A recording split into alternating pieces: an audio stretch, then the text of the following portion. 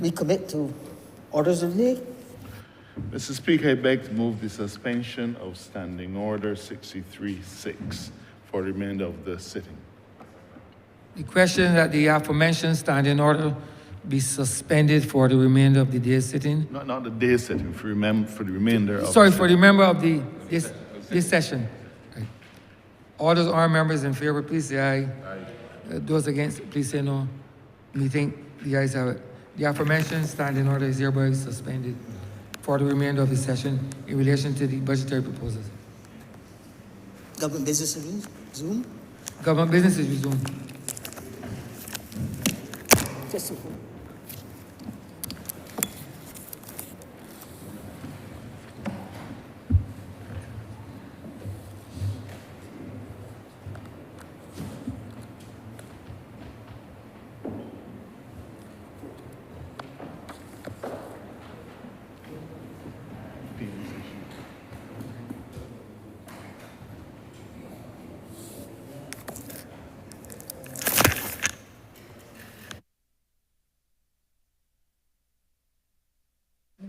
again.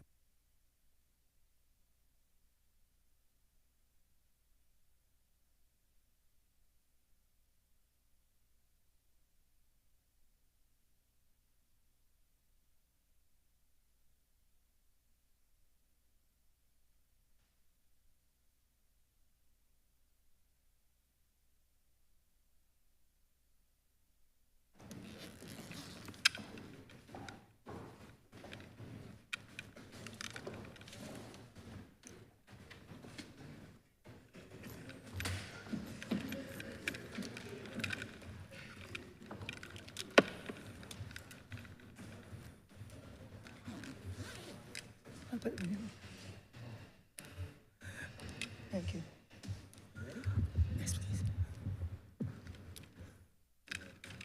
Yes, please. Yeah. Honorable members, good afternoon to you. Government's business is the order of the... When the suspension was taken, we were on order number 10, the budgetary proposals and financial statement. Honorable member for St. Philip South, please. Thank you, Madam Deputy Speaker. I wish to give my full support to the budgetary proposals and financial statements for the year 2025.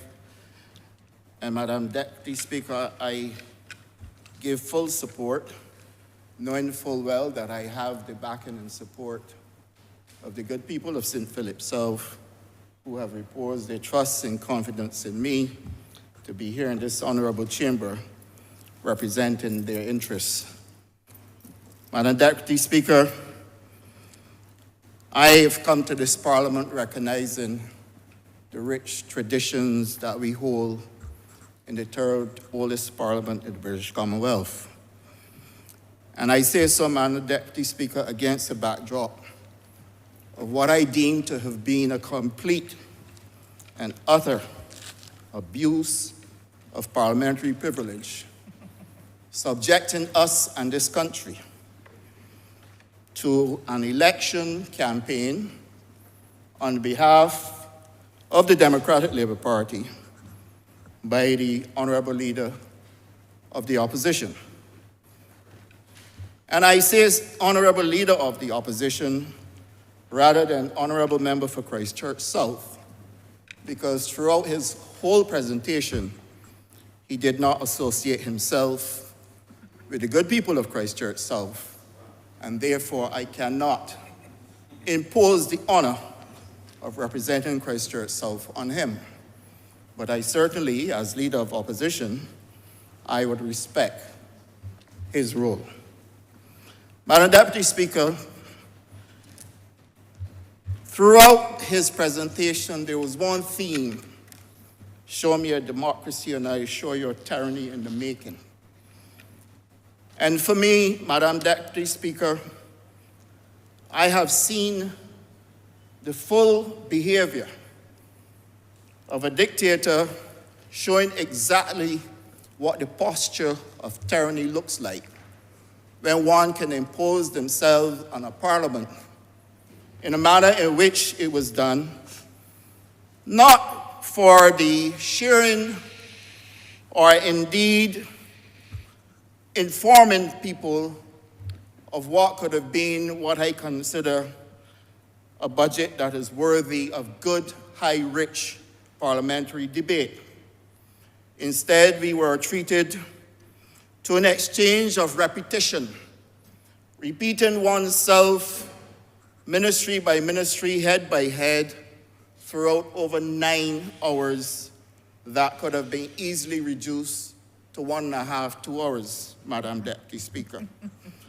And that is where, Madam Deputy Speaker, I depart from the type of behavior that has visited itself on this Parliament since we have had the crossing of the floor to form a space in this honourable chamber in the name of the opposition Democratic Labour Party. Madam Deputy Speaker, charges were laid and I intend to defend my ministry as I've done in previous debates, but equally because I believe that the people of Barbados are being led to believe in the voice of deception that this country is somewhere along the same path that we have had it being treated to between the period 2008 and 2018. And I wish, Madam Deputy Speaker, to let all and sundry know that whilst this Barbados Labour Party administration will subject itself to critique, and that every honourable member in this chamber should be able to withstand criticism and answer questions, as I do commit myself, Madam Deputy Speaker, I believe that we cannot be led to believe that there's an alternative in the Democratic Labour Party. And I say so mindful, Madam Deputy Speaker, of some of the charges that were laid against this government, particularly against my ministry, that had their genesis within the last Democratic Labour Party administration. Case in point, predial larceny. We have had challenges with predial larceny in Barbados. I brought legislation to this honourable chamber to address the concerns of farmers.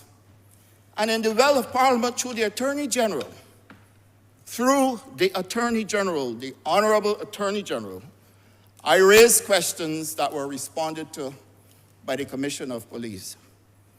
Questions that the stakeholders, the farmers of Barbados, obviously would have placed at my disposal, and I, being duty-bound, had every right to ask. I've been accused of questioning the the Commissioner of Police, when in truth and in fact, my line of questioning started with the Attorney General. Madam Deputy Speaker, I am glad that I raised the issue of predial larceny. We have, in the midst of the Democratic Labour Party, an opposition spokesperson on agriculture. And Madam Deputy Speaker, as I speak, the police is waiting to question this opposition spokesperson on agriculture on a matter of predial larceny at Spencer's in St. Philip. I am honored to be part of this chamber to have raised questions about predial larceny, not knowing, Madam Deputy Speaker, that the very person that has accused me of breaching the laws governing the role of the Commissioner of Police would have the one person that he has chosen to speak on agriculture in this country having to respond to an alleged crop theft of sweet potatoes at Spencer's in St. Philip through a subject to whom she has a partnership or is in an alleged partnership in farming at Spencer's. And so I've said that and I've placed that on the table, Madam Deputy Speaker, for us to understand where we were between 2008 and 2018, and telling us about corruption and the withholding of information, corruption and being party to decisions. Madam Deputy Speaker, if you are the spokesperson on agriculture, expecting to run in a constituency in this country, and your name is associated through a partnership with someone at Spencer's with petty larceny, and you now have to give the police an explanation, then I want all of Barbados to realize that we will not be in a good place if they were to consider the Democratic Labour Party as a suitable option for government in this country. Madam Deputy Speaker, I have been careful in this exercise to keep my composure and to offer answers because I understand carefully that the narrative around agriculture in this country is one that is grounded in the belief that we as a Barbadian people must not recognize where agriculture has gone and where the world has changed.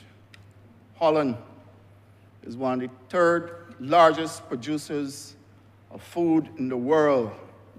Holland does not depend on open field agriculture to feed the world, Madam Deputy Speaker. And therefore, a narrative that is juxtaposed against a government's housing project, accusing this government of taking arable land out of agriculture to build housing, is one that I find to be the purest form of deception one could ever hear in this country. And Madam Deputy Speaker, I'm saying so because I am fed up and tired with the political perfidy that is brought to this honorable chamber in the name of the opposition, calling itself an opposition that has the right to ask questions, when by dint of your behavior and the tacit way in which you seek to apportion blame and accusation on ministers in this government and members on this side, Madam Deputy Speaker, is unacceptable. And Madam Deputy Speaker, I speak this way because I said before, and I will say again, I honestly thought better of the honorable leader of the opposition. I honestly thought better. But you know, they say, over time one gets to know he who one was associated with when they actually get to show their true colors. Demonstrated in good Barbadian parlance, the higher a monkey climbs, the more you show that part of the anatomy. And Madam Deputy Speaker, I feel as though Barbadians could have been spared the agony of going to bed last night, listening to a torturous repetition on things that really had no bearing on the budget, many of which I believe were the doings of a set of supporters of the Democratic Labour Party who basically have done the research, poor as it was, on the behalf of the leader of the opposition. Now, Madam Deputy Speaker, would you believe that we were told that Barbados is experiencing challenges, that there's a food crisis in this country? But every day at lunchtime, we go downstairs and nobody has a shortage of anything. Every day, Madam Deputy Speaker, in this country, we are feeding our people. Barbados is listed among one of the most food secure in the region, Madam Deputy Speaker. And there's reason for that. Now, am I saying that we don't have our challenges? Of course we do, Madam Deputy Speaker. We've spoken about climate. We've done it. We have been honest. As a matter of fact, the issue of evaporated milk completely misunderstood, misconstrued, utterances of pure ignorance, especially by those who should know better, would seek to associate evaporated milk with cows. Evaporated milk is a formulation from a powder that is imported into this country.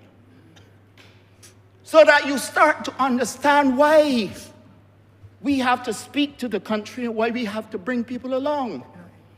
Madam Deputy Speaker, I did not take leadership on the matter because I felt it was not my place. Because the moment that I start to speak to the issue, after having addressed it here, after having addressed it with the press, that the next step would be for the stakeholders to address the country. And I picked up the phone, Madam Deputy Speaker, and I called the stakeholders at the Pine Hill Dairy. I called the stakeholders, the Beef and Dairy Farmers Association, and indeed, the Barbados Agricultural Society. And I said, you all cannot let this matter hanging, because it is not a political matter. It is one for you, the private sector, to address. And they came to the public and explained the challenges we were having with milk and explained the challenges with evaporated milk. Now, I would hope that the leader of the opposition and his cohorts will never again associate evaporated milk with cows. Madam Deputy Speaker, whole milk and 2% milk has returned to the shelves. And the Pine Hill Dairy did explain that they had a challenge with their plant, and they had to go through major repairs. They are past that now. But we can't get away from the fact that a cow cannot produce under stress. And therefore, with the heat and the climate that we are going through now, all of which is documented, Madam Deputy Speaker, there was a reduction in the supply of milk. Hence the reason why the government, having met with the dairy farmers and the Pine Hill Dairy last year, made $2 million available to address the concerns they were having in the industry and also allow for them to import heifers so that we can have the benefit of them dropping calves and being able to produce milk within a 7 to 9 months period.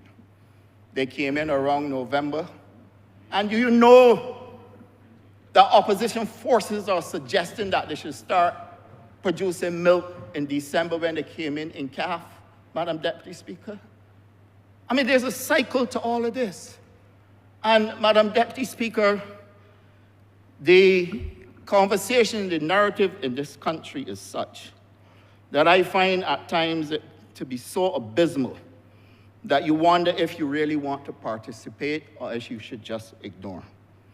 Madam Deputy Speaker, it is not only the spokesperson on agriculture that this country needs to be wary of, not just the opposition spokesperson of agriculture, but I say to you that if you have a leader of the opposition who does not check his facts, came in here for the second time, suggesting to this country that my ministry and this government of which I am a part made land available for marijuana, when I challenged him and said to him, tell us where the land is, because we never made such a provision.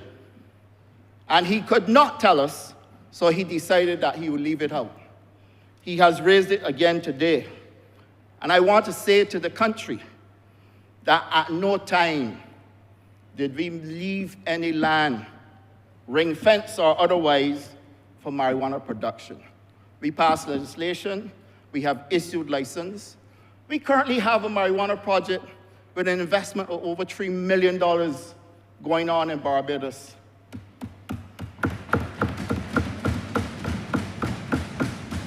We are now waiting for another project to start, Madam Deputy Speaker, where there will be a spa where people can go for treatment, similar to what exists in Jamaica. And therefore, Madam Deputy Speaker, those investments are going to take us well over $10 million when we are finished with the work that is going on. Now, is this something that I need to come with something as sensitive as marijuana, to rush all over the country, boasting and showing off, when in actual fact the work is taking place. And what have I said? I've been brutally honest with the country. Because of the banking restrictions, the industry had its challenges. And that will continue to be the case until the banks have liberalized. But when I hear people speak, and indeed I listen carefully to the leader of the opposition, Madam Deputy Speaker, and many times he comes across to me like a sorcerer who has lost control of his powers and is caught up by his spells. And Madam Deputy Speaker, strange are the rituals of such emptiness. I am indeed appalled that we can speak to the use of technology in agriculture in this very budget, where the Honourable Member for Christchurch East Central made it abundantly clear that we cannot continue to manage the climate crisis using open field agriculture as the way forward, when in actual fact, we are also having challenges with livestock. And Madam Deputy Speaker, this government has made available to farmers in Barbados an opportunity to take on board, first of all, in crop production, state-of-the-art technology in freight farms, with a team from the Netherlands that I promised will come here. And that team came for AgriFest. They left on Monday, and they will be back again in April, May, when the first set of farms arrive, so we can start the training and transition Barbadians on to technology-driven agriculture that is going to give us increase in production almost immediately. Madam Deputy Speaker, we take upwards of 6 weeks to produce 6 weeks crops like lettuce, for example. These systems will allow us to produce them in shorter periods of time, up to as high as only 20 days. And Madam Deputy Speaker, when we look at the calculations, we see that lettuce production in Barbados using technology can generate income of $172,000 per year for a small farmer. When one takes away the costs associated, that farmer with lettuce only ends up with $77,136 net income. Madam Deputy Speaker, if the farmer is producing Chinese cabbage, that farmer can generate $217,000. Take away the operating expenses of $94,000, they have a net profit of $122,158. These systems we are making available through the Agriculture Development Fund, and farmers in Barbados are free now through what we are going to run through the BADMC, expression of interest, so that we can regulate how they get involved. And they're having these systems on a lease-to-own basis over 7 years. Therefore, the burden of payback, which, by the way, Madam Deputy Speaker, in its true sense is somewhere between 2 and 3 years, but we're giving them additional time so that they continue to earn, whilst we are giving them a chance to settle down with the technology. Now, Madam Deputy Speaker, we spoke about poultry. It is known that in 2023 and last year, the industry had its challenges. Whilst it was projected to have growth in excess of 5% because of the challenges we had in October, that growth was stymied to 3%. Madam Deputy Speaker, we cannot continue like this. So this argument about arable land has no place in a 21st century construct, closing the third decade of the 21st century, where we now have to speak to technology in agriculture in order for us to give people a fighting chance to survive the climate crisis, whilst at the same time earn. So that the question was raised about land at Coverley. Coverley, Madam Deputy Speaker, was a plantation that was given to the developers, 100 acres of land under the Democratic Labour Party administration at $1. Do the calculation, Madam Deputy Speaker. Plantation land, good arable land, 100 acres given to the developers for 199 years at $1. Madam Deputy Speaker, he went on to speak about Vineyard. Vineyard has a development that was approved under the last administration in 2013. That development had a 77-lot housing development, which was given to the developers 12 acres of land. And Madam Deputy Speaker, the developers paid below market value. They paid $3 million. The land was valued in excess of $7 million, Madam Deputy Speaker. This didn't happen under this Barbados Labour Party administration. And Madam Deputy Speaker, do you know to this day that the same Barbados Agricultural Credit Trust has not yet received full payment for the land? Outstanding is still $2.4 million. Of $3 million. And Madam Deputy Speaker, this did not happen under this Barbados Labour Party administration. So that I am saying, Madam Deputy Speaker, listen, and you will hear the perfidious political distort, the perfidy that takes place when the Honourable Leader of the Opposition speaks, Madam Deputy Speaker. And I say to you, Madam Deputy Speaker, strange are the rituals of emptiness, because like a sorcerer, he has lost control of his powers and is caught up by his spells. His spells, Madam Deputy Speaker. When he visited upon George Street without membership, to expect to lead a party in this parliament, and then when he met with resistance, the dictator, the tyranny, and Barbadians, please listen, the tyranny was brought upon the members of the Democratic Labour Party in George Street. That is what we were subjected to last night and today as well. And I warn all Barbadians, many of us will have reasons to criticize. Many of us may have our discomfort. But there is no better party at this time to run this country and to manage the affairs of this country under the leadership of our current Prime Minister. I'm obliged to you, Madam Deputy Speaker.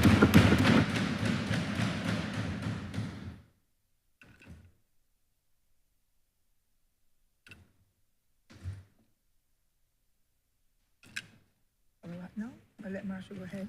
Honourable Member for St. Michael South.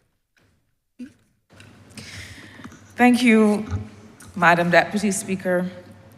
I fear that my intervention today in this debate on this appropriation bill may be a little less colorful than that of some of my colleagues. Mine is a unique position to be in. The job I have here today is a simple one and a unique one under the circumstances. I say so because I rise in this debate having very recently left a ministry that I had the absolute pleasure and honor to lead for 14 months, and having now to give an account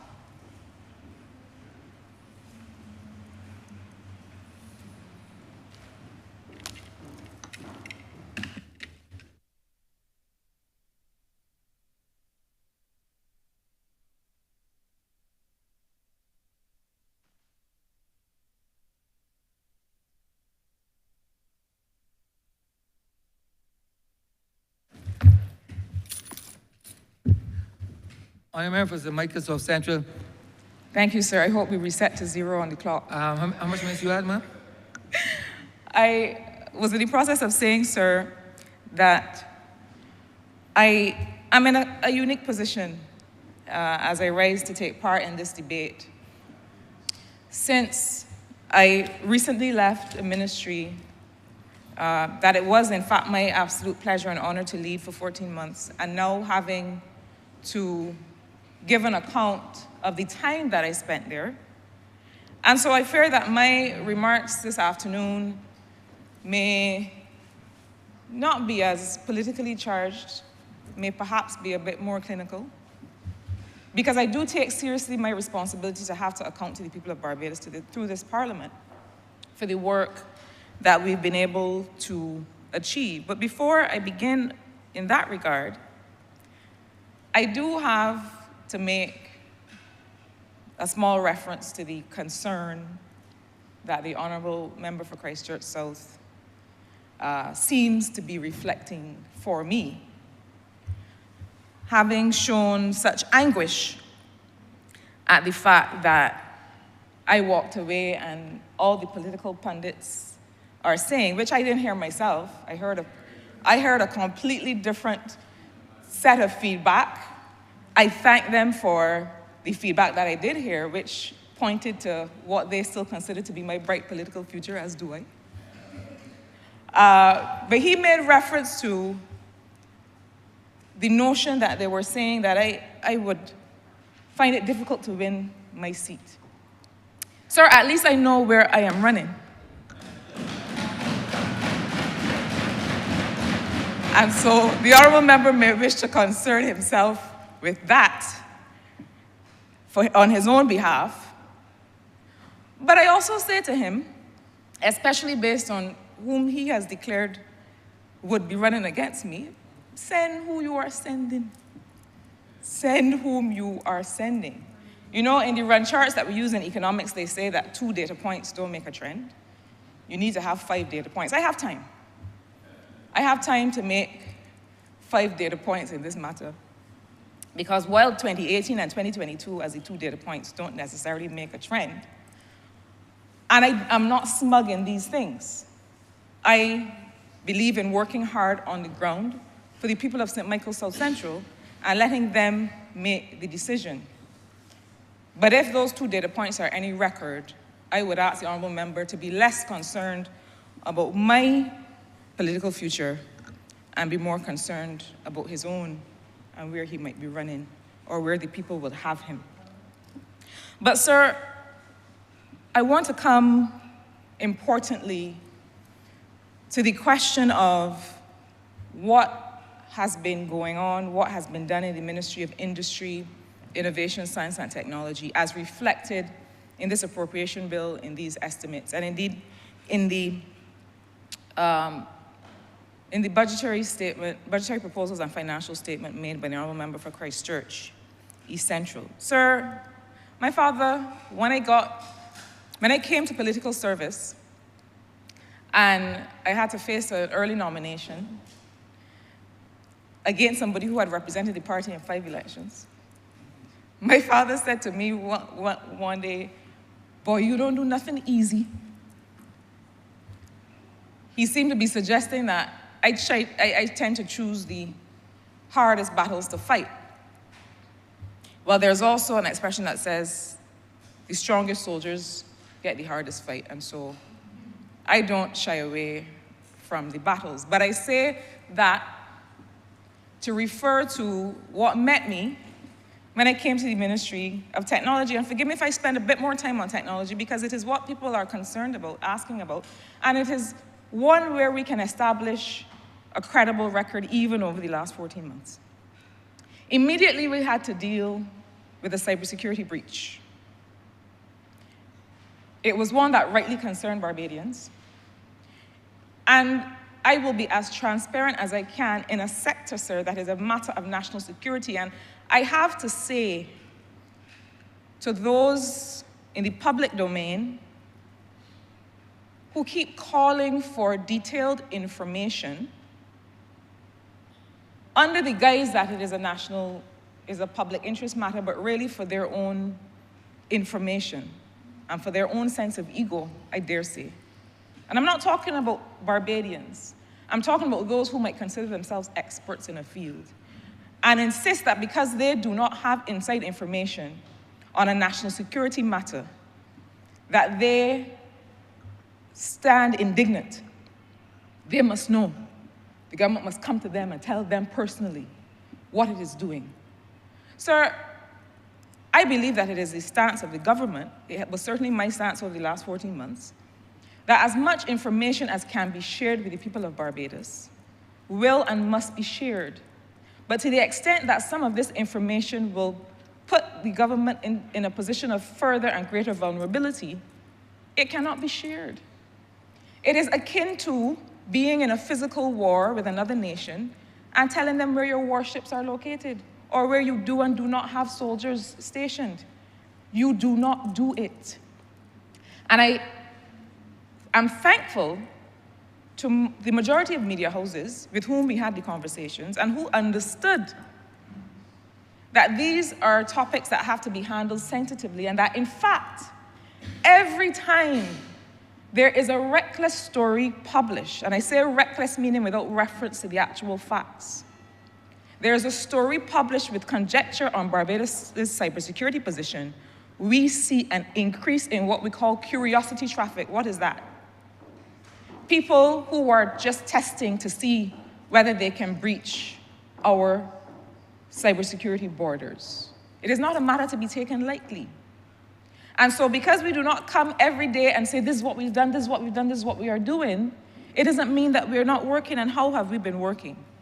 The member for Christchurch East Central came to this honourable place to to present a supplementary recently,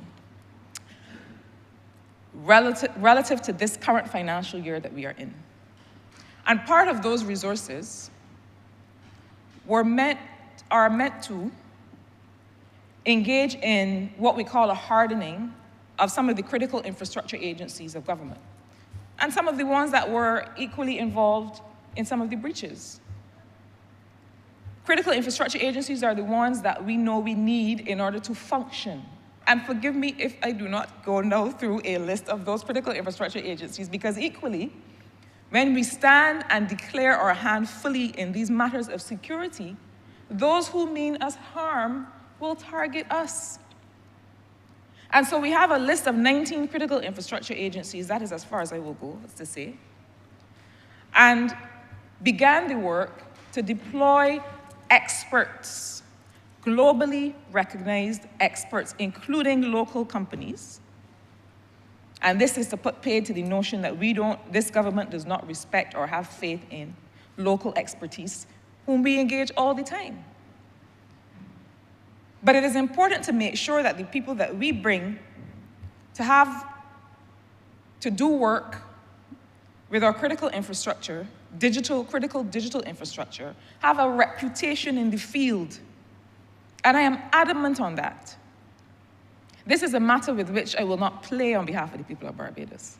That we not expose our critical infrastructure to agencies, elements, people who are not sufficiently experienced in the matters that we are addressing. And so quite a bit of the resources in that supplementary had to do with the work of hardening, making sure that we have endpoint protection, making sure that some of the basic things are in place, making sure we do things like code reviews, making sure that we don't have any gaps in the code that has been written in custom applications. And forgive me for being a little bit technical, but I feel as if we have to give the assurance that we are covering the bases that we need to cover. So that is the work that has already begun. I have to make reference quickly, sir, to another important area of work. People think that cybersecurity is only about data. It is not. It is also about infrastructure security, the servers, the systems that keep our information. And I will be transparent with the people of Barbados. We found a situation, I certainly found a situation, where the country's data center was not fit for purpose. It is the reason that we had the outage of email and services that floored this government and this country some months ago.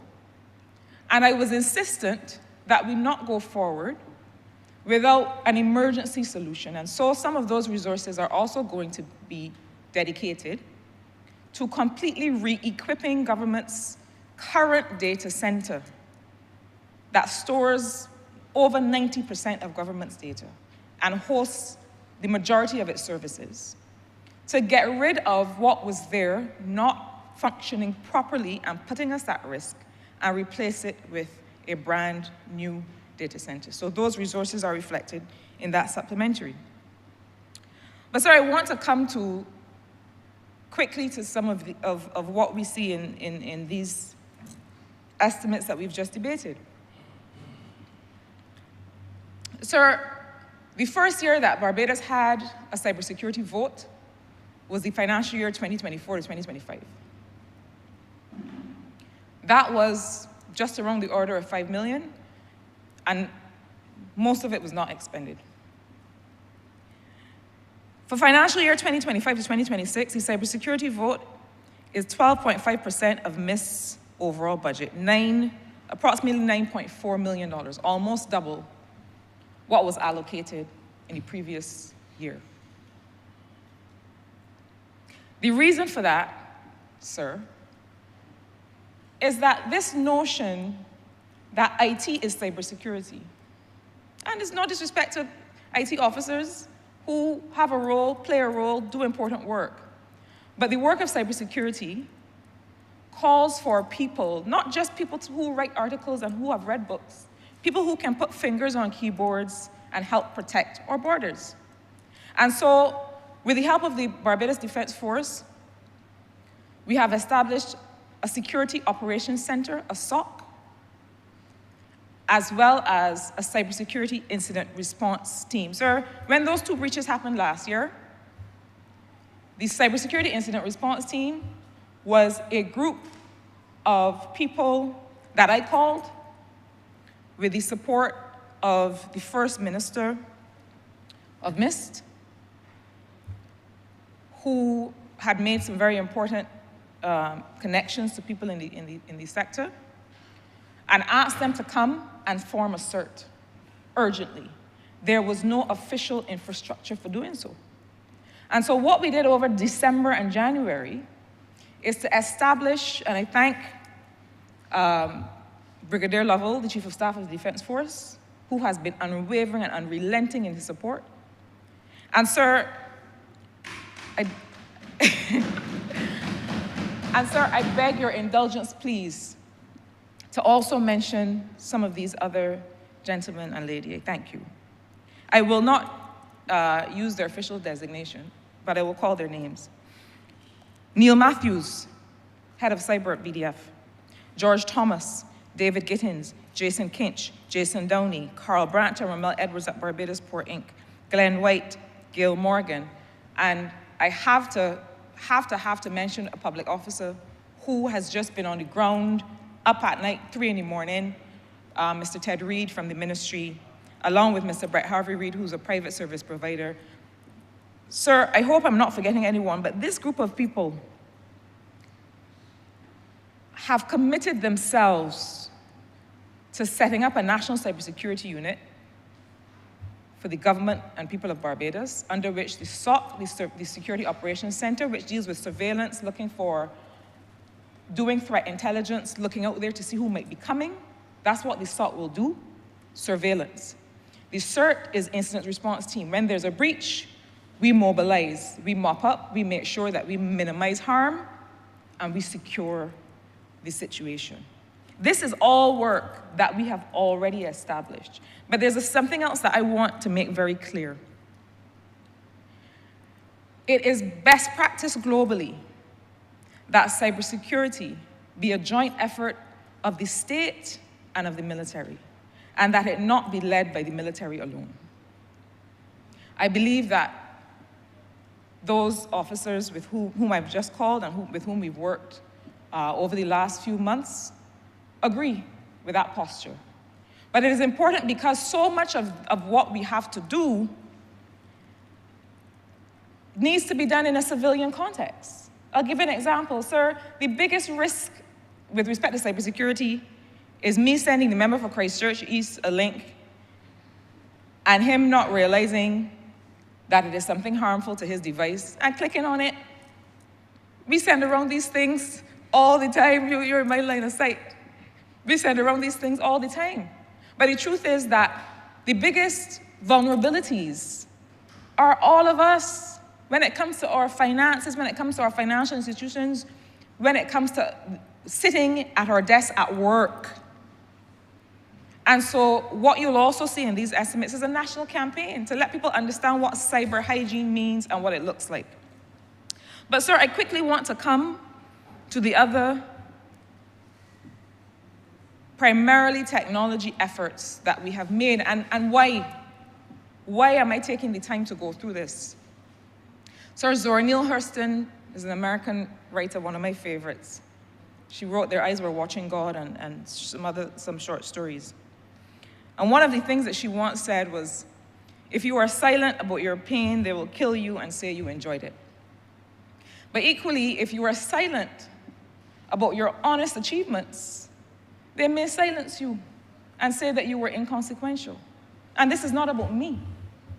This is about the people of St. Michael South Central, whom I represent, who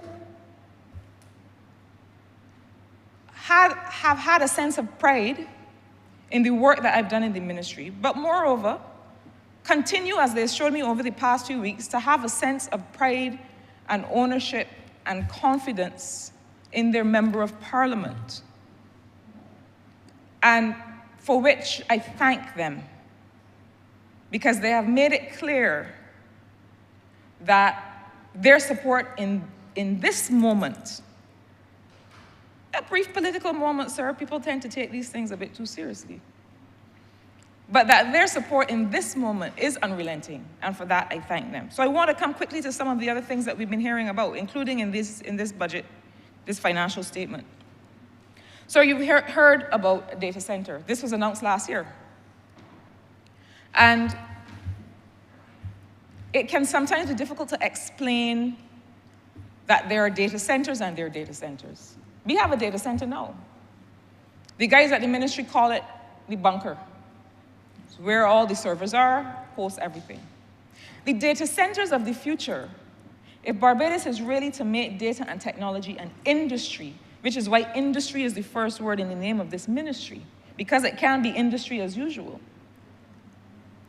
The data centers of the future are really about putting Barbados in a position to make use of artificial intelligence to drive industry. And I won't tell you that we will be originating large language models. That's not where we sit on the value chain. Let's be honest with ourselves. But we are in a position to empower our young technologists, young data scientists, young data analysts, or those that are not so young, to be able to build products and services using the computing power that we give them to analyze data using AI models that they put on top of it. It may be somebody else's model, it will be somebody else's model. But the point is to find our place on that value chain. And the point of the data center, it is not about storage, sir. It is about distributing compute to those young people who are right now at UE or wherever they may be, right now already working in the field, who now have a new opportunity to build products and services and make money on their own steam. That's what the data center is about. So we have spent countless hours and weeks and months negotiating with the existing partners. The model that is on the table is one that I think works well. The government will decide to what extent it goes forward, but it has to, importantly, look at what are the energy requirements, how do we bring a sustainable energy model to this data center, because let us be real, the energy requirements are great. And how do we get practical about the requirement? Sir, you've also heard a lot of talk about this business of an e-services platform, which is language that I don't even like because you hardly know what it means. What we mean are digital services. Sir, we have engaged to work alongside Barbadian developers, a team that worked on gov.uk. Gov.uk, you go, every possible service that you want from the government in the UK is there. Gov.bb must transition to that. We have to end this situation where if I need something from the Ministry of People Empowerment, then I have to know the URL. I gotta know what's the name of the website. I have to find it. It might be blue and white. And then the Ministry of Home Affairs website might be green and yellow. I don't know if it is real, if it is a hoax, if it is trusted. This may sound simple, but the truth is, sir, that the moonshots and all of those things will come.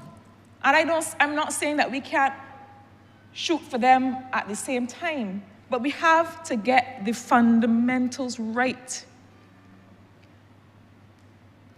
We cannot be shooting for the moon and government doesn't have a credible digital services website. We have to stick the landing. We heard in the financial statement all of the true, the accurate, the meaningful achievements since 2018. Achievements that have been meaningful in the lives of people. But we have to stick the landing, sir. And what do I mean like that? I don't know if they've got any gymnasts in here. But when you do a vault, when you do a somersault, if you fall, you don't get the points. So we gotta stick the landing. We have to make sure that the basic things that we've promised, that we are delivering and delivering at pace and delivering at scale. And so it may seem like nothing, but we need to get these digital services right and in people's homes.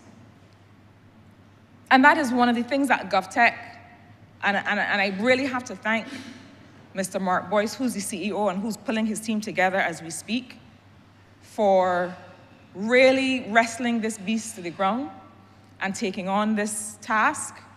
I ask the country, through you, sir, to give him support. This is an incredibly gargantuan task that he has, to bring digital transformation to the country with the help of the ministry of which he's a part.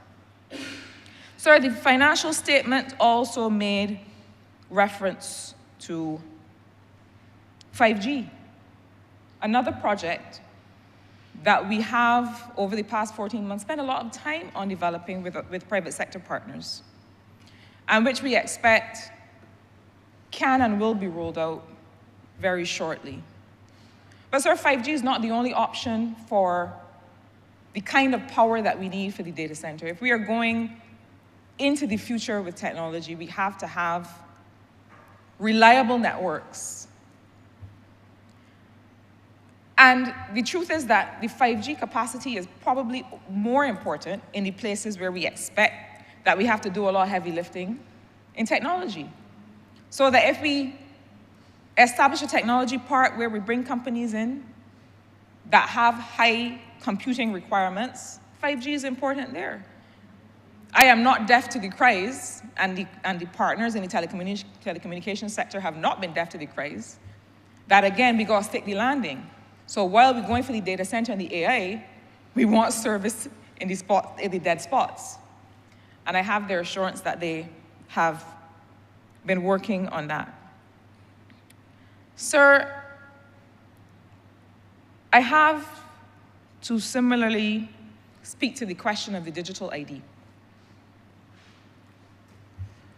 When I came to service in this ministry in January of 2024, I delivered a ministerial statement as a matter of conscience, but also as a matter of policy, supported by the Honourable Member for St. Joseph, the Honourable Attorney General, and by the Honourable Member for St. Michael Northeast, the Honourable Prime Minister. And that statement declared that there would no longer be a mandatory deadline for the digital ID, as a matter of enfranchisement. That statement declared that because we were almost at 100% of uptake anyway, and I have to, at this point, acknowledge the tremendous work of the member for St. Michael North and the member for St. Philip West, who really brought this work together when nobody was talking about digital IDs really, and made it real in the lives of Barbadians. There was a lot to carry in the conversation. There was a lot of poking and questioning, as one would expect, and they handled it with aplomb. But it was necessary to put a pause on that deadline because critical services are associated with the ID, and we could not run the risk of disenfranchising people from those critical services, however small that risk. But there's so much work that remains. The officers have spent the last few months in the field validating addresses, and why? We are tired, collectively as a population, of having to carry a utility bill to prove where you live. Young people that need services often don't have a utility bill that has their name on it. And quite frankly, it is just a nuisance. I worked in a jurisdiction, sir, that had something called a nuisance committee of government, whose job it was to just identify and get rid of all of the nuisances that affected people's lives. I dare say that digital transformation is a way to do that. And so the next step for the digital ID is to make it real and useful. The way to do that, I believe, is to use it as an authenticator of identity. So for example, if I have to go to the Queen Elizabeth Hospital, the Queen Elizabeth Hospital has my information stored securely on their servers that they've identified.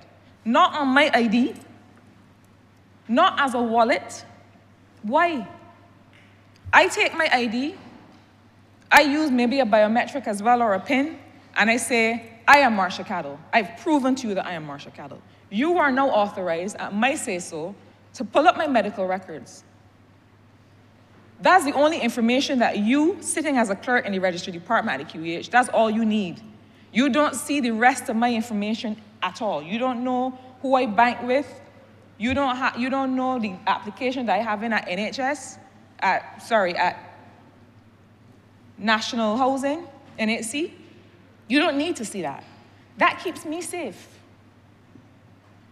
To load information as a wallet on an ID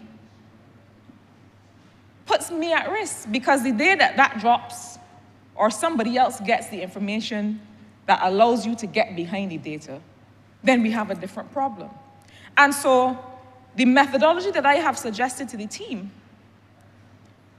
that they are now at liberty to pick up or leave, is that we use the digital ID now, we transform it to really be that thing that allows us to present one time to the government of Barbados.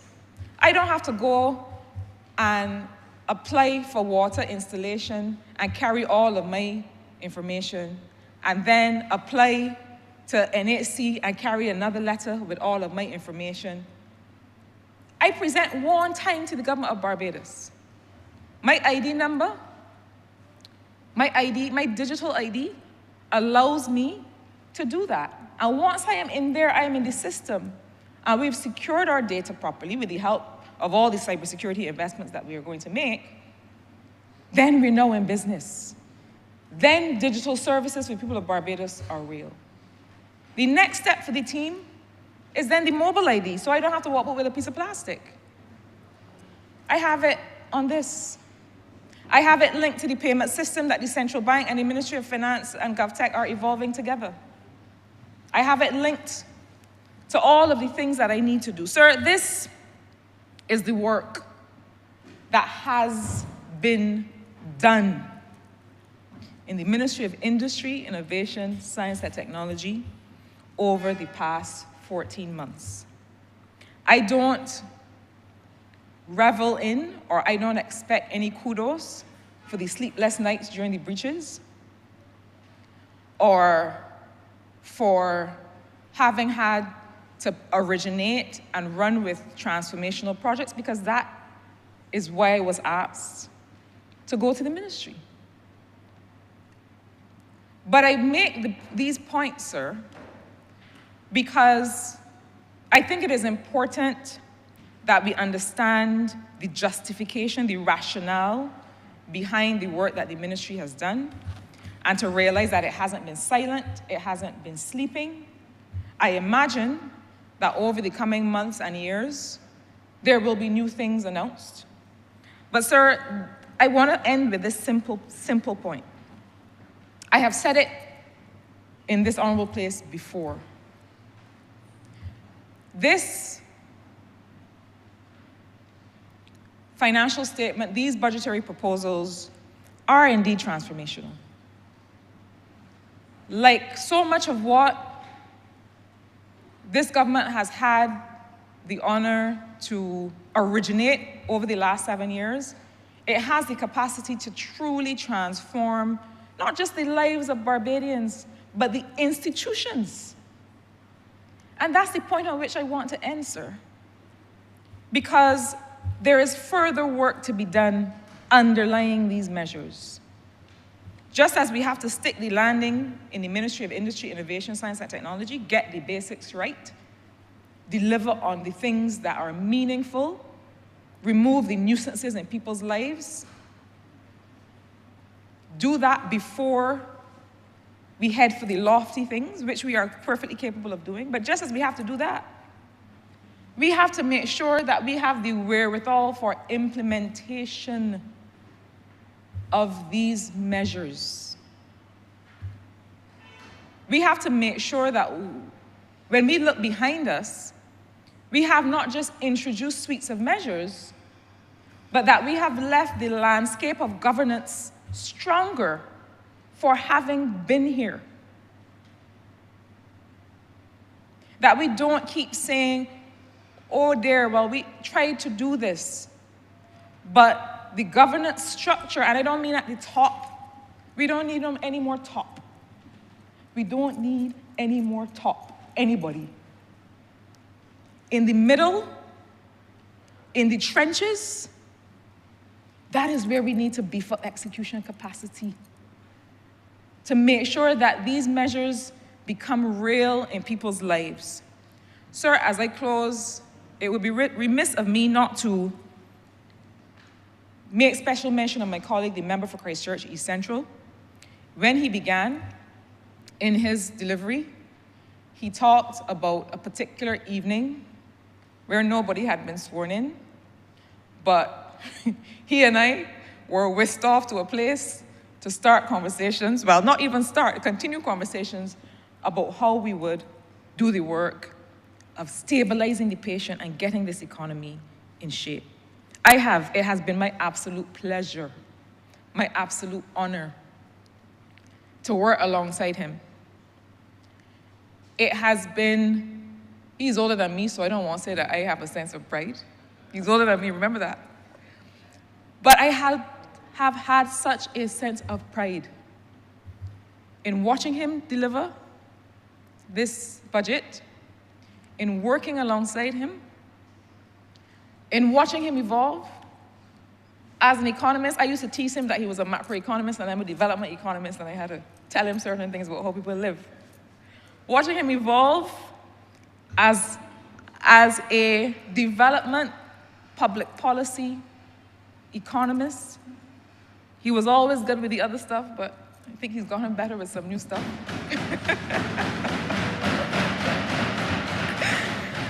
And to really see him embrace this role and this work.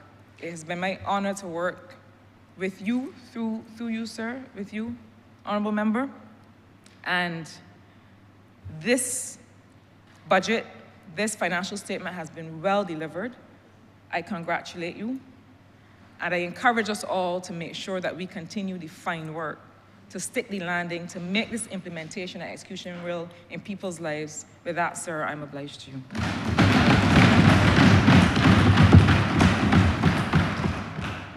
Honourable Member for St. George South. Thank you, Mr. Speaker. This is a day that the Lord has made. We will rejoice and be glad in it. Mr. Speaker, I begin, as I often do, by quoting from the source of strength that many of us draw for solace and inspiration. That's the Bible. And Mr. Speaker, I quote from Matthew 7, verses 24 and 25. Therefore, everyone who hears these words of mine and puts them into practice is like a wise man who built his house on the rock. The rain came down, the streams rose, and the winds blew and beat against that house. Yet it did not fall because it had its foundation on the rock. Mr. Speaker, this government has gone through rough waters, strong winds. The rains have beat upon this house, but it is built on a solid foundation. And let me, in my preamble, Mr. Speaker, speak to this solid foundation. And this document may be made a document of the House prior to me coming here. The achievements of this great Barbados Labour Party that I'm so proud to represent. Achievement from 1938 to 1999. But Mr. Speaker, critical in this document that I will make a document of the House, even if it's not there before, Mr. Speaker, is the struggle when this party was formed back in 1938, Mr. Speaker. Strong leadership that fought for the rights of the working class people in this country. And there's a common thread today, Mr. Speaker. And then in 1941, those two great men, Sir Hugh Springer and Sir Grantley, out came the Barbados Workers' Union. Again, they fought for the working class people in this country. And I wish to reference a few things that are common in these budgetary proposals. And I speak to the solid foundation, member for St. Thomas. I speak to the introduction of holidays with pay for workers. I speak to the establishment of the Tourism Board to promote tourism and diversify the economy around sugar. Diversify the economy around sugar. I speak to the promotion of family and birth control. I speak to the construction of the first public housing units in St. Michael, Christchurch, and St. Philip. I speak further to the enactment of the Protection of Wages Act, Mr. Speaker, and you heard the member for St. Peter today. And I speak to the provision of housing loans for public officers. And Mr. Speaker, I don't want to forget the work done to establish the organization of the police force, the improvement of the shock assistance, the conditions, the increase of old age pensions, jobs for Barbadians in the USA. Mr. Speaker, this is the foundation on which I speak about when I quote Matthew 7, 24 and 25. Mr. Speaker,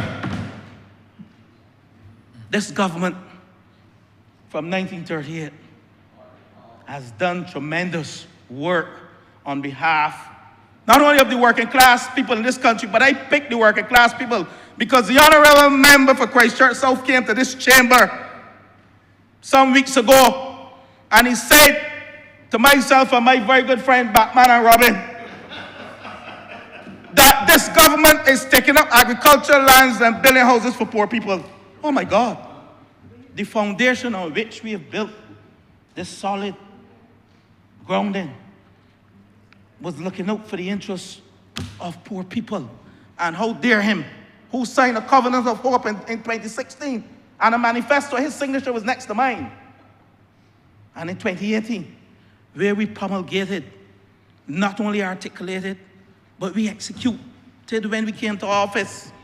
And I'm so proud, Mr. Speaker, to see that our foreign reserves has reached 31 weeks of cover. Coming from coming from 4 weeks, Mr. Speaker, and the member for Christchurch Central said that if they had carried on, it would have been 0 weeks of cover in 2018. But Mr. Speaker, I came to government, and I always thank the member for St. Michael Northeast, who chose me as her Minister of Commerce and Small Business. Again, dealing with the working class people. Trust loans I won't speak about today, that is known. That is a victory for this country, for this government. But I speak, Mr. Speaker, on the old foreign exchange matter that the honourable member seems to think is nothing that we should be proud of. And we have to be proud of having 31 weeks of cover in foreign exchange, in foreign reserves. Because what it does, I remember, I love the ground. I love the ground. My first task was to meet with the retailers, the supermarket owners in 2018. And I set about that journey, and I met with them. One supermarket owner told me, he said, Minister, under the last administration, we could not get foreign exchange to buy goods in this country. I will repeat that. He said we could not get foreign exchange through the central bank to buy goods to bring into this country. A supermarket owner, a prominent one in this country. And if you speak to the member for St. Michael West, who sits behind me, my good friend, he will tell you what he went through in those perilous days. And the honourable member for I don't know. Well, I don't want to disrespect him, Mr. Speaker. The honourable member for Christchurch South. I don't know for how long he'll be there. But he's coming into this chamber to tell us that having 31 weeks of foreign exchange cover means nothing to this country. Now, let me break that down to poor people. You will be able to go into the supermarket and get your goods. That's where we shop. Chanel, Popular, these places, Jordans. I visited every single one of them. Every single one of them. Carlton and A1, thank you. My man can't forget Carlton and A1. A good Rotarian like me, Carlton and A1. And Mr. Speaker, do not allow the honourable member for Christchurch South to water down 31 weeks of import cover that we have built. But Mr. Speaker, don't let me dwell there because I want to put a few things to rest today. And I know this budget, the budgetary proposals were built on resilience, inclusivity, again for the working class people, and growth again for all sectors, including working class people. I will end off on housing, for sure, I have to. But I want to say, Mr. Speaker, I think the honourable member for St. Michael West Central said yesterday, a Virgin Atlantic plane took off sometime when the honourable member was speaking. It traveled to London and it came back, and he didn't land his plane. But when he landed his plane this afternoon, Mr. Speaker, he criticized housing, he criticized hope, he criticized everything about housing. But he had no plan in his mini manifesto, his election manifesto for housing. He had none in his mini manifesto for housing. All he talked about is, man, you can put these housing on vacant lots. The same artisanal approach to housing that they brought back in 2008 to 2018, that did not work. And let me set the record straight here with you now. I heard a member attack him on some matters because I'm going to bring this land issue with agriculture to rest this evening. The honourable member refused to tell you that during the period under the Democratic Labour Party that he represents, they only built 756 houses. 756. In 10 years. 756. And they introduced a 20-year divestment program that has over 3,000 units being divested. Do the math. with 20,000 applications at NHC. Do the math. Do the math. He doesn't like math. Because I simply told him that the houses at Hort were built at the cost of construction, and he continued to talk about below cost. Something is wrong with his mathematics. He doesn't understand. And I will get into that a little more. Poor people. But, Mr. Speaker, 756 houses in 10 years. We came to office in 2018.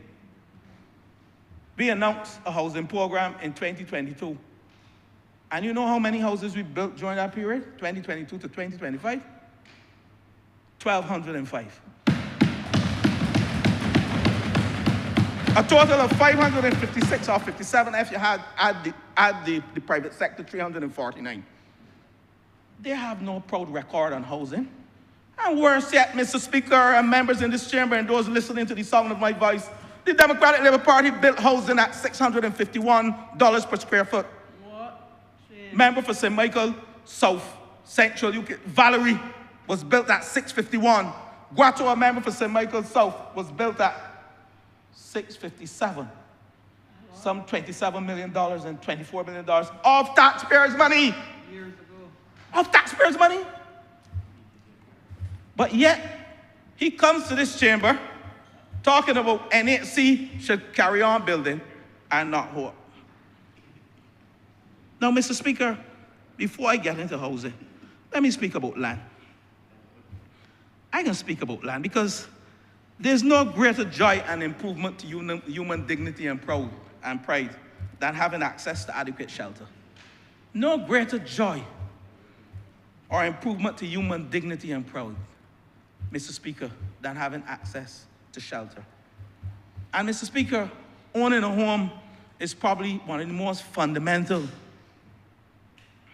asset that any individual can have in a country, anywhere in the world.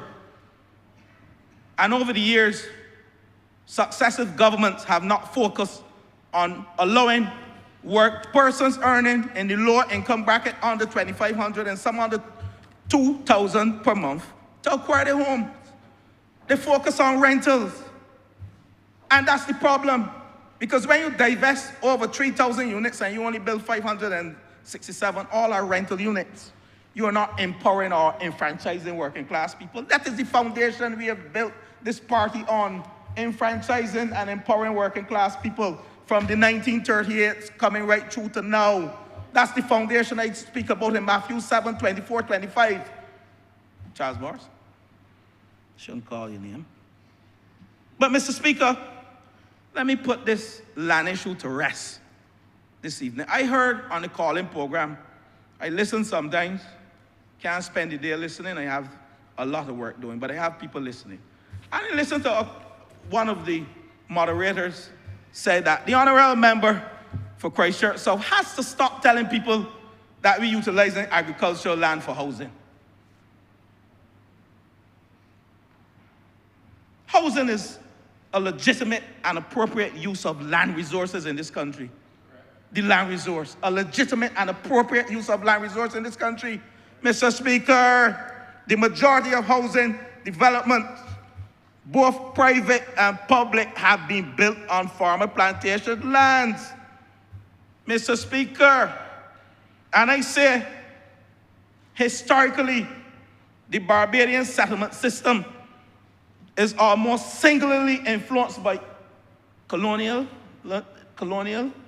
agrarian, economic system, a colonial agrarian economy.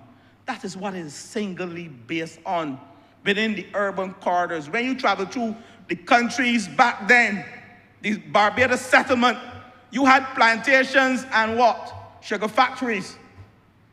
In the rural villages, they were all surrounded by them. And if you go from Ruby St. Philip to Westers Wanstead Gardens in St. James to Maycox Terrace in St. Lucie, they were all plantations. Mr. Speaker, the University of the West Indies was built on Westers plantation lands, Mr. Speaker. The Pine Housing Estate was built where? The largest housing estate in this country on the Pine plantation. The member for St. Michael South grew up in the Pine. He grew up on plantation land, and look where he is now. So you want to tell all of us that went to University of the West Indies that we should not have utilized that land to build a university, education. And the honorable member gets into this chamber, very treacherous. He's disloyal. Profanity he used as well. He asked the cricketers to give us back our balls. He was very disrespectful today. And he think by saying it, and he has all these diplomatic words and things, it's profanity. He was very treacherous today. He was disloyal. Because the honorable member knows better. Because the University of the West Indies, some of them kicked down the ladder that they climbed up on with tertiary education. That is what was built on plantation land. Stop the rubbish, member for Christchurch South. You need to stop it. It is going nowhere in this country. No one is buying into this stupidness that you keep. Sorry, honorable member, Mr. Speaker. Honorable, be careful the language that you're using Thank you, sir. in this honorable No chamber. one is buying into the folly and the disloyal, the treacherous comments that you continue to use in this chamber. We will not. Where else do you want us to build the houses? In the sky? On Mars? Where else are we going to build the houses? Then you go to the urban landscape, orient with what? The mercantile economy and the port. Mercantilism. And we have, I think the honorable member, he will speak to it. We only need at least 1,650 acres of land, 1,650 acres of land. Out of that doesn't represent 10% of the land space, not even 5%, to build 2,000 houses per year. So I don't know where he's going with that argument. I want to put it to rest. But Mr. Speaker, I hope I have put it to rest. And I hope those who can hear my voice and in this chamber understand why we have to acquire land and where we have to acquire land. In the urban corridor, we don't have enough land mass. We have to build vertically. Hinesbury Road for the member for St. Michael's South Central. I can call in the city, Mason Hall Street. We have to go up because we can't go up. We don't have the land mass. But the honorable members seem to think that we have all this land that we can just leave the rural area. We no longer are enslaved. The shackles are broken. We are diversifying the economy from way back then, as articulated in this document, sir, to empower working class people in this country. But Mr. Speaker, the honorable member keeps mixing up what happened at Bullins. And this is the last point that I'm going to go on before I get into the budgetary proposal. And then hope. Then hope. That's the time gone? Okay, 11 minutes left. The honorable member came to this chamber when I brought a basic resolution to vest lands in National Housing Corporation at Bullins Agricultural Estate.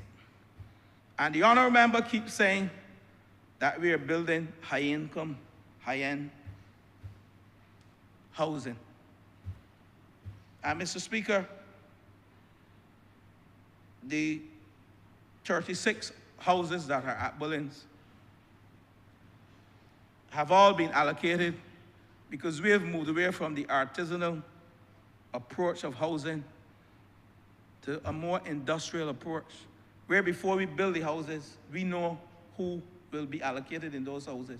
Because we send persons to the bank to get their mortgages so they can pay for these houses, because the mortgage process takes long. And I'm going to speak to that as I end off, because that is one of the main elements in these 2025 budgetary proposals that will impact the ordinary man in terms of him achieving a home within a short time frame. The Mortgage Act, Mortgage Indemnity Act from 1962 on November 22nd. I know it well because November 22nd is a special day in my family life.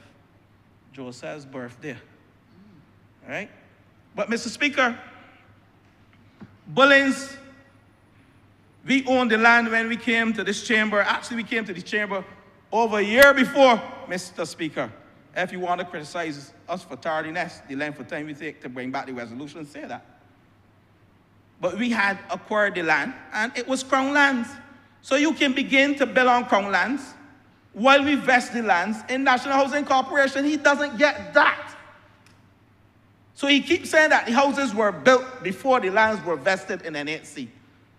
They were Crown lands, so we started constructing the houses on Crown lands. But the vesting now in National Housing Corporation would give a good title to those persons who go into the bank so they can get the certificate of compliance and they can get the mortgages. What is so difficult about that, members? He doesn't understand vesting in Crown versus vesting in NHC. He mixes up everything that is not law, and I understand he even mixed up that too. Let me go to Hope, Mr. Speaker. Let me put to rest this money that the member for Christchurch South keeps speaking about. And Mr. Speaker, I am proud that this government saw it fit to revolutionize the housing market in this country, to allow ordinary people, as articulated in these estimates, I need to see, to allow persons, the ordinary man in this country, to be able to own a home. And I'm not going to speak to everything because my time is limited, but I need to put to rest this issue with Hope. Hope borrowed funds from the Housing Credit Fund. Note the word borrowed at 1.15% interest. They have to pay back the money. Hope needed seed capital. It is a company that was formed, a commercial state-owned enterprise that was formed. How else do you, when you start a business, you need what? Seed capital. That's why we started the trust loans for small businesses so they can go and get $4,000.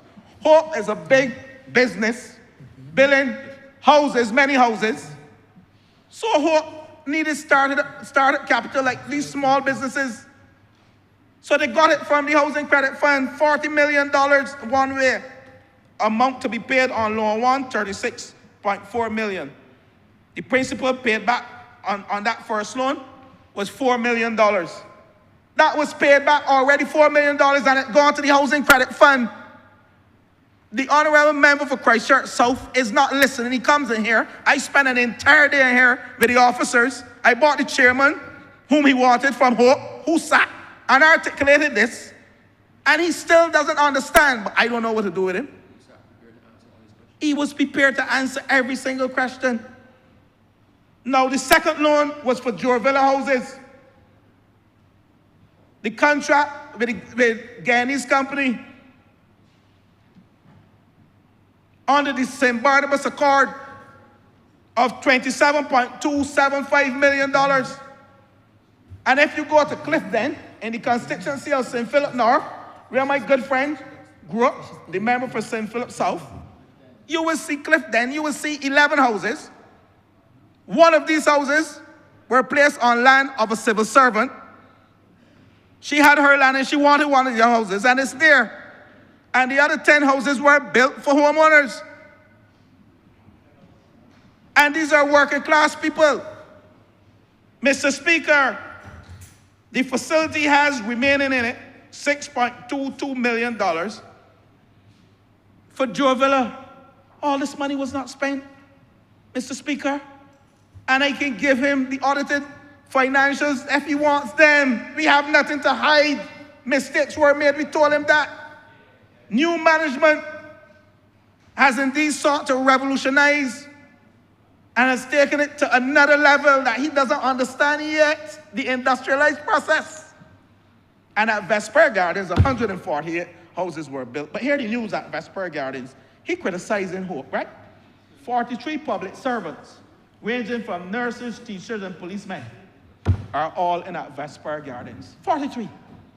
43. And 102 private sector workers in that private sector workers in at Vesper Gardens. And the houses were sold at the cost of construction. Where else in this country can you get a house like that? Or anywhere in the Caribbean? I told him that the Green Climate Fund and the IADB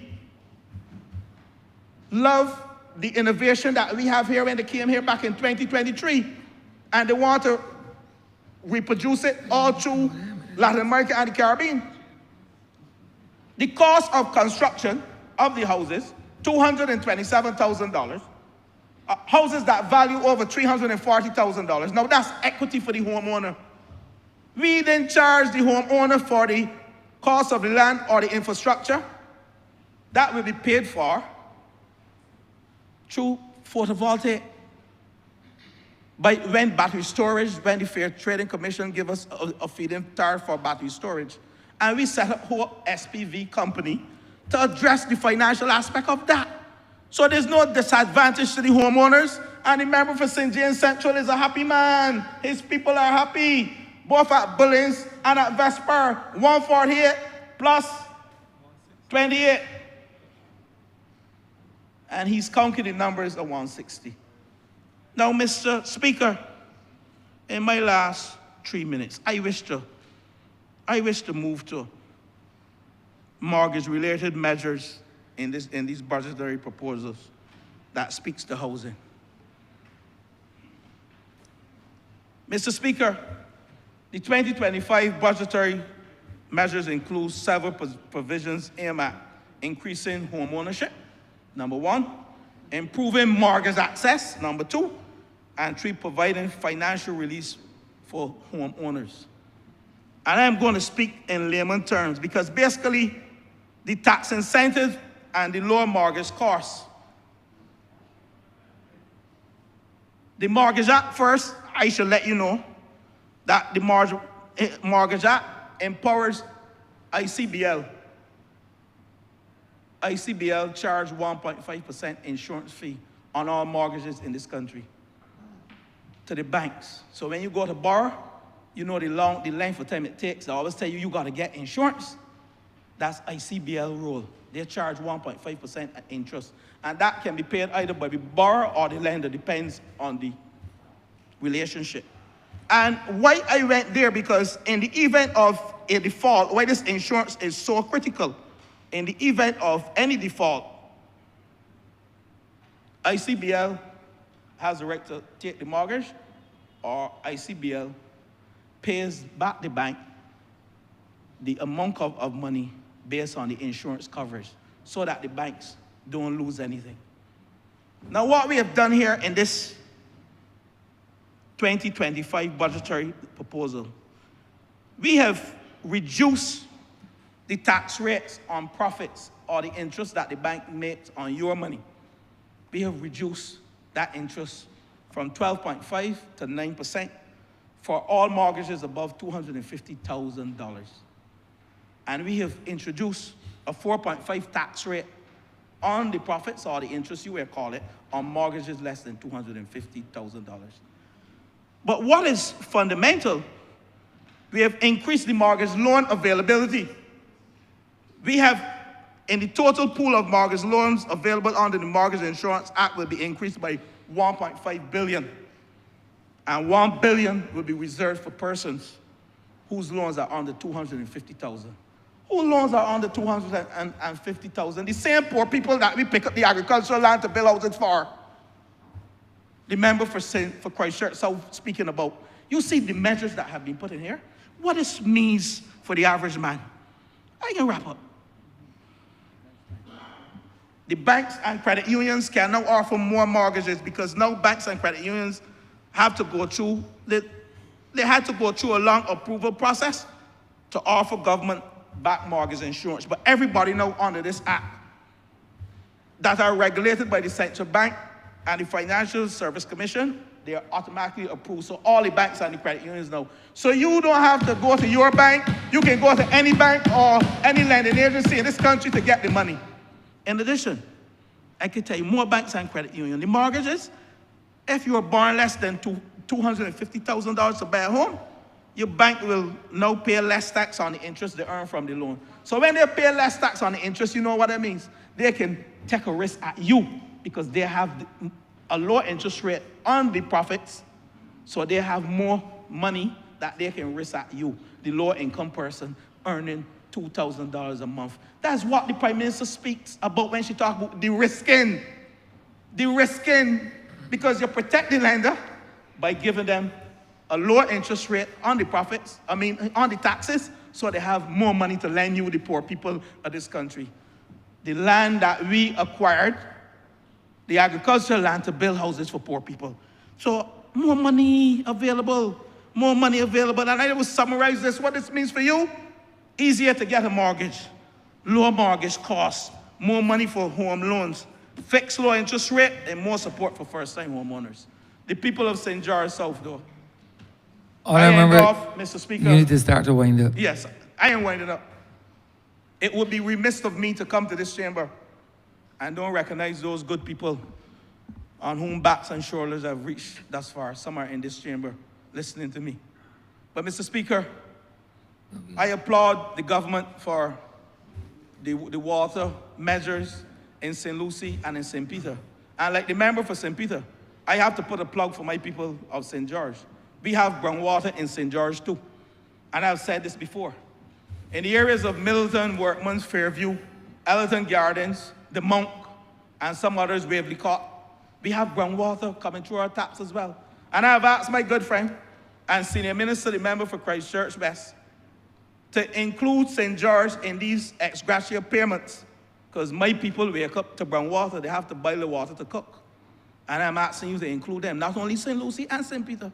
And it would be remiss of me to end and not allowing the people of St. George to know that low-income housing, despite the challenges with the land at Drexel, low-income housing will be coming to St. George South and to St. George, because I speak to St. George totally.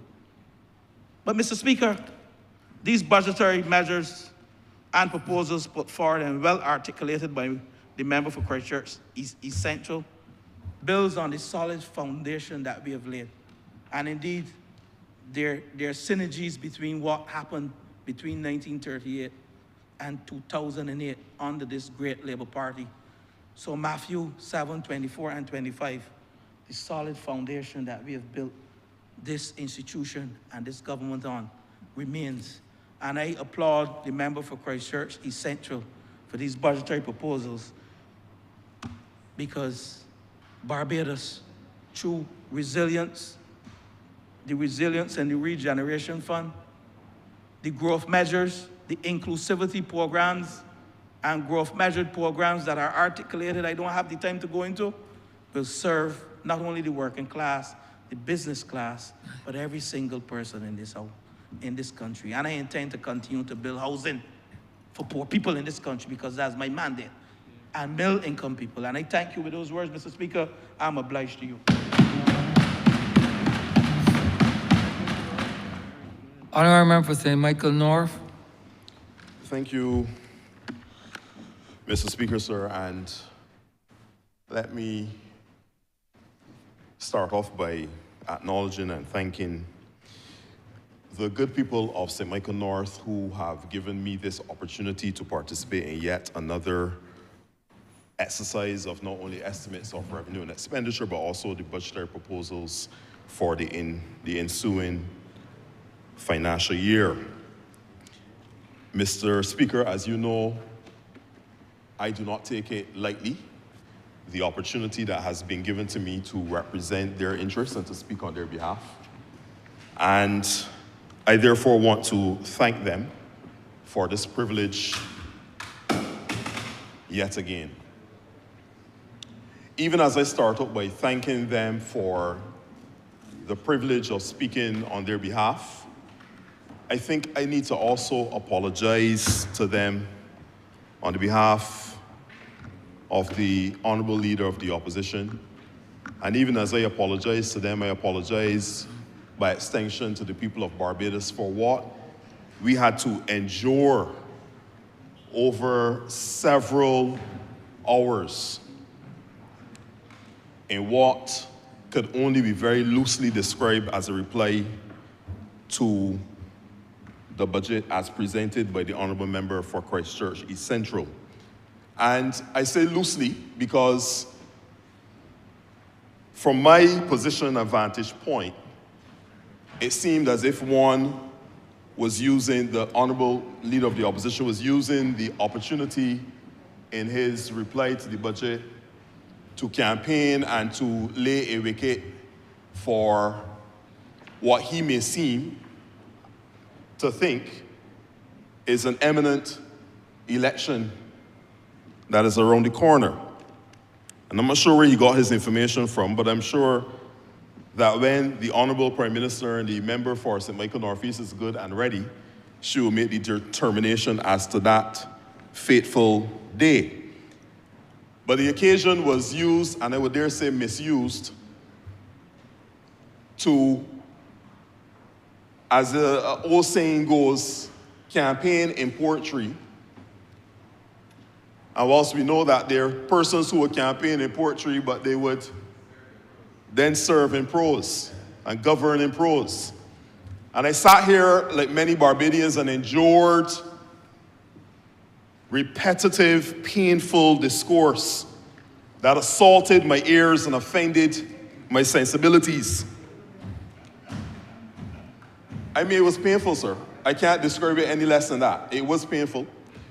And then at the end, to come and bring a whole bunch of so-called proposals just so you can say that we don't just accuse or we don't just critique, we bring recommendations and proposals and solutions, when in fact, the solutions presented and proffered, none of them even have a bearing in financial realities, economic realities, or reality, period. I heard, Mr. Speaker, the Honourable Member, I'm not going to spend too much time on the Honourable Leader of the Opposition because there's not much there to unearth, and it would be a misuse of my time to spend a lot of time on him. But I must say that I heard the Honourable Leader of the Opposition speak relative to his so-called proposals to strengthening the health sector in Barbados, that he would, first, he critiqued the fact that we were spending 2%, just over 2% of the GDP on the health care in Barbados, and he said that this was below some standards. And he then recommended in his proposals that they would immediately increase the investment and the expenditure in healthcare up to 9 to 11% of GDP. 11% of GDP by last year's statistics, Mr. Honourable Speaker, sir, would stand at $781 million in investment and expenditure.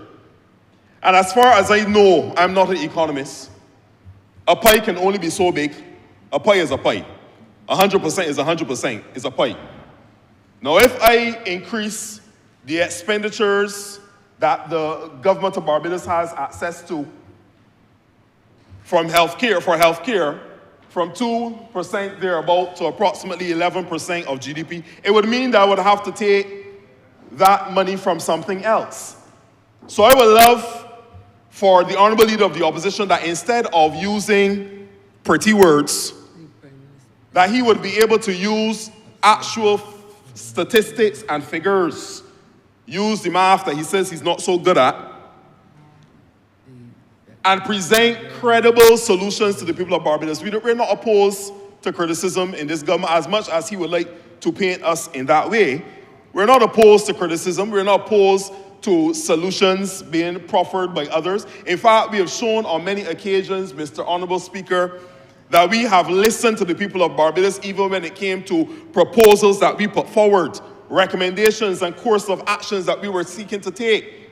And because persons within Barbados raised their voices either in opposition to what we were seeking to do or making recommendations and proposals to alter what we were doing, this administration took their information, their recommendations, their proposals to heart, and in many cases we have made adjustments to our path forward. So 9 to 11% of GDP, they're saying, and they're gonna outfit all of the polyclinics with all of the necessary equipment, etc. Where is the money coming from, Mr. Speaker, sir? You don't just pull these things out of a hat or out of mid-air. It is easy to campaign in prose, in poetry, sorry, to campaign in poetry. But when you get into actual leadership and service and governance, you have to then deal with the realities of a macroeconomic condition and a state. You have to deal with the exogenous shocks. You have to deal with climate change. You have to deal with the environmental factors. You have to deal with the realities on the ground. And as much as we would like to say, take money from one place and put it somewhere else, of course, you have to manage competing interests and priorities. I'm sick and tired, Mr. Honourable Speaker, of hearing reference to the amount of consultants that are being employed by the government of Barbados. Mr. Speaker, no government has all access to all wisdom within its ranks. No public office, whether it is the Ministry of Finance, the Prime Minister's office, the Ministry of any ministry, all of them, you can name them all, none of them have a complete repertoire of all of the skill set that is required for it to be able to function in the way that we will want it to function. And therefore, administrations from the beginning till now have utilized additional persons in the form of consultants. So whilst he continues to seek to pull apart something that has become so familiar and common to what we do within the operation and the governance of our administrations, we understand the value that these individuals bring to bear on the various ministries, departments, and agencies, projects that we seek to do in this country. And in fact, many of the accomplishments of this administration, and they have been many, Mr. Speaker, many of the accomplishments have been as a result of the hard work and dedication of a committed public service, being supported, aided and abetted, if you were, by consultants who have been there to support and to give technical expertise and to lift some of the load. And as our Prime Minister always says, many hands make light work. So I'm sick and tired of hearing about the consultants. Stop speaking about consultants in a disparaging way when they have been there, many of them helping to serve and to lift the heavy weight that we found when we came into this administration in 2018. I'm sick and tired, Mr. Honourable Speaker, of hearing the leader of the opposition speak about travel and how much is being spent on travel. And I mean, as a Minister of Government, I can share many times, Mr. Speaker, persons invite us to various activities all across the world. They want Barbados to be present at the table. And in many cases, they will pay the airfare. So whilst they will pay accommodation. So whilst the honourable member who has never had the opportunity to serve at that level, whilst the honourable member wants to continue to cast aspersions and give people the impression that something nefarious is taking place, this is something that has been very normal and common. And as I've said, many agencies across the world and countries make it their business to invite and extend an open arm and a welcome to Barbados and its officials to come and do business on behalf of the people of Barbados. So once again, I am sick and tired of hearing about the honourable leader of the opposition raising this matter of travel as if somebody is doing something under the cover of darkness with cloak and daggers and doing something that will harm the people of Barbados. Every time we get up as ministers of government, every time we get up there as public officers, and I speak on their behalf, to go there and represent our country, we do it with pride and industry. And we do it to serve this nation and to put Barbados first. And from 2018 to now, we can say with loud assurance, Barbados is back. Across the globe, Barbados is back. And lastly, sir, I'm sick and tired of hearing the leader of the opposition talk about if we can't find local people to fill these positions and different things like that. Mr. Honourable Speaker, in many of these same positions he highlights, like the CEO of QH, for example, there was a very fair and transparent recruitment process and selection process, Mr. Speaker, sir. Everyone had the opportunity, all 267,000 of us had the opportunity to apply for the post of CEO of the hospital. Everyone had the opportunity and the fair right, fair chance. Are we supposed to sit down and say, because we want to have, we have this nationalistic thing going on, we must select somebody from Barbados to fill every single senior post in the country, even though they do not apply? It is a nonsense, Mr. Speaker, sir, and I'm sick and tired of hearing about it. So having said that, let me move on now to the process for which we are here and the purpose for which we are here, the budgetary proposals. And I start by congratulating the Honourable Minister in the Ministry of Finance, the Honourable Member for Christchurch East Central. Mr. Speaker, sir, I found that this budget presentation was balanced. And the word that came to my mind even as he was presenting it and I was listening to it, deeply and profoundly engaged, was sincere. It came from his heart. His reference to his own experience and his own journey politically and even professionally was apparent within the words within that budget presentation. So I must applaud him for not only being sincere in the way that he has tackled his duties on a daily basis, one of the hardest working people that I've seen and known in these professional circles, one of the hardest and more dedicated persons. Rainfall, sunshine, snow, sleet, or hail, you can find the Honourable Member for Christchurch East Central on the job doing the work for people of Barbados. And therefore, I applaud him for his very sincere approach not only to his daily tasks, but also to this presentation of the budget on this occasion. I congratulate him for so doing. And there's a lot that's in this budget for the people of Barbados, and in particular the people of St. Michael North. And I'm going to go through a few of the things that were mentioned that I think would appeal to people in Eden Lodge and in Grisettes and in Cave Hill and Husbands New Development and Claremont and Clare Park. Let's talk about the minimum wage. The fact that there has now been instituted from 2026, January 2026 to be exact, an automatic 2% increase in the minimum wage that has been not only established by this administration, but now being increased on an annual basis by 2 percentage points. Mr. Speaker, I think that that is transformational. 2% increase in the minimum wage automatically on an annual basis. You have heard the Honourable Member for Christchurch East Central speak about the expansion of the maternity leave benefit, moving from 12 weeks in the case of a single birth to 14, and in the case of multiple births all the way up to 17 weeks of leave. That is a tremendous benefit to those mothers who go through childbirth, either single or multiple births. In addition to that, and also a tremendous, and I guess game changer, you would call it, a transformational initiative, is the introduction now for the first time in our country to paternity leave. A benefit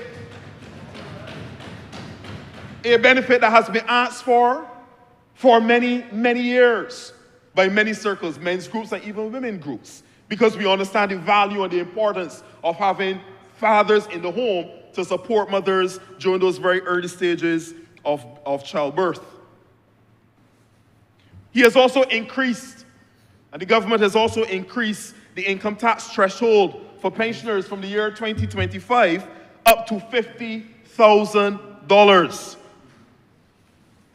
And let's get down to some of the day-to-day cost of living things that and Mr. Speaker, sir, you know, there are many persons who have been asking the question, what's in this budget for me? How does this really apply to me? The average person on the street is wondering, how does it apply to them? But I heard the Honourable Minister in the Ministry of Finance say to us that VAT was going to be removed from April 1, 2025 for an additional items, and there's a list of about 45 items where VAT has already been removed, but he has added to that list of 45. And these new items that have been added to the list where now VAT is being removed include mixed meats, sega, lentil peas, pineapples, Horlicks, and Vienna sausages, Mr. Honourable Speaker. And not only did we stop there, we didn't stop there, Mr. Speaker. We went further to say we are not only removing VAT from these items, but we're also removing import duties from another suite of items. And those include pears, plums, grapefruits, and mandarins. And again, I hear persons within various circles asking, how is it that government is seeking to introduce, in some cases, an excise tax on certain snacks and items, and I'm going to come to that, but yet they're not seeking to reduce the access to the healthy items. And here we are as an administration in the very same budget, not only introducing an excise tax on the unhealthy items, but we're also at the same time reducing VAT and in some cases import duties on healthy items, food items for our people, strengthening the healthy basket of goods that we're offering to the people of Barbados. So we're not doing one without the other. The two things are working hand in hand. And I'll speak to the issue of NCDs a little bit further down. And I'm so grateful for healthy initiatives like this, where we're improving the access of our citizens to healthy and nutritious food items. I grew up on Sega. I grew up on Sega. So I'm glad to see. And that's why you look so, yeah, thank you, Honourable Member for Thomas. Thank you. Thank you. Sega. I love it. All of us. And we grew up on it, Barley. And it's good to see that even within this expansion of the reduced and removed VAT items, we have items like that would allow a mother to be able to go to the supermarket and buy Sega and put a meal on her children's table at the end of the day. And again, I come back to St. Michael North. And those who have been following me throughout my political journey thus far will know that I have introduced since 2022 the St. Michael North Community Wellness Program. And in that program, we go every single Saturday. Not every single Saturday, it goes on hiatus sometimes, but it typically is on Saturday mornings where we come together just for an hour as a community. And we work up together, we do aerobics, boxercise and different things like that, just to get our people moving because we understand the value and the importance of physical exercise. It's going to be this Saturday again. In addition to that, we've done many different community meetings that have been focused on health and wellness. This coming Sunday, we're doing another program on mental health in this case. So these budgetary proposals align well with what is happening within many of our constituencies across the ground in Barbados and in particular in St. Michael North. I'm also pleased to hear about the Home Improvement Fund, where microloans and grants are going to be offered to individuals to beautify their homes. Mr. Speaker, sir, I'm very, very, very pleased about that because there are many persons within St. Michael North that I believe will take advantage of that. And it aligns again with another program, the St. Michael North Home Improvement Program, that I'm seeking to do and starting from this month, where we're going to be improving in a minor way, minor improvements and painting and repairs to individual homes as well across the constituency. So I'm very glad that I'm going to be able to get some assistance from the government of Barbados to be able to help us to expand that home improvement plan under the funds and the grants and the microloans that are being offered under the Home Improvement Fund of the government of Barbados. Let me turn my attention very quickly, sir, as I continue on to the ministry. And as Minister of State and the Minister of Health and Wellness, I believe that this budgetary proposal does speak to a lot of the work that we're seeking to do as it relates to tackling NCDs. And I've heard about the introduction of the 20% excise tax that's being introduced on some of the snacks that we have in Barbados, Pringles and salted nuts and salted pretzels and different things like that. I've heard a lot of persons that have raised alarm about it, interestingly enough. And I mean, let's set the context for this, Mr. Speaker. It is not just that we are randomly saying we want to increase taxes on something. It is not just it's not so we can accumulate and amass massive amounts of money, Mr. Speaker. It's not about that. It is about addressing a serious concern that we have as a government, something that we believe can actually set us back developmentally and that can affect our ability to progress as a country and even survive as a country, and that is non-communicable diseases.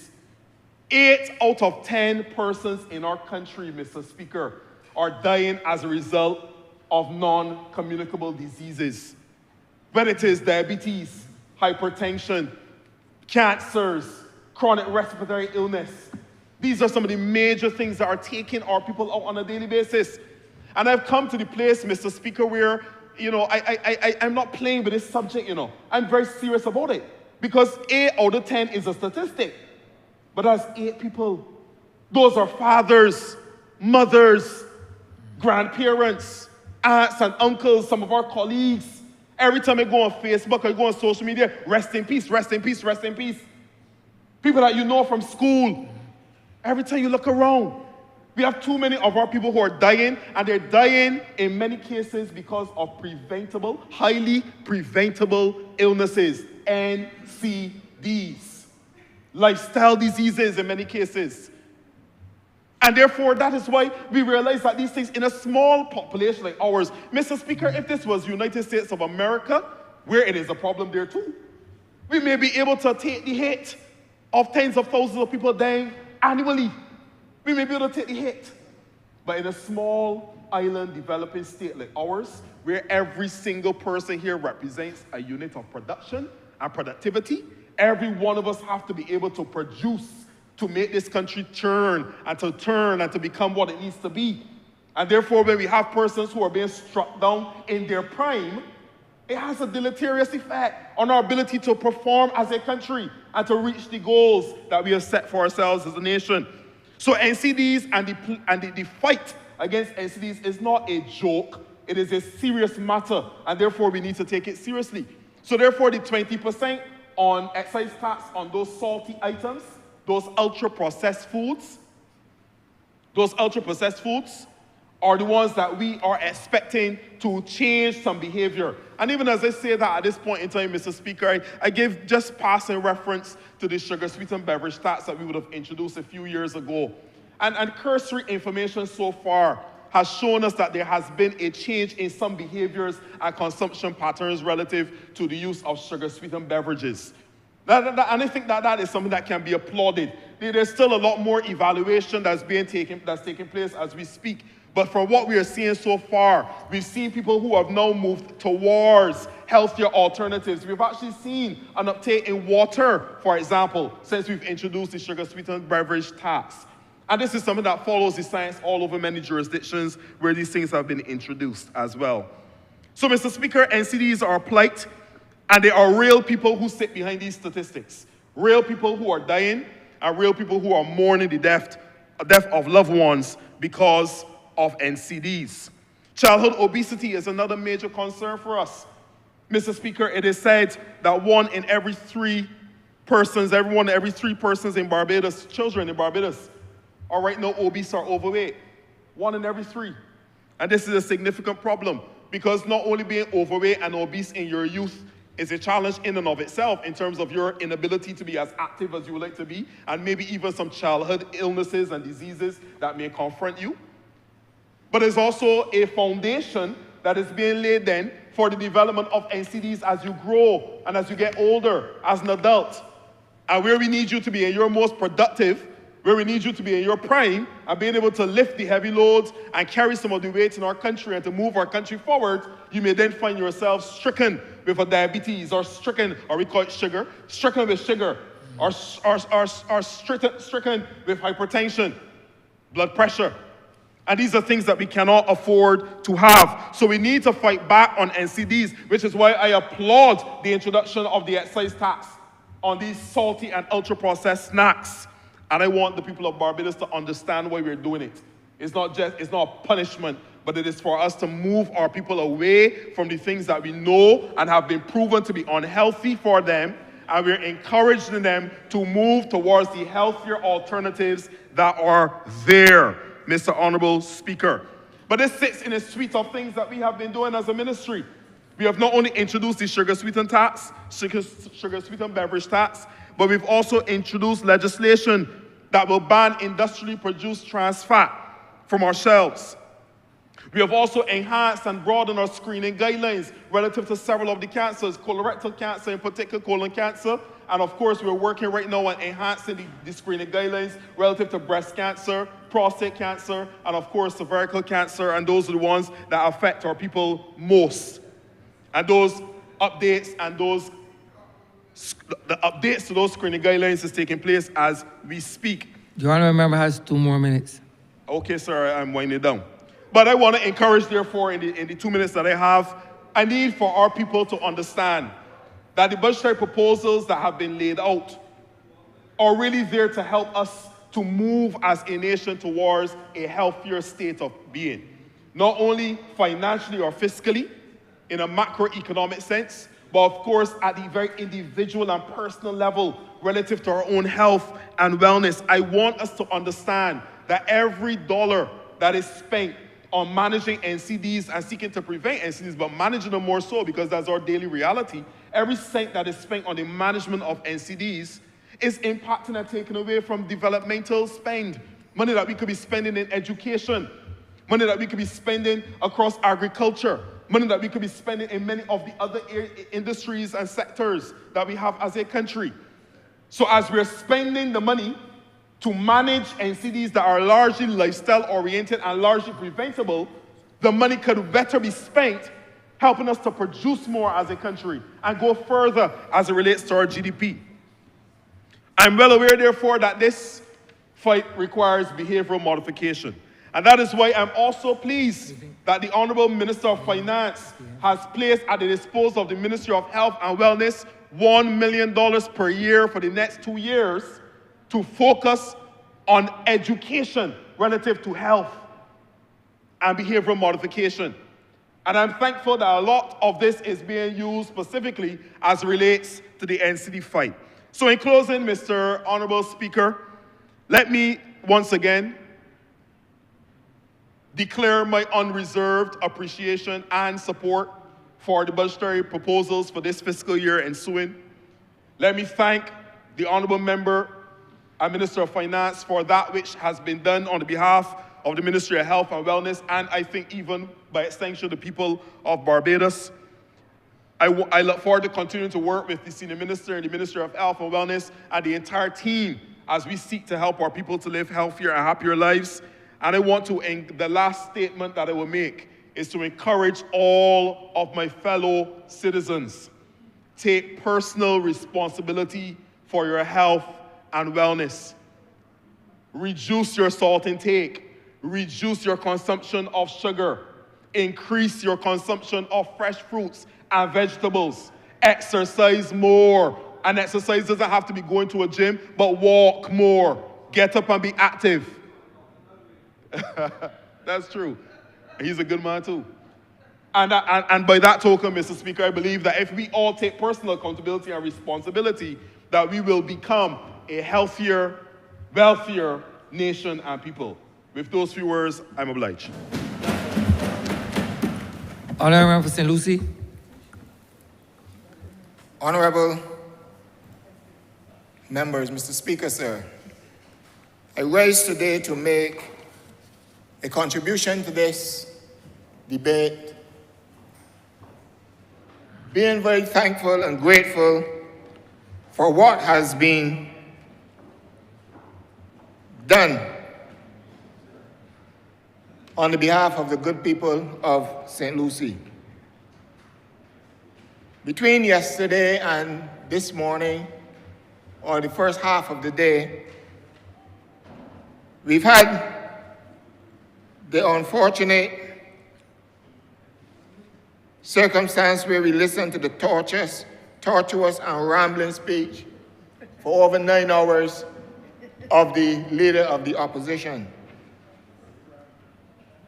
This speech, Mr. Speaker, sir, I can best describe as political masturbation.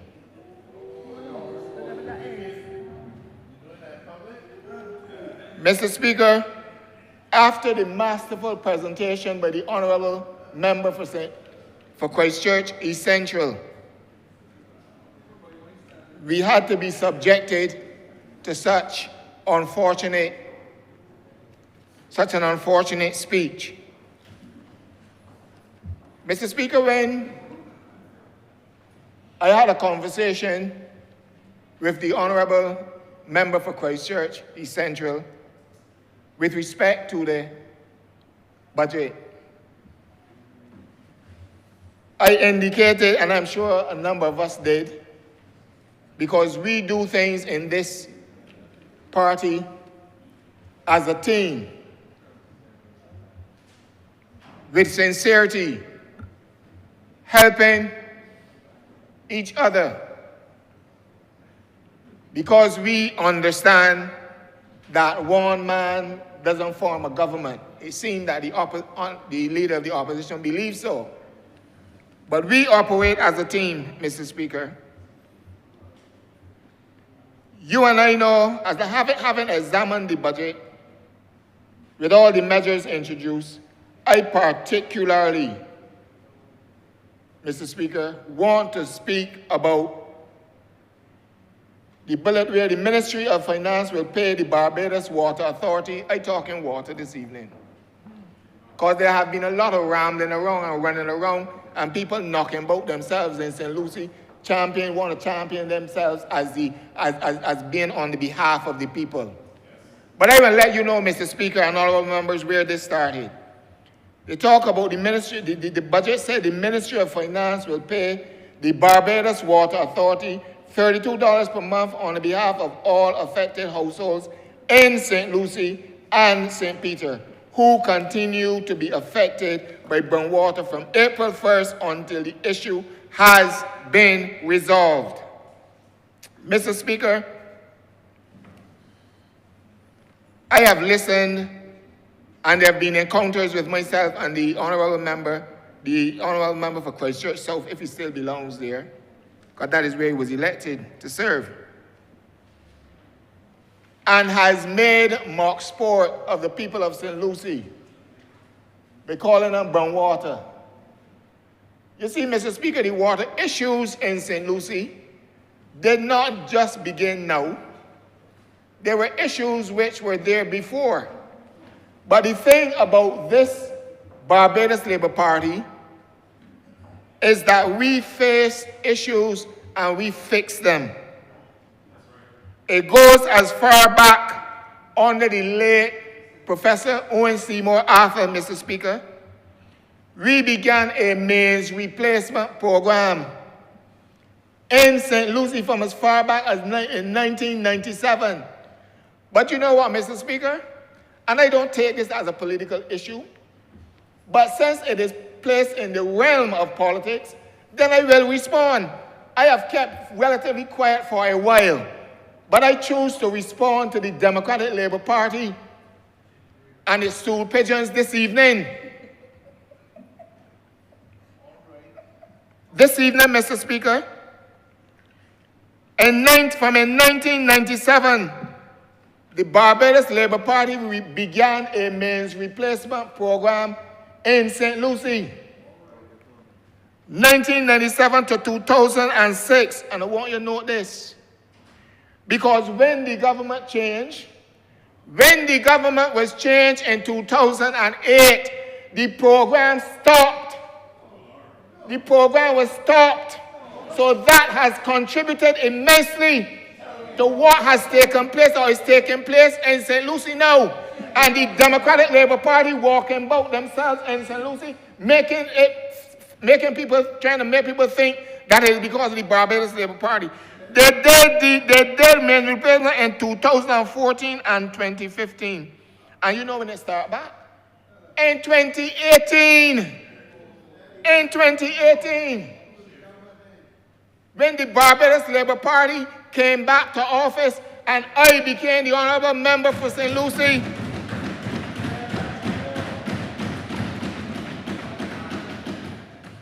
Mr. Speaker, they must be talking about Kelmanomas. See, I thought that was done. But it seems that Kelmanomas has now come back, has been resurrected. Because with 7 years as MP, 7 years, Mr. Speaker, a lot has been done in my constituency, as opposed to the 42. 18 plus 24, the 42 under the Democratic Labour Party representative. 42 years as opposed to 7. But I make sure there are 7 years of plenty. We're fixing roads. We're fixing the water problem. We're fixing roads. We're fixing housing. Welfare services, we're fixing. I ask the people of St. Lucie, hold strain, because we are working on your behalf, Mr. Speaker. We're working on your behalf. So with this means replacement program, we have touched a number of districts, Mr. Speaker. Checker Hall, Content, Lamberts, Little Bay, Lowlands, Allendale, River Bay, Chance Hall, Crab Hill, Coconut Hall, Allendale, Colleton, Gibbets, the latest ones to be dealt with. We are about business, we are about working, we are about doing things on the behalf of the people. So when the minister in the Ministry of Finance announced, Mr. Speaker, that we will be paying, the government will be assisting the people of St. Lucie in this situation, not caused by themselves, not caused by the government, but because of the neglect that visited itself upon the people. The farmers, Mr. Speaker, and they had the opportunity to serve in the Ministry of Agriculture. The farmers at Mount Poyer, the farmers at Spring Hall Land Lease will now be the beneficiaries of access to water from BWA at $1 per cubic meter. We promised them that, Mr. Speaker, and we delivered, and I want to thank and congratulate the Honourable Member for St. Philip South. The Leader of the Opposition often talks about us as being self-congratulatory and all of that there. But he is jealous because there's nobody that congratulates him. The only thing that congratulates him is about dividing and rule. About divide and rule. That's the only thing you can congratulate him about.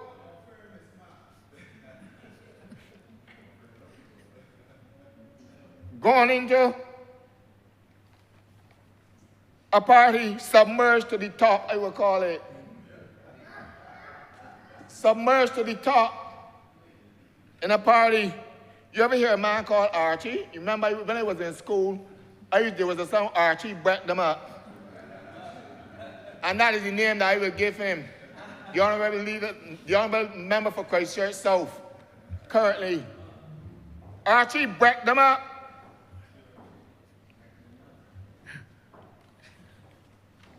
But that is not the kind of politics we practice, Mr. Speaker, on this side of this House.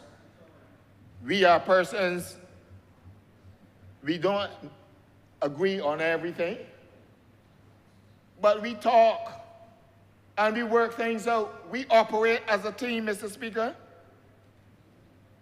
That is why such a comprehensive budget could be presented to the people of Barbados, where everyone from Christchurch to St. Lucie, from St. Joseph to St. John, St. Thomas, all over, every individual could benefit based on the policies introduced. Mr. Speaker, I've been told, with respect to the duties on commercial kitchen equipment, again, ordinary citizens who may have a small business with cooking will benefit from this. This is a government, and it wants to be portrayed. It wants to be portrayed, and people walking away masquerading as they are persons advocating for the poor. Not at all. If you were advocating for the poor, you would have been looking out for the lady that was sleeping under the bridge in Christchurch South that you ran from. You would have been doing that, but left,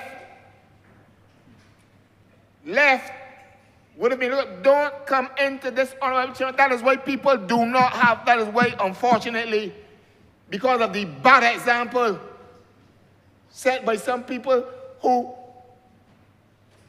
by some strange happening, become members of this House, but then they forget their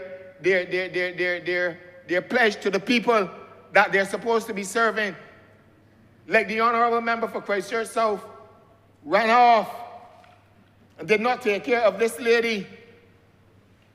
And as I understand it, who has now gone to the great beyond.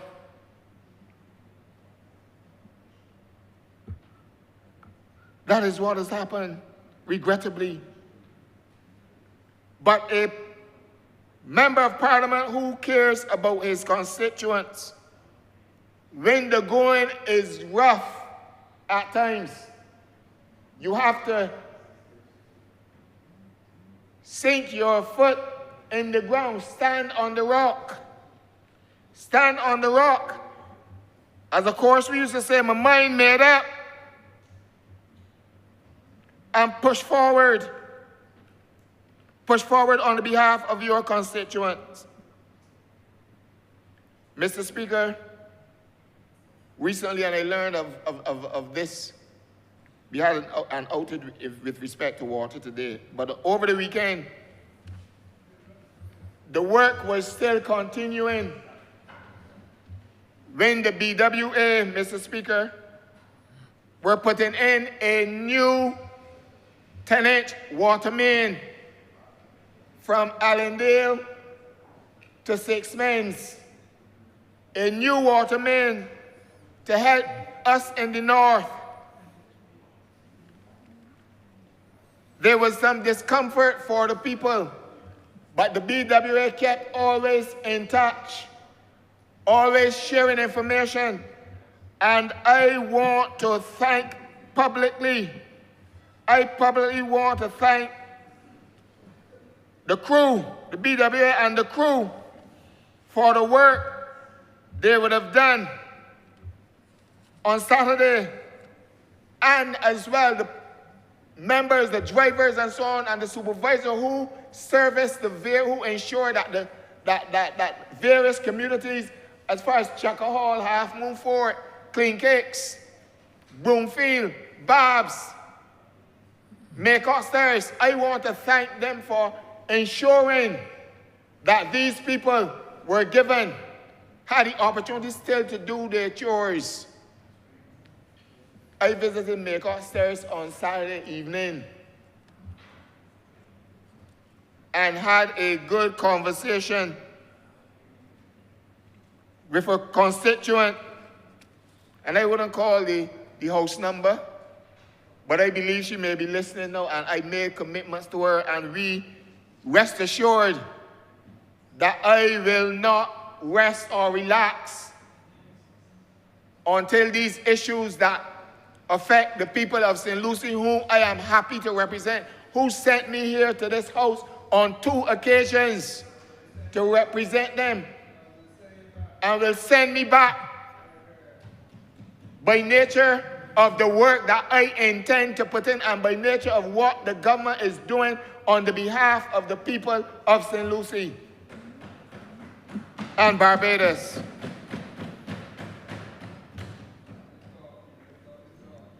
Mr. Speaker, I want to close because yes, already.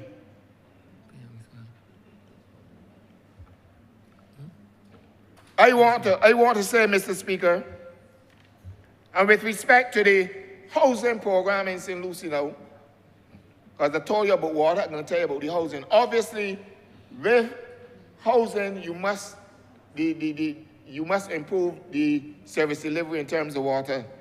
But we have, and I've been to these constituents already at River Bay, where we need to have, these people need to be given the right of ownership. I remember, and I don't wish to call his name, but permit me, Mr. Speaker, to speak about Mr. Goodrich. They have been living on this land for a number of years. And they will want the opportunity, Mr. Speaker, to be able to purchase this land at $2.50 per square foot, where the government paid the difference. I assure the people of River Bay, I assure them that I will continue to pursue this matter with every ounce of energy that I have. every bit of it, Mr. Speaker, to ensure that they own what people term as a piece of the rock. To the people at Coconut Hall, we have put in all the roads and the water systems in Coconut Hall. And we're moving forward, Mr. Speaker. I have said to the minister, we need to get things in place for people to begin to pay down. I've said to them, go do your mortgage certificates, make your application to the National Housing Corporation, because we want to move quickly on that work. Things happening, Mr. Speaker, in St. Lucie.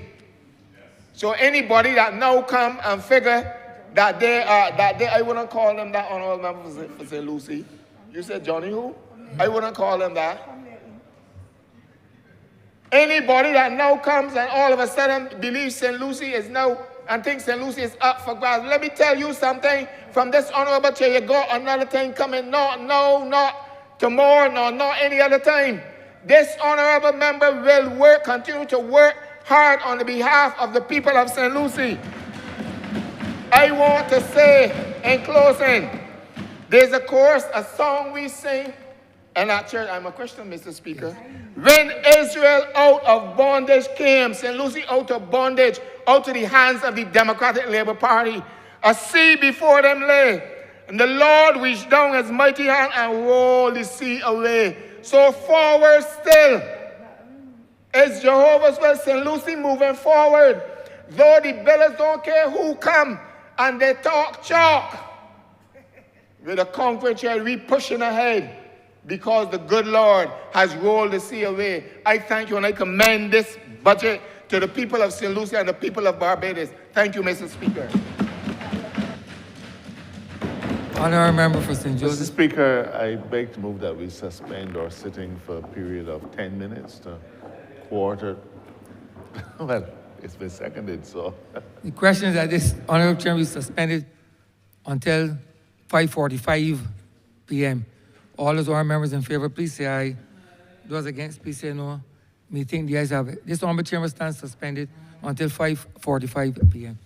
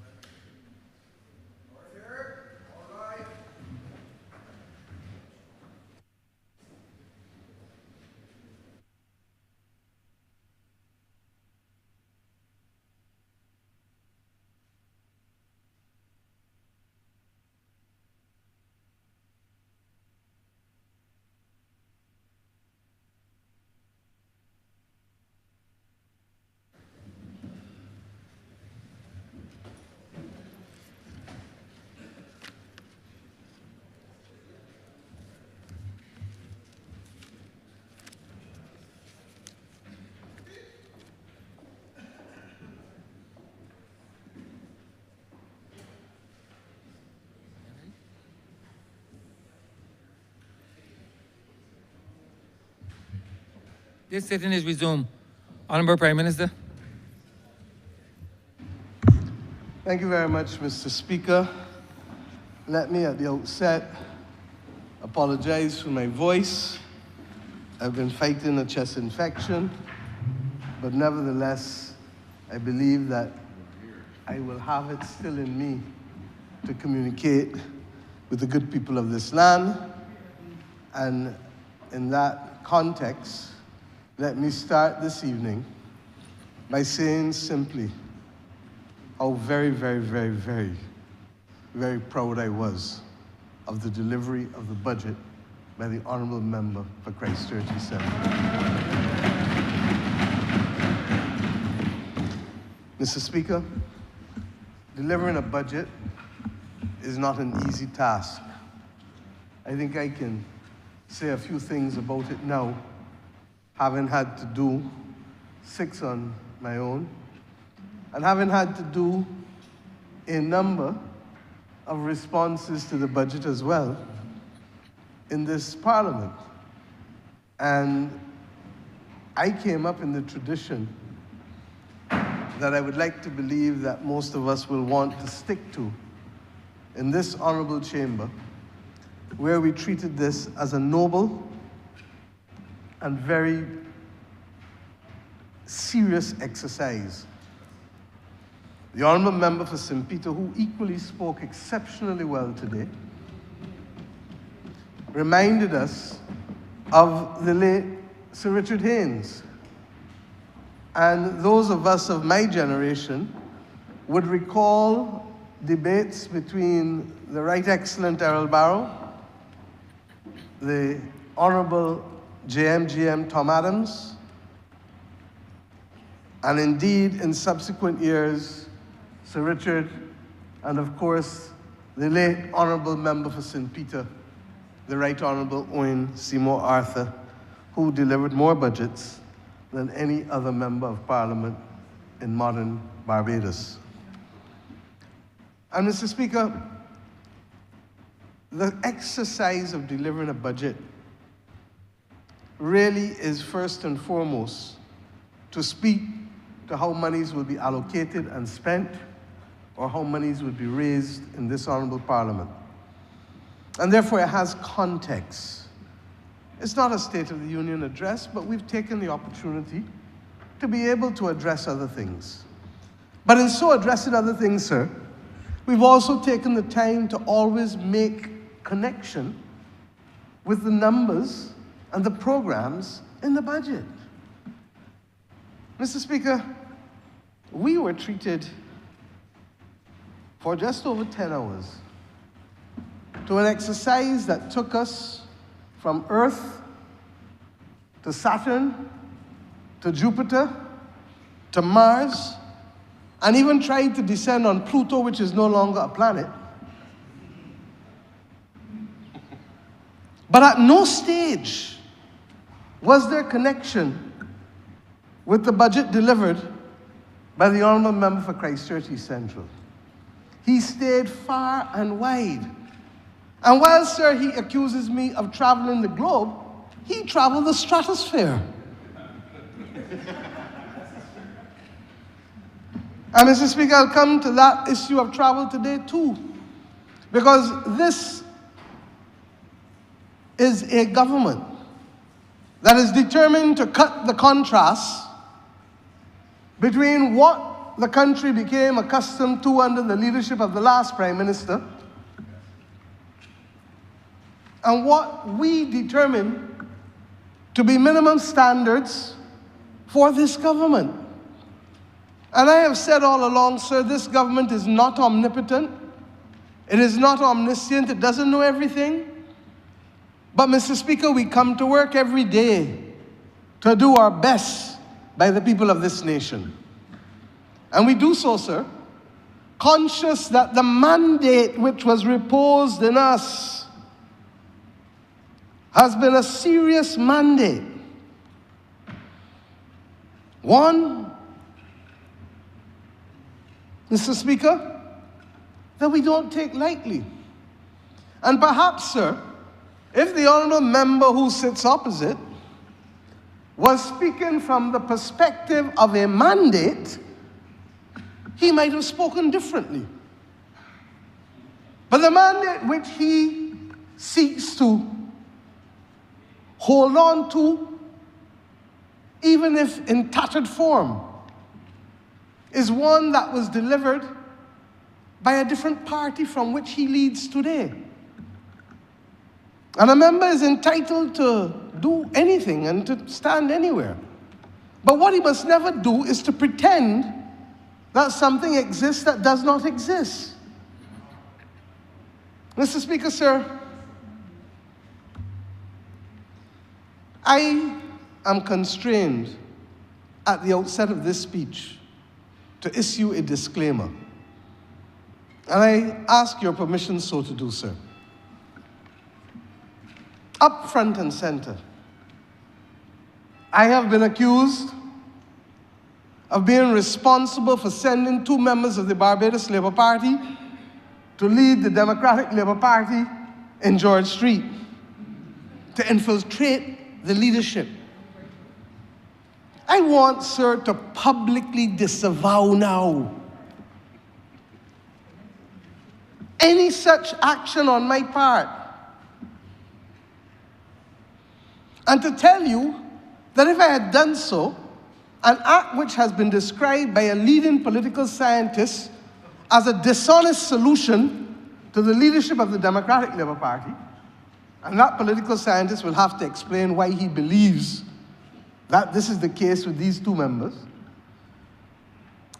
But I want to tell you that if I were to do so, I would have to be guilty of the most reprehensible act. And I don't know how to be that way. And if there was any doubt in the minds of anyone as to why and how I could never do it, they would understand today, after 10 hours of a rambling concoction, that presentation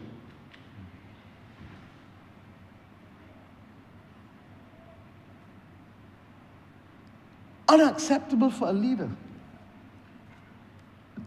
They would understand that I would have to be wicked to do it. But you see, if you stood on the other side and you were a strong supporter of the Democratic Labour Party, you may really well believe today that I did send him to George Street. Because what paraded yesterday and today was a poor excuse for leadership and a clear intent to take the Democratic Labour Party that he has already decimated by 2/3 and now to want to leave it on the dump heaps of history. Mr. Speaker, sir, I will not tarry other than to say 1 or 2 quick things. There is a word called quidnunc. I'm not sure how many members on this side know it. I know the honourable member who praises himself for being a literary scholar must know what quidnunc means.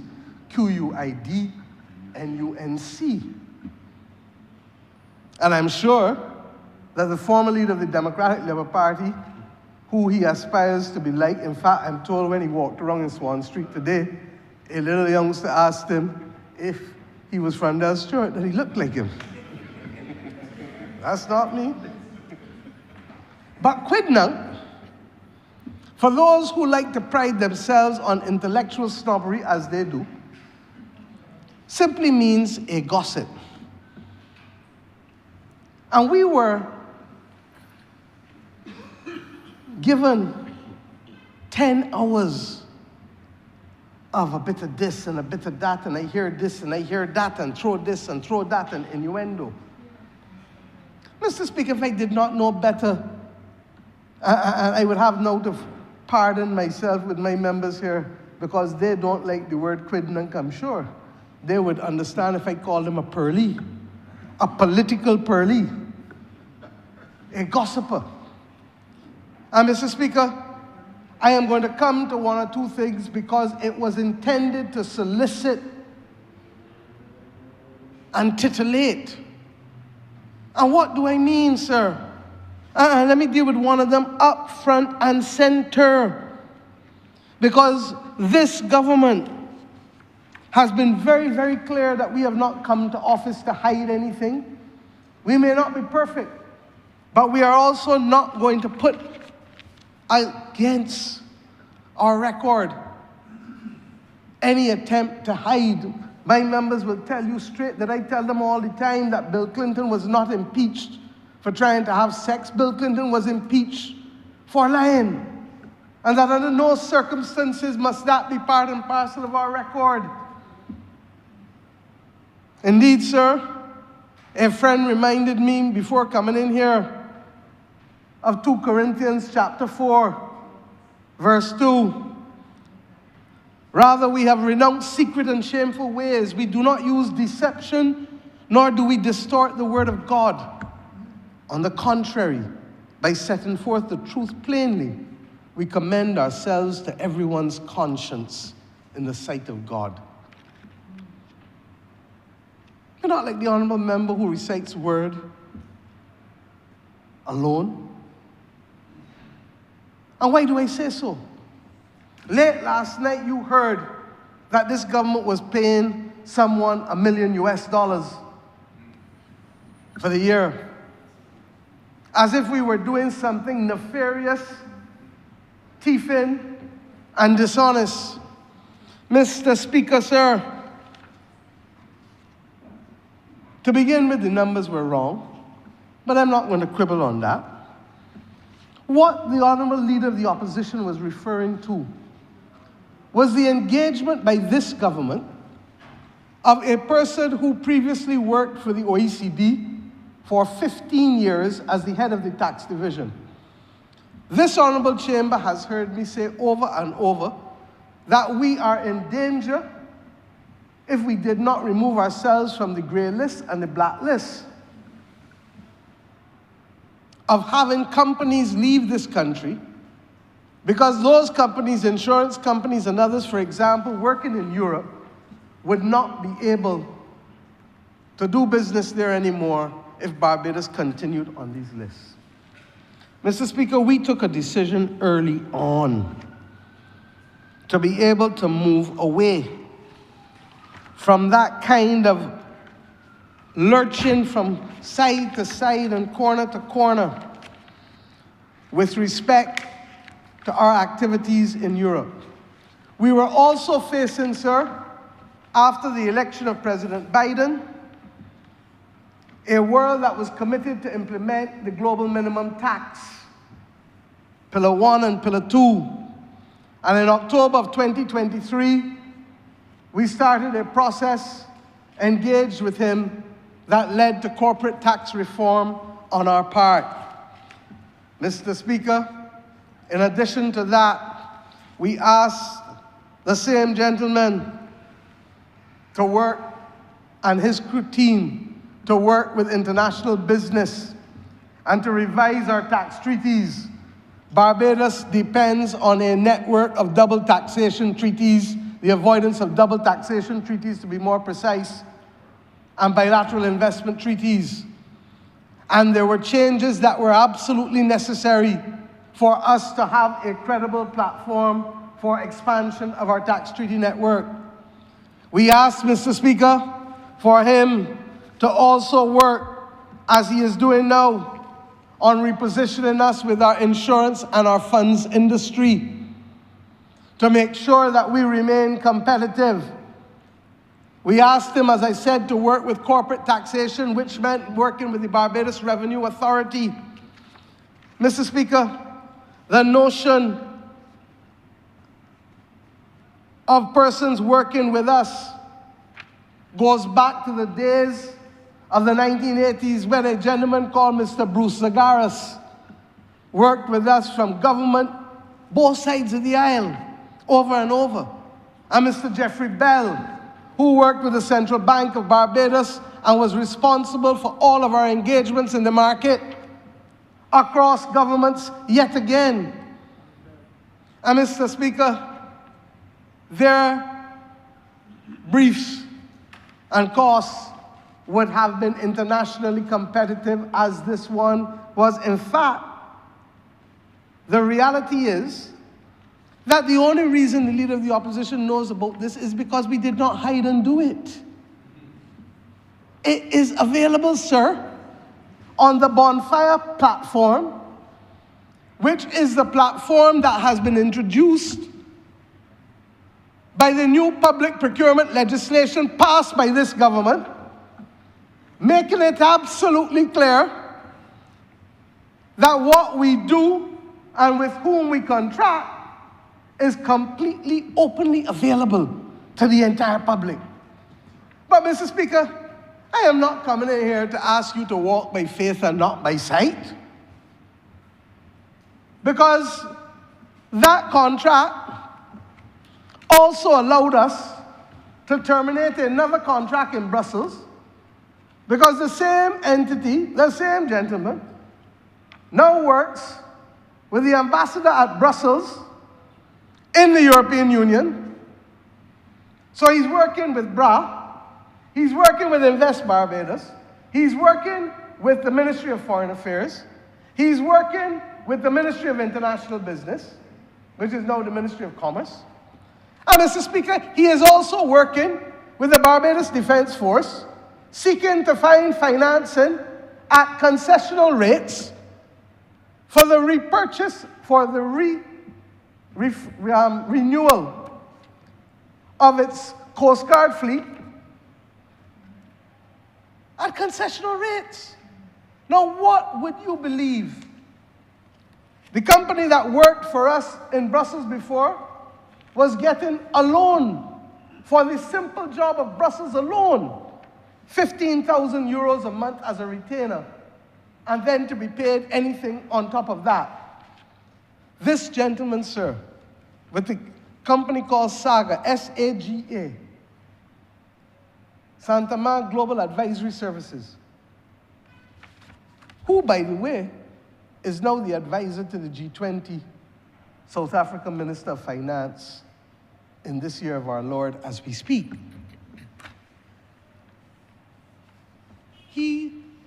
His contract is 70,000 US a month. Now, that 70,000 US should remind some people in here of 140,000 Barbados dollars. And it was the same Leader of the Opposition who sought to charge somebody that we know well, $140,000 for one case.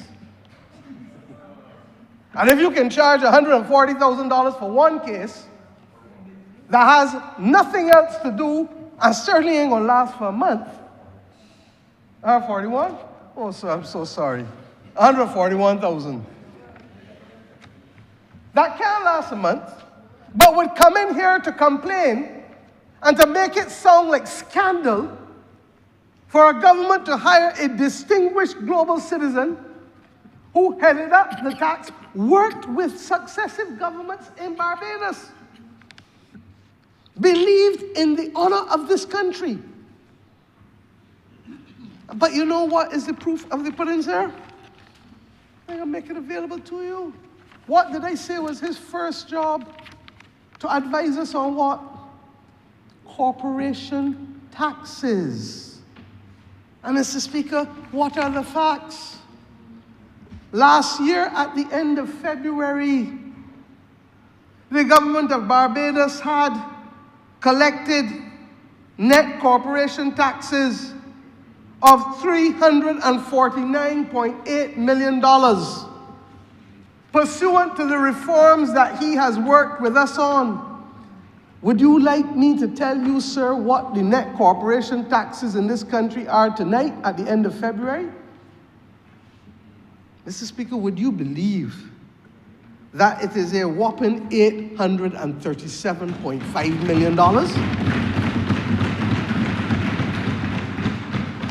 Mr. Speaker, one person now to be made a victim of innuendo, telling members of cabinet, I bet you all don't know about it. And whose actions, along with those in the Ministry of Finance and the Barbados Revenue Authority, and the Honourable Member for Christchurch East Central will tell you that he has been central not just to our decisions on revenue, but all of the conversations in the Joint Economic Group, and has been responsible in helping us to secure for the country almost $400 million more at the end of February.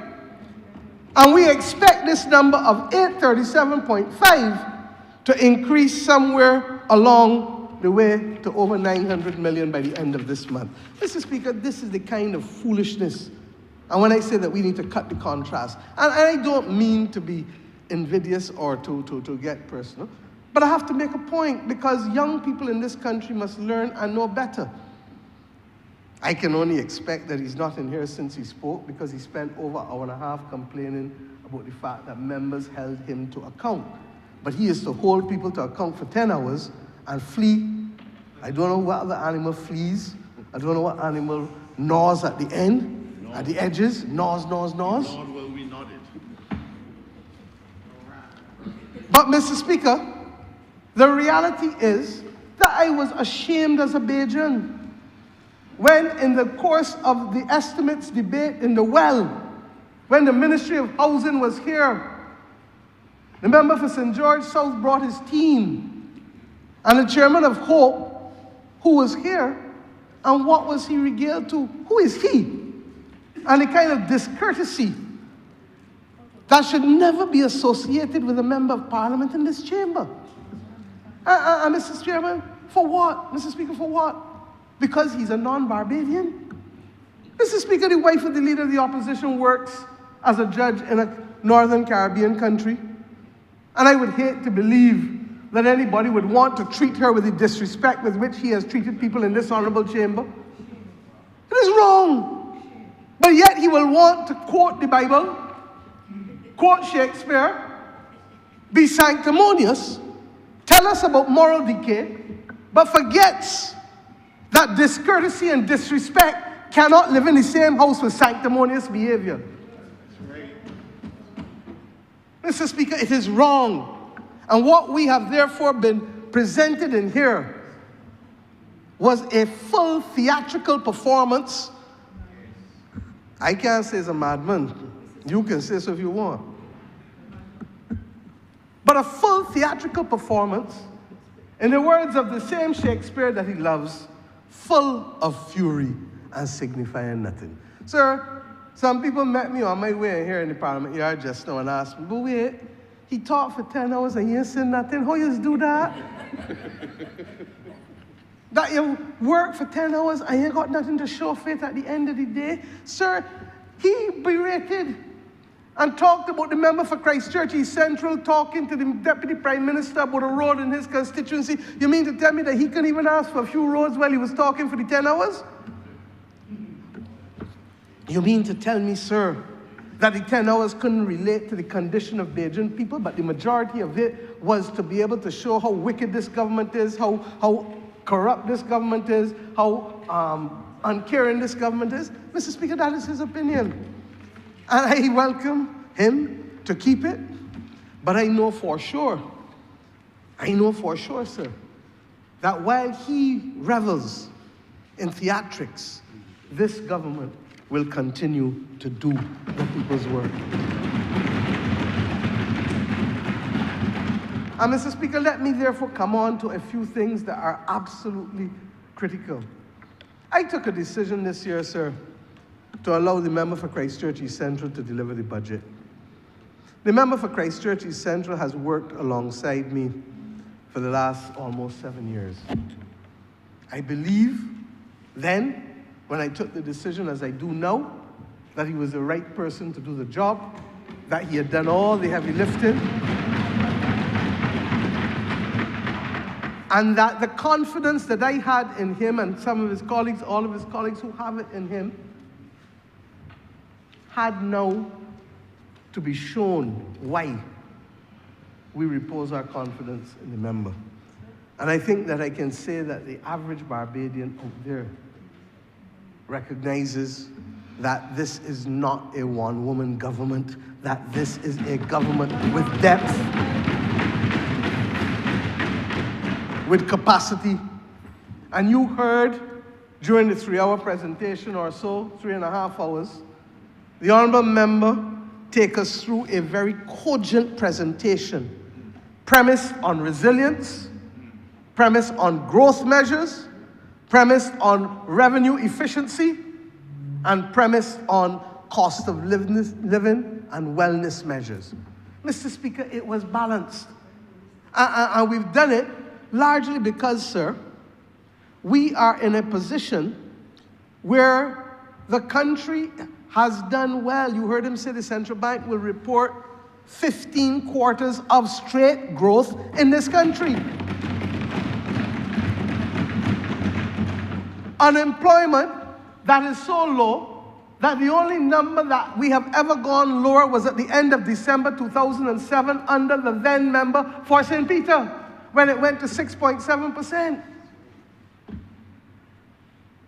Debt, and he was very brutal and clear in showing you that contrary to those who only tell you about this government borrowing, that every year we have not only borrowed, we have paid back, and in total we have paid back more money than we have borrowed, and that does not include the restructured debt. Mr. Speaker, you know it and I know it. Every month, you just pay back debt and borrow some too. Every few months, you will go and say, I need a little line of credit with the credit union. But that don't stop you from paying down your mortgage. That don't stop you from paying back the car loan. This is real life. But when you have nothing else to hold on to, these things take on a size that is far greater than anything that we have. Sir, I want to commend to Barbadians the major change that we are making in the affairs of this country with the Resilience and Regeneration Fund. The Right Honourable Owen Arthur created the Catastrophe Fund, correctly so. But we recognize that it is now time to change that into a Resilience and Regeneration Fund. And we recognize that the sources of its funding must be secure for future Barbadians. Sir, if we get hit really bad by a hurricane or some other kind of major system, we have the natural disaster clauses that will unlock almost 20% of GDP, more than $2.5 billion over 2 years for us to step in and do what we have to do. But in the interim, when it isn't that large, as we had with Tropical Storm Kurt, as we had with Hurricane Elsa and Hurricane Beryl and the freak storm, we need to use this fund to be able to help us repair the houses, whether in St. Philip, whether in Christchurch, whether in St. Joseph, St. Andrew, St. Michael, St. Thomas, as we have been doing. And sir, the systems are not perfect because we're dealing with men and women. But we have tried to make sure that as far as possible, we have brought relief to those who were victims and who had no insurance. Now we know, sir, that we can't keep doing that out of the consolidated fund. And all that this tries to do is to say, a little with content is great gain.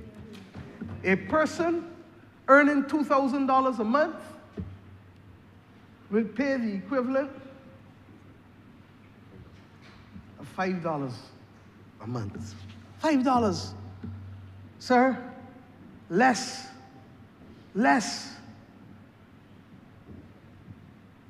than most things. When you go in a shop now, you'll be looking to see what you can get with a $5 bill in truth. You might or might not get. I'm not advising people to buy 2 chocolates. But a bag of rice. Ensure. I want to advise people on the deputies. But the point is this, sir, that for $5, And what he has done in this budget is say, look, it shouldn't only be for people below the NIS maximum insurable earnings, that if you are earning $20,000, you should pay the equivalent of $50 a month. But $50 a month can't break nobody earning $10,000 a month. $20,000 a month, sorry. And what we have equally said is that employers should match it. Now, I've heard that some people say that the employers have said that this will lead to a cost through to consumers, and prices will go up again. Sir, it is not meant to pass through to anybody. If everybody don't leave a little on the table, you're going to pay for it when your time comes. And we learned it in COVID. People who thought that they would be good, all of a sudden had no revenue. And let us go further, sir. The government hasn't said to employers, do it and we can watch you.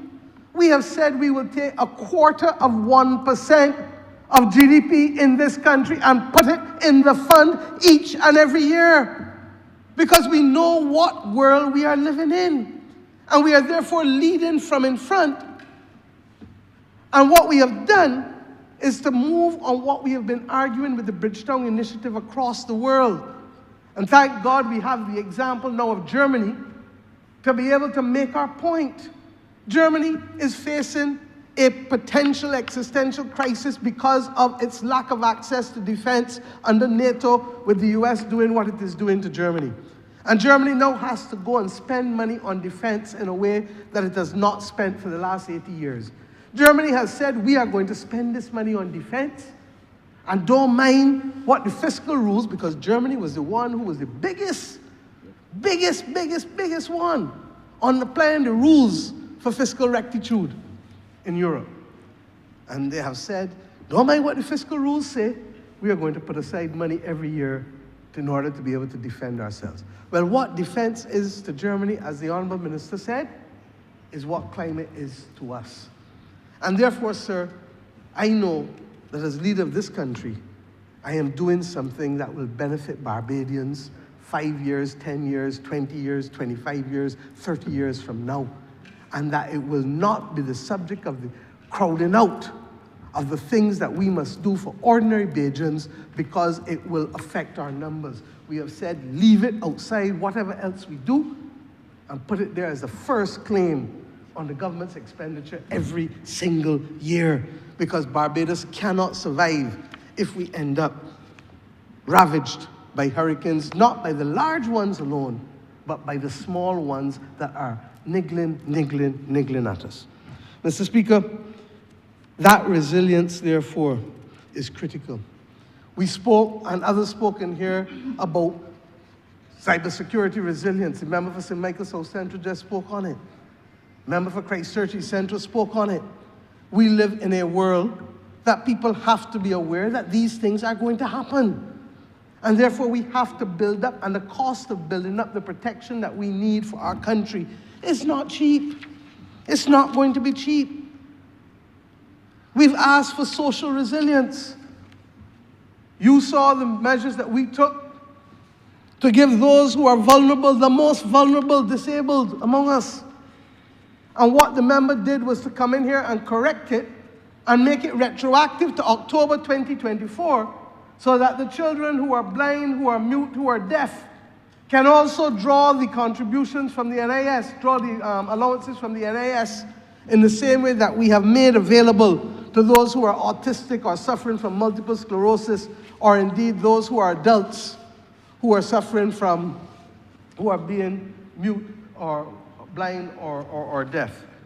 Mr. Speaker, the resilience for water.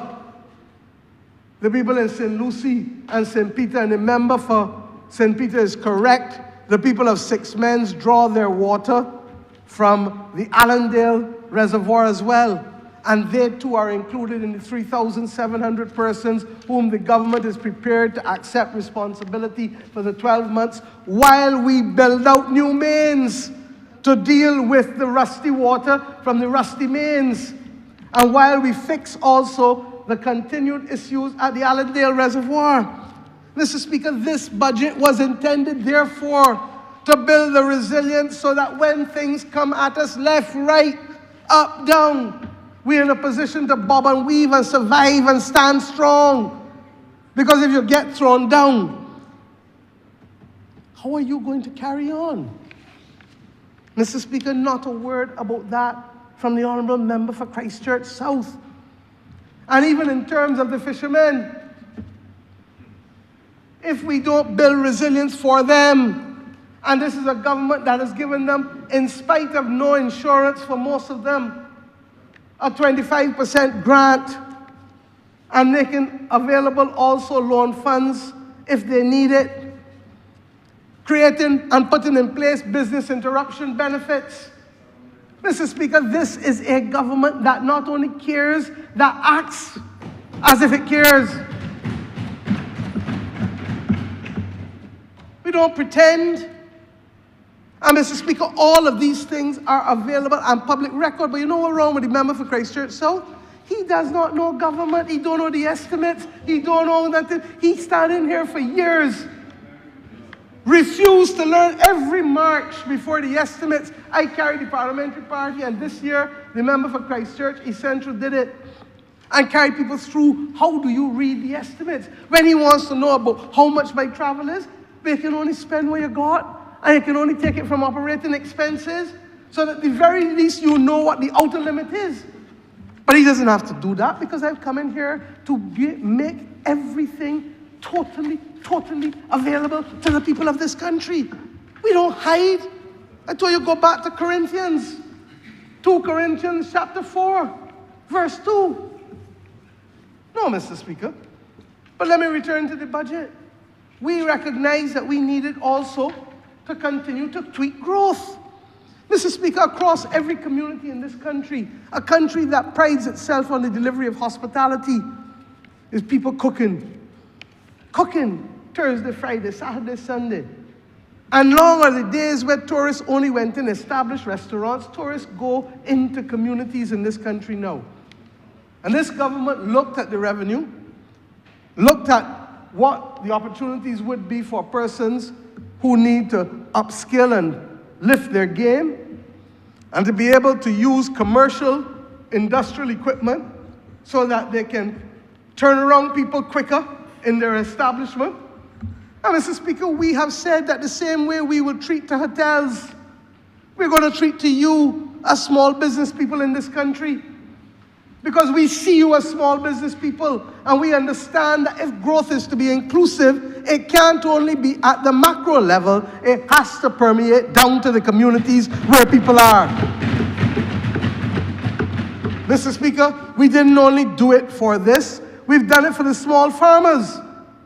We've said, look, we know that a lot of people who are interested in poultry farming and who are interested in more vegetable farming to become climate resilient. Because we've seen in the last few years how difficult it is for persons to survive the drought and then the extraordinary rain and the pests that come with it and the decline in yields. And we've said, look, we're going to try something. And we're going to let the Barbados Agricultural Development Marketing Corporation, BADMC, access the funds from the Agricultural Development Fund. We're going to go public and invite proposals from persons, and we're going to choose 20 people for the poultry farms with the climate resilient tunnels that are needed for the poultry, and we're going to choose 20 for the climate resilient containers, vertical agriculture.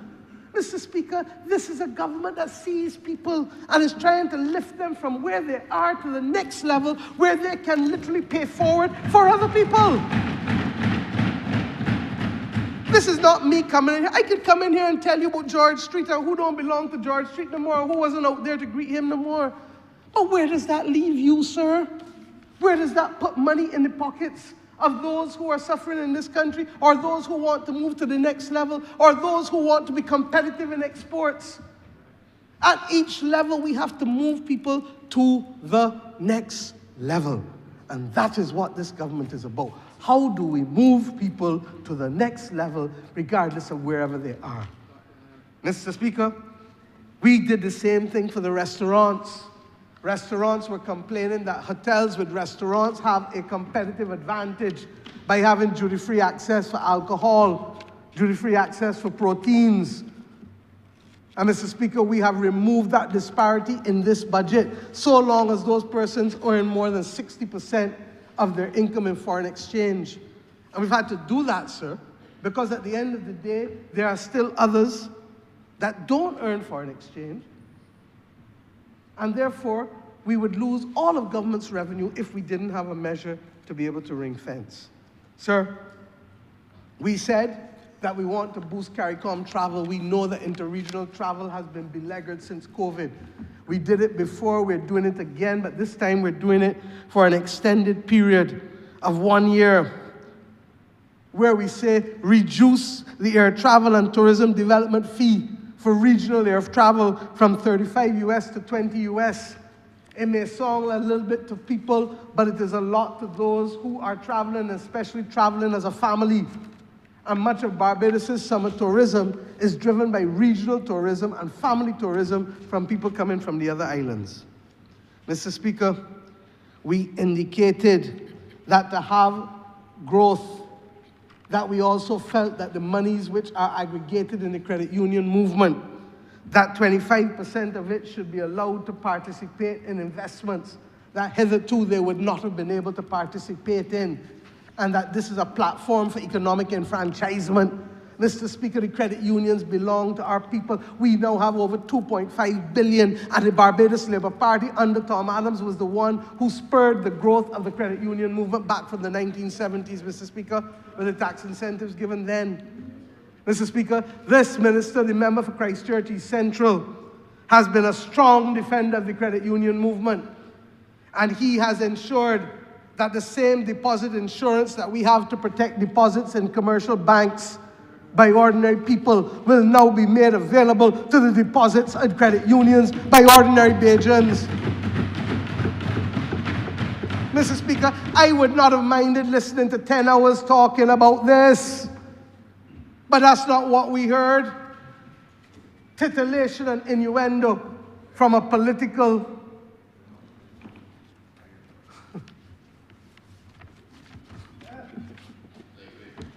lightweight, a political pearly. Mr. Speaker, we authorized in this budget the ability for credit unions in multiple forms to come together to participate so that you can reduce the exposure of the individual credit union. And Mr. Speaker, I hear all this talk, The Barbados Labour Party had a credit union called the Progressive League Credit Union. Been around for a while. You think when it came to us, it had some problems similar to other credit unions across the country? Did we hide? Did we seek to exclude the credit union? It suffered the same fate as the other credit unions that were not meeting the regulatory standards. I wish that that would have been the situation with CLICO. Mr. Speaker, for real. This budget recognizes that the banks in this country have a duty to be able to help us lift some weight in being able to de-risk the mortgages. And bear with me for 2 minutes, sir, because people need to understand why we are adamant. And I thank the member for St. George South for giving the facts as to the less than 800 houses built by the last government in 10 years, and the fact that we are almost at 1,300. But that is not good enough for me, and it is not good enough for most of us on this side. And we have determined that even though we are 50% higher in less time, including a pandemic that took out 2 to 3 years, than theirs in 10 years, that we need to be able to set ourselves some bold targets and to be ambitious. And what do I mean? If we can, in this country, sir, and work with me, build 2,000 houses per year between the private and the public sector, on average of about $200,000, and I'm using a low average because a lot of the houses that are being sold by the private sector are closer to 300 and 350 and 400. But the government is trying to maintain prices down as low as 150,000, and in some instances, possibly even lower if we can. But if you build 2,000 houses at $200,000 a piece per year, Mr. Speaker, that's $4 billion in activity in 1 year. $4 billion in economic activity, which works out to just under 3% of GDP growth.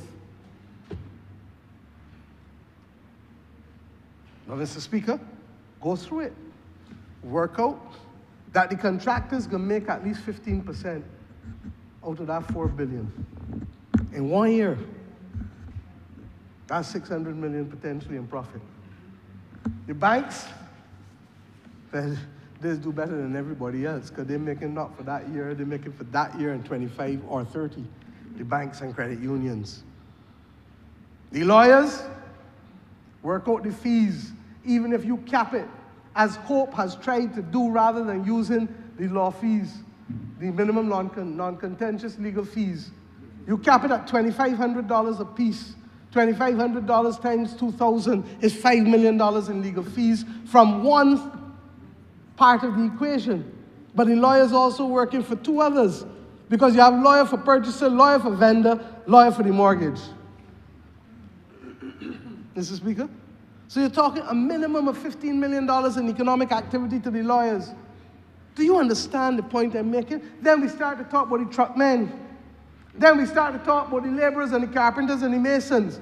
Then we start to talk about the steel benders. Then we start to talk about all of the people who got to furnish the houses. Do you understand that that $4 billion in economic activity starts to mushroom by the time you now got to furnish the house and to do the other things?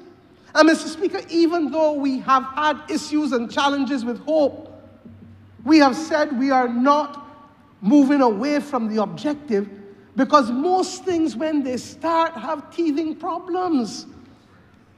And the teething problems must never be an obstacle to progress.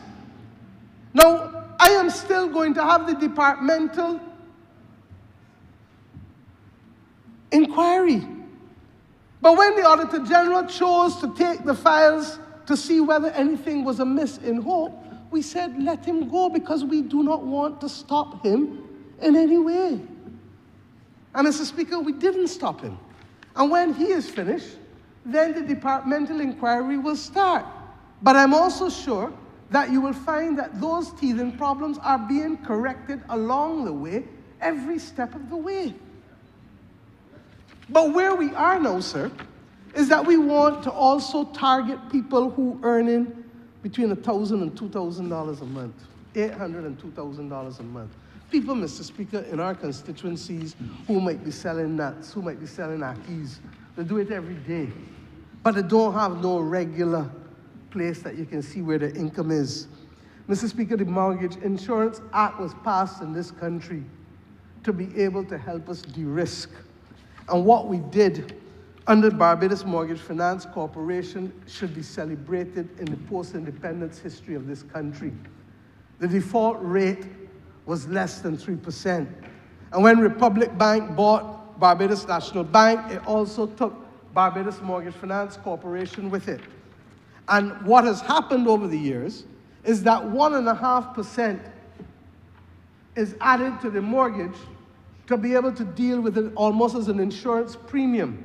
And Mr. Speaker, I want to make this a document of the House because this shows that that approach, which has been used first by Barbados Mortgage Finance and now used by Republic Bank, has yielded and has in the fund almost $26 million, $25.590 million at the end of December 24.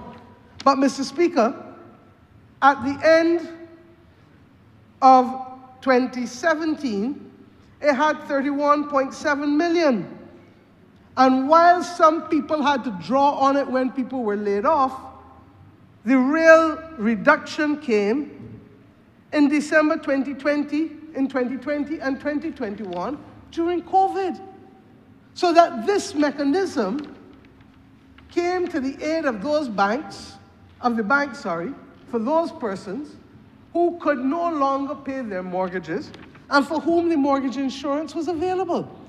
Now, the Minister of Finance, Minister in the Ministry of Finance, Minister, member for Christchurch East Central, has indicated that rather than wait for banks and credit unions to apply, we are now going to designate across the board all banks and all credit unions to be able to use the Mortgage Insurance Act so we can de-risk more people in there. Mr. Speaker, what does this mean? That in so doing, that we can literally take off of government's balance sheet the obligation of building those houses and renting them to people and allowing people to be able to own them. We also know that as in the case of Hope, you're not only getting the $220,000 cash money as Hope is getting at Vespera Gardens, you're getting the assignment of the roof. So that the money that is to be made on the roof for 15 years will allow Hope to be able to recover its investment. But there has been hiccups, as I said. And what is the biggest hiccup? That the FTC has not put us in a position to be able to deal easily with the issue of batteries.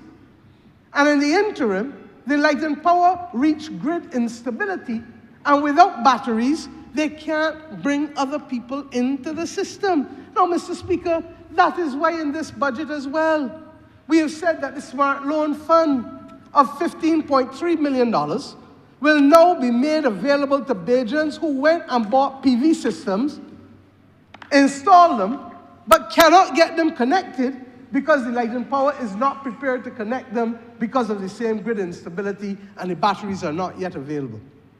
Sir, we expect to get the batteries by the end of this year, early next year. But in the interim, the people have to live. And therefore, we will take them on their loans on board, and we will give them a 1-year moratorium on payments until such time, sir, that they can start to earn money from it. Mr. Speaker, that is the kind of creative ingenuity that we have done here with this budget. The banks, we are asking to be far more proactive. And Mr. Speaker, banks that in this country, that in 2024, with pre-tax profits, have earned $208 million. 2023, $272 million. Retained after-tax profits, 2023, $257 million, 2024, $186 million. Mr. Speaker, they live in Barbados. They've got to start taking a chance on ordinary people in this country, and the Mortgage Insurance Act, in our view, is one of the ways to help de-risk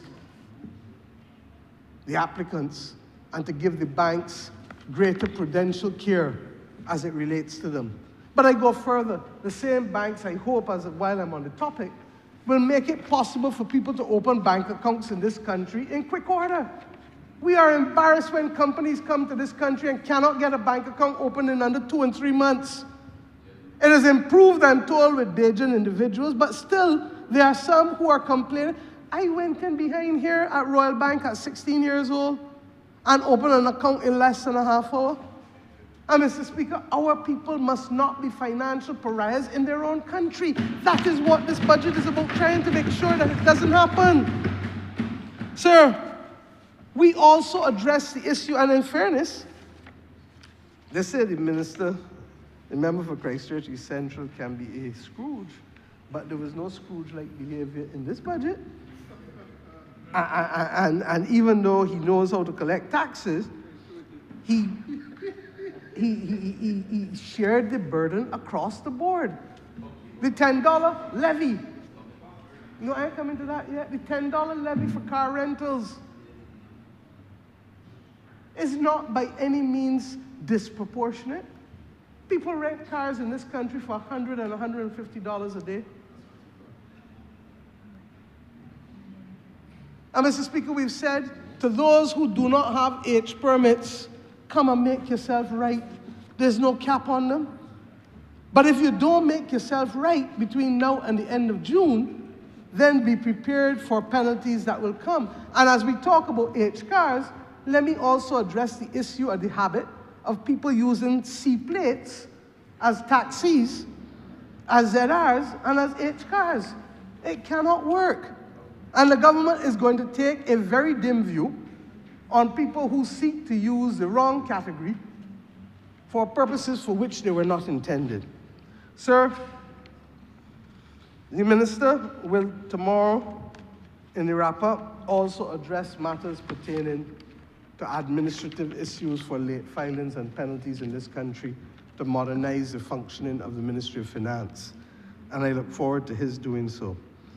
But, Mr. Speaker, we recognize that one of the key issues constraining growth in this country is crime, is chronic NCDs, is lack of productivity. Sir, we are a cricketing nation, and we know that it isn't only the fours and the sixes that make and win the match. The leg buys and the buys and the no balls can cost you the match. And therefore, the actions of each and every Barbadian in terms of making sure that we can minimize the incidence of chronic NCDs in this country is important. We are spending too much money on healthcare in circumstances where people's well-being can be contained by the individual. And we are saying, look, in this cost of living environment, we're not going to tax salty foods at this point in time. We're not going to tax sugary foods any more than we've done. But we're going to have a strong public education program, because I don't like going to funerals and crying for people that are gone. And people will go if they continue on a pathway that does not allow for healthy living. But in the interim, we don't need some of the snacks in the abundance in which we eat it. That everything is good in moderation. I ain't telling you don't eat nuts occasionally. I ain't telling you don't eat Pringles occasionally. But if you eat it once every 2-3 months, it's not the same as eating it every week or every day. And therefore, the excise taxes are intended to be a deterrent, but equally, they're intended to make it a little more expensive, so you don't want to eat it every day. Straight talk. And I believe, sir, that we can achieve that work together.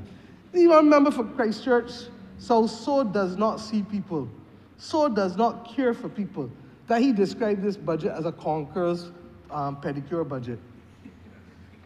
Mr. Speaker, tell me, whose feet we trying to save in here? Feet from the people in the Republic of Tanzania, in Portugal. Mr. Speaker, Barbados is known as one of the amputee capitals because of the high incidence of diabetes. And Mr. Speaker, I make no shame in telling the country that I asked for this project. And you know why I asked for it? Because I'm tired, year after year after year, seeing men and women succumb to the loss of toes, the loss of feet, the loss of legs, suffering from sepsis, all because of uncontrolled diabetes, starting with what they consider normal behavior. They've been walking about barefoot all along. They ain't quite get it that they really need to take care of themselves. Some of them have never been for a pedicure in their life. And we need to get across the message that this is not a luxury, this is a basic need in order to have foot care in this country to protect limbs and lives in Barbados.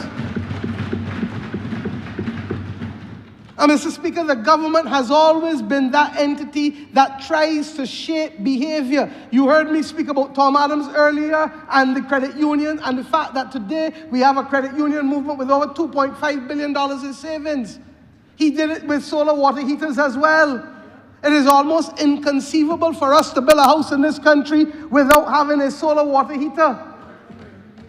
Mr. Speaker, I want the behavior to change. We may not be able to give them a pedicure every month or every 2 months, but if we start with people over 70 and the rest in the household see it, the rest in the household will get an idea of what they should be doing. And the person who like it and may get $100 or $200 from somebody overseas as a birthday gift, will say, I would like to do that little thing again because it felt good and my feet look real good.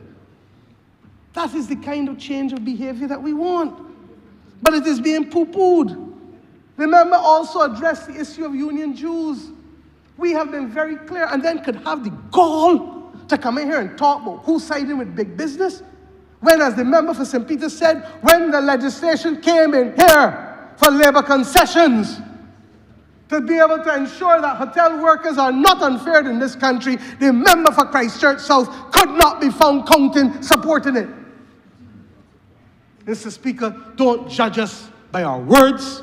10 hours of fluff and no action whatsoever. No, Mr. Speaker. Queen's Park is a little couple hundred yards up the road, not down here. Down here is the Parliament. He wants to be in Queen's Park Theatre. He wants to be acting. He got the wrong location. Mr. Speaker, this budget went ahead and said, look, to the hotel workers, there was a big problem in reaching the agreement on the issue of the meal allowances. The member for St. Michael West Central can tell you. And one of the issues was whether where people do not have the facilities to provide meals, whether when you provide the meal allowance at $20 a day or whatever they settled at, whether you would be able to guarantee that workers would not be put into a higher tax bracket and therefore be disadvantaged. Mr. Speaker, this is a government that sees and feels and hears people. And the hotel workers now can benefit from a non-taxable meal allowance that does not in any way compromise the gains that they have received. Mr. Speaker, I'm not plucking these things from midair, and I don't have to speak for 10 hours to show you how a government is making an appreciable difference in the lives of the people of this country. Sir, you mean when he crossed from Mars to Pluto, you mean he couldn't even see the maternity leave and the paternity leave? Not even from Mars to Pluto? Or from Jupiter to Saturn? No, Mr. Speaker. What madness is this? This country is walking. When we introduced minimum wage legislation in the middle of COVID, people told us, don't do it. It's going to bust. Mr. Speaker, we are now on the verge of having the minimum wage board recommend to the country what the revision should be from the $8.50 per hour. And Mr. Speaker, what the minister has done in the budget, the Honourable Minister has said, whatever they come in at, every year from now on, in between the major reviews of the National Minimum Wage Board, we are going to push you up 2% because you should not be faltering. Last year, inflation in this country was 1.4%. 1.4%. He wants to dispute that, just as he wants to dispute growth. He's now telling us about something called inflationary growth, as if he doesn't know the difference between nominal growth and real growth. But I'm not getting into those discussions with him, sir, because he distorts to confuse. He may well be confused too, but I give him the benefit of the doubt and say he distorts to confuse. I am saying to you, sir, that we have a budget before us that is well thought out. When I came here 2 weeks after this government was elected for the first time in 2018, I told the country that we would have to face $1 billion structural adjustment. And I said then, sir, that I was asking, just as I had told Madame Lagarde on the Thursday after the government came in, 6 days after, when we said we were going to the IMF, that you have to give people a little breakfast and that you have to create solidarity among your people. I asked the people of Barbados as Prime Minister to walk with us and to share the burden, and that the day that came where there was bounty, I gave the commitment that we would share bounty. Sir, at the beginning of this speech, I told you what the increase in corporation taxes is this year. I had hoped, sir, that we would have been in a position to make structural adjustments to the taxes. We are not in such a position to do so because, Mr. Speaker, you have seen, just as I have, over the course of the last few weeks, what has happened with the stock market and what has happened, Mr. Speaker, with people's sense of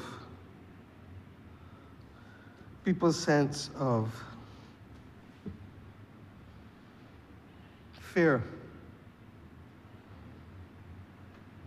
We've had almost a 9% increase in the stock market.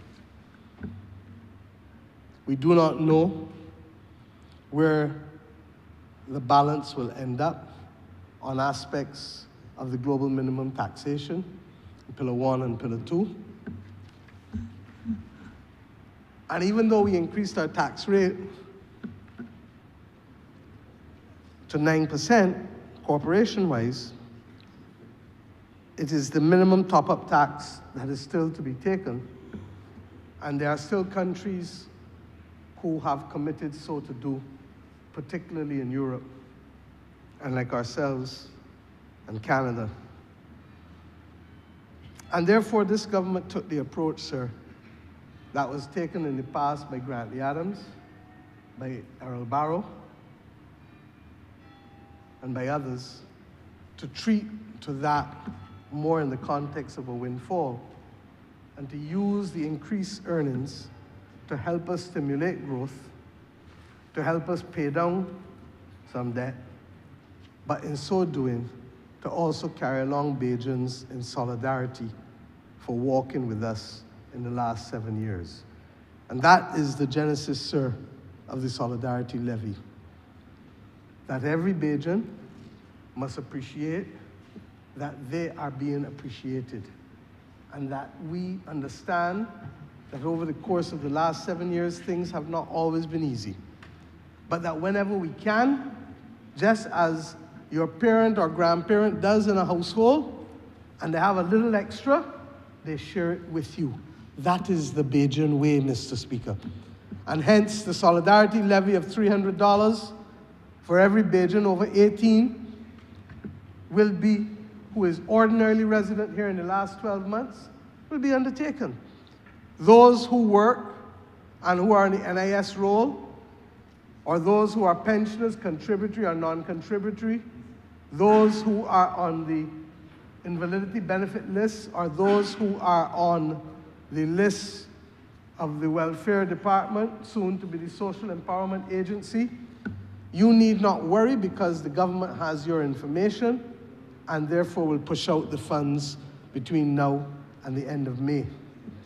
Those, however, who are not working or who are not on welfare will have to present themselves with their ID, with their proof of address, and the government will very shortly identify the locations across the island where you will come and give your information, and where the information then will be validated, and then thereafter you will get the funds either through direct deposit or, if necessary, through check.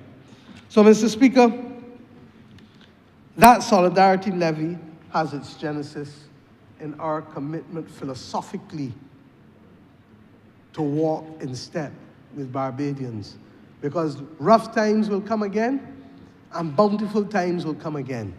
But we succeed when we move collectively as a people, rather than outside with 1-1 here and 1-1 there and 1-1 there. And therefore, Mr. Speaker, we keep faith with the people of Barbados with this Solidarity Levy. The last initiative was in the budget related to how do we make ourselves look better for our 60th birthday, 60th anniversary. Because from the 1st of December this year, well, my birthday is, I'm 60 this year, but the country is formally 60 next year. But like with everything else, the anniversary starts on the day after the 59th anniversary finishes. And therefore, from the 1st of December, the country will embark on its 60th birthday celebrations. And we believe that in preparation for that, that we would like the place to look a certain way, and that we would want people to be able to paint their houses and to have the gardens look in a certain way. We will have a competition that will be parish-based, but equally will be national-based among the best in the parishes. And that we will also have the best community and not just the best individual house. But what are we doing when we're doing all of this, sir? we're making sure that people who can paint, and people who can do a little work helping in landscaping, and people who can change a few boards, because you can't only change paint on boards that can't take the paint, that they are getting a little money coming to them too, in the same way. A little trala, as Dame Billy would say. And Mr. Speaker, therefore, when we speak about inclusive growth, the budget is dotted with things from the podiatry project, to the painting project, to the no VAT, or duties on the commercial kitchen equipment. And Mr. Speaker, we didn't stop there. The minister laid out for you all the things we did to reduce cost of living in this country. And then he went on to tell you about all the other things. Because, Mr. Speaker, on top of what we left there, tell me what else you're getting. Stew beef. The VAT getting take off of that. Remember England, remember for Christchurch, South England talk about that because he don't care whether families really can afford to buy food or not. Minced meat, minced pork, minced turkey, Vienna sausages, Horlicks. I don't like Horlicks. If people ask about Milo, but I didn't buy Milo on the list already. So Horlicks is only an addition. Sega, lentil peas, split peas, pigeon peas, and black-eyed peas on the list already. So that, Mr. Speaker, we expanded the list of items to make it easier for every Bajan household, accessing protein from stew beef to the minced meat, to the minced pork, to the minced turkey, to the lentil peas. And for those who talk about fresh fruit, Mr. Speaker, we said take off the duties off of the Ortaniques and the, not just the oranges that were there before, the Ortaniques and the mandarins, the plums, the grapes already have it off, the grapefruit already has it off. Mr. Speaker, the pineapples and the pears, not the Bajan pears, but the pears that you get from overseas, what they call it, the Bosch pears or whatever they call it. Mr. Speaker, this is a government that is meeting people where they are, not where they want to be put into a box by a leader of the opposition. These are real facts. This is not innuendo. These are things that are subject to become law under the provisional collection of taxes, and we're not so after. And Mr. Speaker, I haven't even talked about the Barbados Ocean and Coastal Authority and the fact at which we are reducing our beaches through erosion. And that if we don't stop it, that is what pays our bills, Mr. Speaker. Don't let's get tied up. We learned it in COVID when we had no tourists come. It didn't only affect hotels and hotel workers, it affected the farmers. Member for St. Philip South would tell you that. It affected the people who drive the trucks. The member for St. James South would tell you that, who deliver all the produce to all the small shops all across the country. Everybody was affected. And Mr. Speaker, not a word on those initiatives from the member for Christchurch South. Mr. Speaker, his interest relies only on political parallelisms and scandal, innuendo, no context. And we are going to cut the contrast. Mr. Speaker, he wants to talk to you about me traveling over the globe. Mr. Speaker, I don't travel for holiday. I travel in the name of the people of this country to be able to secure benefits. And Mr. Speaker, I challenge anyone to dispute our record. But for the avoidance of doubt, sir, I have asked my office to prepare my travel for every single year. From 2018, when I first went to St. Lucia for the OECS, and CARICOM heads immediately thereafter, right down through to 2019, 2020, 2021, 2022, 2023, 2024, and yes, Mr. Speaker, 2025. 2025 alone is a perfect example. All the talk. Middle of March, I went out for 2 days. In fact, it was 1 day, one night. So that the cabinet paper may reflect 2 days, but I went for 1 night to Suriname as chairman of CARICOM to give a speech.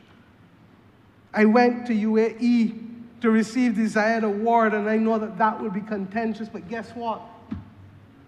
Not a cent at the cost of the government of Barbados, either for airfare or hotels. And Mr. Speaker, I could have refused it, I suppose.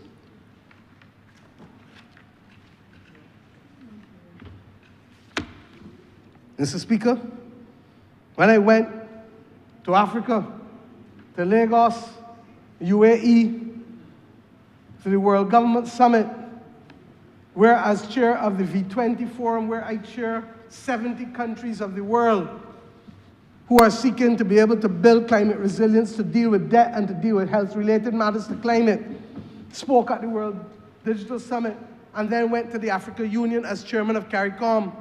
And Mr. Speaker, because of the fact that I also spoke on behalf of an entity with whom we had been working for the last 3 years in Barbados because of people who had died in a plane crash, we did not pay for that early part of it, and that entire trip cost $18,229.60. For the entire year, my travel has come to $19,660.95. It's March only, you may say. But let's go. You go on each of them. I have done the total, and in 7 years, the total amount comes to just about $1.457 million across 93 trips, with an average of $15,000 per trip, Mr. Speaker. I don't travel first class. I go at the last possible minute and return at the earliest possible minute. I do not stay in luxury suites, as was the wont of many a minister before this government came into office. And Mr. Speaker, everything is here. Attendance, look at all of them. If it isn't CARICOM meetings, it is the UN meetings. If it isn't the UN meetings, it is the COP meetings. If it isn't COP, it is individual meetings that require us security. On occasion, I have done 1 or 2 speeches. And Mr. Speaker, if I were only spending money, I wouldn't mind. You might curse me. That 1.45 million, you know what I asked the PS to prepare for me too, sir? What are the benefits in terms of grants that this government has gotten as a result of that travel? Mr. Speaker, would you believe that this government, and I'm going to be fair, because when the ministry prepared this, they included one figure that came at the beginning of 2018, and I don't have nothing to hide. So I told the minister, take that $27 million out. 27.6 million and 83,000. Take it out. So subtract that from $146,887,000 in grant money. Not loans. Mr. Speaker, you know what grant money is? It's free. When you walk out of Parliament, Mr. Speaker, fella there, give me $20 there. That is free money. And Mr. Speaker, what is the grant money for? Mr. Speaker, we got this government, and it is fortuitous. And I want to thank them on behalf of the people of Barbados, because as we meet in Parliament tonight, the Sustainable Energy for All Conference from the United Nations, with over 1,300 registered participants, was opened in this country today and will continue tomorrow. Mr. Speaker, among the people who have visited, and I want to salute our brother, the President of Sierra Leone, who is here as well, the Deputy Prime Minister of Tanzania, the Minister of Finance of Nigeria, the former Vice President of Nigeria, the former Second Lady of Ghana, but among them were also heads of entities. And fortuitously, the head of the Green Climate Fund is in the country for the first time as we have this debate in this Parliament today. Mr. Speaker, for those who don't know, the Green Climate Fund is in the area that I have been given the opportunity to be an advocate for globally, which is on climate. And that is where we've gotten the majority of grants. And that is where we go to the COP. And that is where, when we carry the delegations that he's talking about, between the Inter-American Development Bank and other entities help to pay for those delegations. Why? Because they want to hear the voice of Barbados, because the voice of Barbados has been strong, has been credible, and has pushed the envelope. Mr. Speaker, people talk now, globally, about natural disaster clauses. Mr. Speaker, if I didn't have natural disaster clauses that could unlock $2.5 billion over a 2-year period in the event of an emergency, we would not be talking about 0.25% in a regenerative and resilience fund. We would have to be putting in 2 to 3%. But Mr. Speaker, we have that. And the first thing we got, the print small, boy. 60 coming on and true. In 2022, because of the work that we put in from day one in 2018 and 19, and it continued to do even during the pandemic, this country was awarded $39.4 million US. That is 79.8. No,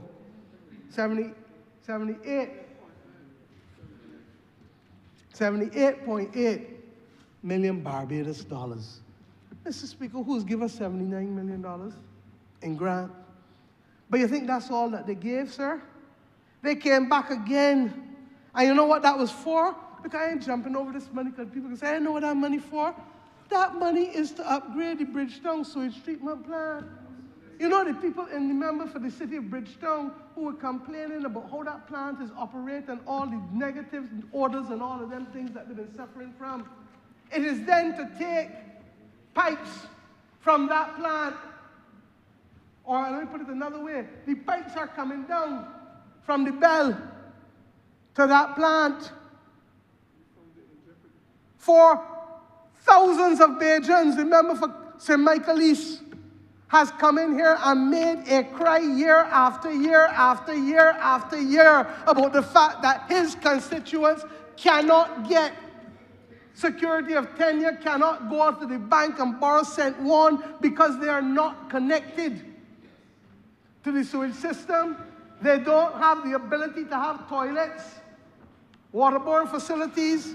Nobody is going to give them planning permission. Mr. Speaker, I talk about the member for St. Michaelis, but it also includes, Mr. Speaker, the residents of Bellevue, represented by you, Mr. Speaker. That grant money helps us there. Mr. Speaker, the debt for climate swap that he still cannot get his head around. Another 80 million Barbados dollars coming in grant funds, helping his constituency in Christchurch. So, but the truth, he does not have a constituency anymore. Why are we fooling ourselves? Remember, for St. Michael South Central reminded him that at least she knows where she's running. He didn't know where he's running, and she was absolutely correct. Because I never know how a leader can go to an executive council meeting and approve 15 candidates and cannot get himself approved. Because the people tell him, don't put your eyes on St. John. That's where he won't run, because he believes that simply by saying, I am the leader of the Democratic Labour Party, that greatness shall be conferred upon me in St. John. Well, remember, for St. John and the rest of St. John got news for him, including the people who work for him in the opposition office. No, Mr. Speaker. Let's go on. Do you understand what $146,887,863.49 is? Mr. Speaker, this is an old political playbook. It is true that he is almost 70, but he can at least pretend to live in a modern world. And the bottom line is, sir, that this notion of nickel and diamond Bajans and making people feel that because you call 70,000 US, yes, it is a lot of money to people who are at the bottom, and we know that. That is why this government is working so hard to be able to help people lift themselves out of poverty and lift themselves from lower middle income status and lift themselves from middle income status. But don't believe that you can do the country's work. This is not a rum shop. This is not a community shop. This is not a community center. This is not even a law office. But he believes it's okay for a law office to charge $141,000 for one case, but a country can't buy the services that it needs globally to keep it alive and stable and up. Mr. Speaker, this government will govern. And we will govern in the interests of the people. Our record, both good and bad, will stand to be judged by the people of Barbados. We've never, never, never veered from that. And that is why I've said that the words in Corinthians will continue to be embraced by us. Because, Mr. Speaker, I have not come to public life to do anything other than to represent people and to allow people in this country to be the best that they can be. And, Mr. Speaker, when we go and travel and we make the cases, nobody used the natural disaster clauses until we, at scale. Before us was Seychelles and Grenada. But Barbados became the largest issuer of natural disaster clauses. We took up the battle of telling the world in the Bridgetown Initiative, do it.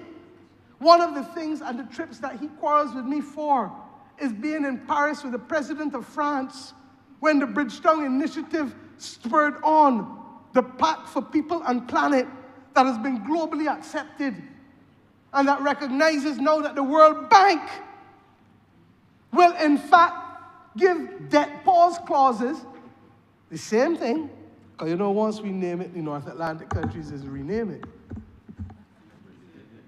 Debt pause clause is a natural disaster clause. And the countries across the world from the Pacific, from Vanuatu and Samoa, to the countries in the Caribbean, to the countries in the Indian Ocean, to countries in Africa, to countries in Central and Latin America, because of the advocacy of the Bridgetown Initiative. When we went to argue for ourselves, clearly we were arguing for others in the developing world. And we have brought them along with us. And whereas 2 years ago a hurricane hit them, or a cyclone hit them, and they can do nothing and got to still pay. Let me tell you about Dominica. We all remember Hurricane Maria. Dominica, in the midst of early recovery from that hurricane, sir, had to be looking to pay debt back to the World Bank when it could not even find money to give people to feed themselves in Roseau and all across Dominica. Mr. Speaker, that is what this travel has done. Mr. Speaker, I don't do it in my name. Anybody who knows me knows I don't even like you to introduce me with a CV and a resume. I tell you, call my name and let me jump on the stairs. That is me. But the reality is, Mr. Barrow said in the 1970s, early 70s, when he was assailed with the same allegations about travel, you cannot stand in Bay Street and earn money for the country. You cannot stand in Bay Street and earn money for the country. The same gentleman who leads the party may do well to remember that. But he should also go in Hansard, and I ask the Clerk of Parliament to carry for him the next time he condescends to come in here after this speech, after this debate, and carry for him the Hansard record where Mr. Barrow said that anybody who does not believe in debt financing, deficit financing, is anti-developmental because people that look like us didn't start with capital. He didn't say that, but he added that last part. There are very few people in this country who can build a house out of cash. We have to go to the bank and borrow. We have to incur debt. But we spread the debt over 20, 30 years so that when we finish, we can afford to pay it back. Mr. Speaker, I do not intend to hold this house any longer. But I have tried to come here to cut the contrast.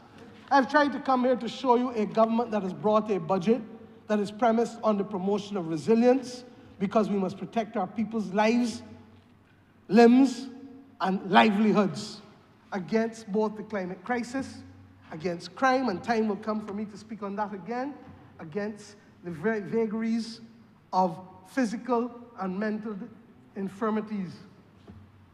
We have come here, sir, to promote growth across different sectors, not just in large hotels, because we already have 6 hotels building with thousands of jobs. But we have also come to protect hotel workers, and we've come to protect those who need to be able to be part of a credible hospitality industry by making commercial industrial kitchen equipment affordable to them. We've come here to level the playing field with restaurants. We've come here to make our agricultural sector more climate resilient. We've come here, sir, to bring our credit union movement into the realities of a modern Barbados by ensuring that they have access to deposit insurance, and by ensuring that they can pool together and that they can now invest in areas of activity that they were not able to do it before. We've come here to ease the cost of living by increasing the basket of goods without VAT and without import duties. We've come here, sir, to be able to ensure that we can bring new rules for maternity so that this nonsense that people can't draw maternity if they live alone benefits. And we've now added to it by being gender sensitive. Yes, Mr. Speaker, it has taken a woman to lead a government to give men paternity in this country. That is how it should be.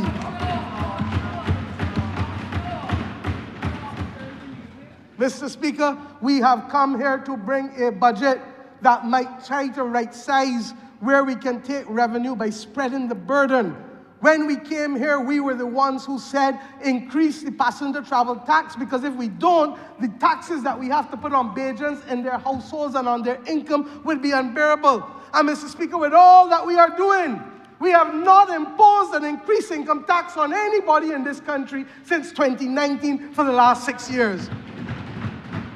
Mr. Speaker, this is a record that any government, any part of the world would envy to have. Is it perfect? No, it is not. And we never pretend to be perfect. And Mr. Speaker, I can come in here and I can talk about how we try to correct corruption. I can tell you about ministries where people, Mr. Speaker, were paying out monies without checking that the work is being done. I have the records too, sir. But I have not come in here to treat Parliament as a political cesspool. And if there are credible cases to be made for corruption, even when people rush and retire from the public service before they get found, not me, I don't lock up nobody, that is a matter for elsewhere. But we have all of that here. I haven't come here to tell you about the consultants in the last government who were drawing hundreds of thousands of dollars, sir. Because I understand, sir, that you cannot run a government just so it is not a corner shop. And Mr. Speaker, I'm not going to disrespect the people of Barbados by acting in a way that prevents us from delivering from them. And the problem in the last administration, I'm going to be blunt now, the last Prime Minister has to take responsibility. Because even when the last Minister of Finance wanted to be able to restructure the state-owned enterprises, as he announced at the speech at the Chamber of Commerce in 2010, it was the last Prime Minister that put brakes on him and said he believed in a previous philosophy. He lives in the 1950s, 60s, and 70s, and they have not come in anywhere close to the 21st century.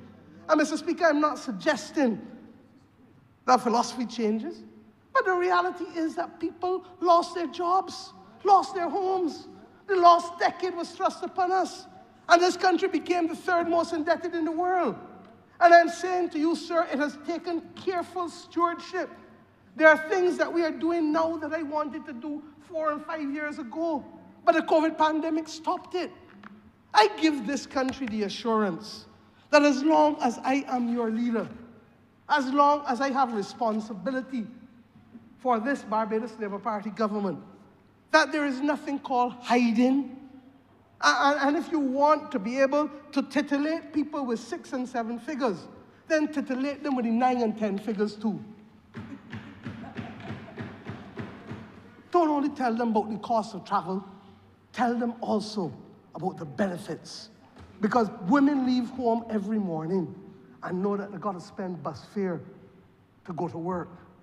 And they're spending the bus fare before they draw the salary.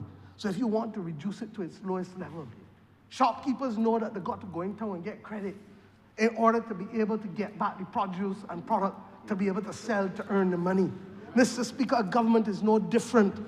We don't engage, and if we only concentrated on this 166 square miles, sir, we would not earn to be able to relieve ourselves of the burden of the recession that we inherited from the last government.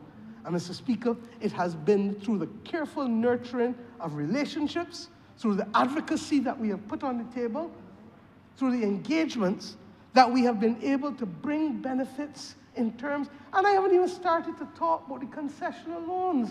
I only talk about the grants, because I don't want to spend 2 and 5 and 10 hours in here to tell you things that Bajans already feel naturally. Every Bajan knows that things are better in 2025 than they were in 2018 when we came to government under the last administration. And I end on this point. He says that I'm a demon. He says that I'm a dictator. Well, Mr. Speaker, I am now going to go in the Guinness Book of World Records because I have never known a dictator to allow marches up and down Broad Street every 2 weeks. I have never known a dictator to allow speeches and all kinds of protests on everything. I have never known, Mr. Speaker, a dictator to allow a leader of the opposition 10 hours on national television. And Mr. Speaker, in so doing, we changed the rules of this parliament. Because for as long as my memory can carry me back, the leader of the opposition was only ever entitled to broadcast time equal to that of the minister presenting the budget. Mr. Speaker, we said, let him talk. Let him talk. Because the more people understand what is the contrast between what is offered here on record and what is offered there in theatrics, the more people will appreciate that they must not repeat the mistakes in their recent past. They went for change for the sake of change, and they ended up with a lost decade. Sir, we're not yet in an election. As much as he's calling it, he don't even have a seat to go on canvas. I have chosen to spend my time here not prosecuting the people who work in his office, who should be prosecuted for selling or trying to sell a house for $8,000 when the house was valued at $60,000 with a for sale price of $50,000. I haven't come in here for those things, sir. I ain't calling nobody's name. But I've come in here to remind this country that if ever there was a time that has been perilous since independence, and if ever there has been a time that has been perilous since World War II, it is the world in which we live today, sir. It is the world in which we live. This matter with the Cubans and the nurses should tell us everything that we need to know. Barbados does not currently have Cuban medical staff or Cuban nurses, but I will be the first to go to the line and to tell you that we could not get through the pandemic without the Cuban nurses and the Cuban doctors. I will also be the first to tell you that we paid them the same thing that we pay Bajans, and that the notion, as was peddled not just by this government in the US, but the previous government, that we were involved in human trafficking by engaging with the Cuban nurses was fully repudiated and rejected by us. Now, I don't believe that we have to shout across the seas, but I am prepared, like others in this region, that if we cannot reach a sensible agreement on this matter, then if the cost of it is the loss of my visa to the US, then so be it. But what matters to us is principles. And I have said over and over that principles only mean something when it is inconvenient to stand by it. Now, we don't have to shout, but we can be resolute. And I therefore look forward to standing with my CARICOM brothers. I wish I could say brothers and sisters, but brothers, to be able to ensure that we explain that what the Cubans have been able to do for us, far from approximating itself to human trafficking, has been to save lives and limbs and sight for many a Caribbean person. So, Mr. Speaker, I hope the contrast has been clear for all to see. We will continue in the service of the Barbadian people where there are things to answer, and I learned this as a young Minister of Education and a young Attorney General, that you cannot know what every single person in your ministry is doing. But where things are brought to our attention, we will act. Where there are things that he says that make sense as leader of the opposition, we will equally act. And I wasn't planning to do this, but I feel I have to do it, if only because that this nonsense and charades and parade of foolishness must stop. This government invited the leader of the opposition to serve on the Advisory Council of Citizen Security. He told us, and Cabinet Secretary, that he would be there on the Friday. The Attorney General would recall, the member for the city would recall, at the meeting that we had at the Lara Court. Only then, and he told me that he just wanted to have a conversation with his members of his party, but yes, he would serve. Mr. Speaker, he repudiated that agreement. No problem. These things happen. I know what it is to lead a party, but people have different leadership styles. Many of you saw me go behind the Speaker's chair 3 weeks ago. And I said to the member for Christchurch South that I really would like the opportunity for the members of the Ministry of Education to present to him what we propose to carry to Cabinet and what we propose to carry to the country. Because the only remaining issue, as the Minister said in his budget speech, is really the mechanism for transfer from primary to secondary. And because, and he could remember good, I said it last night, that from September 2026, that we would be seeking to have new arrangements put in place. Mr. Speaker, we arranged that he would bring a delegation, he said 4 or 5 people, and to have lunch in a private dining room in Parliament and to have the presentation made.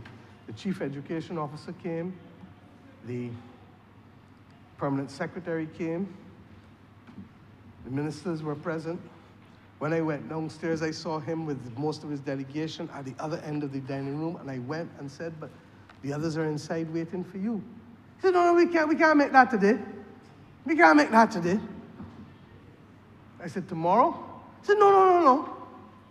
Former Minister of Foreign Affairs was standing up over him. I don't know if he was waiting for guidance from her.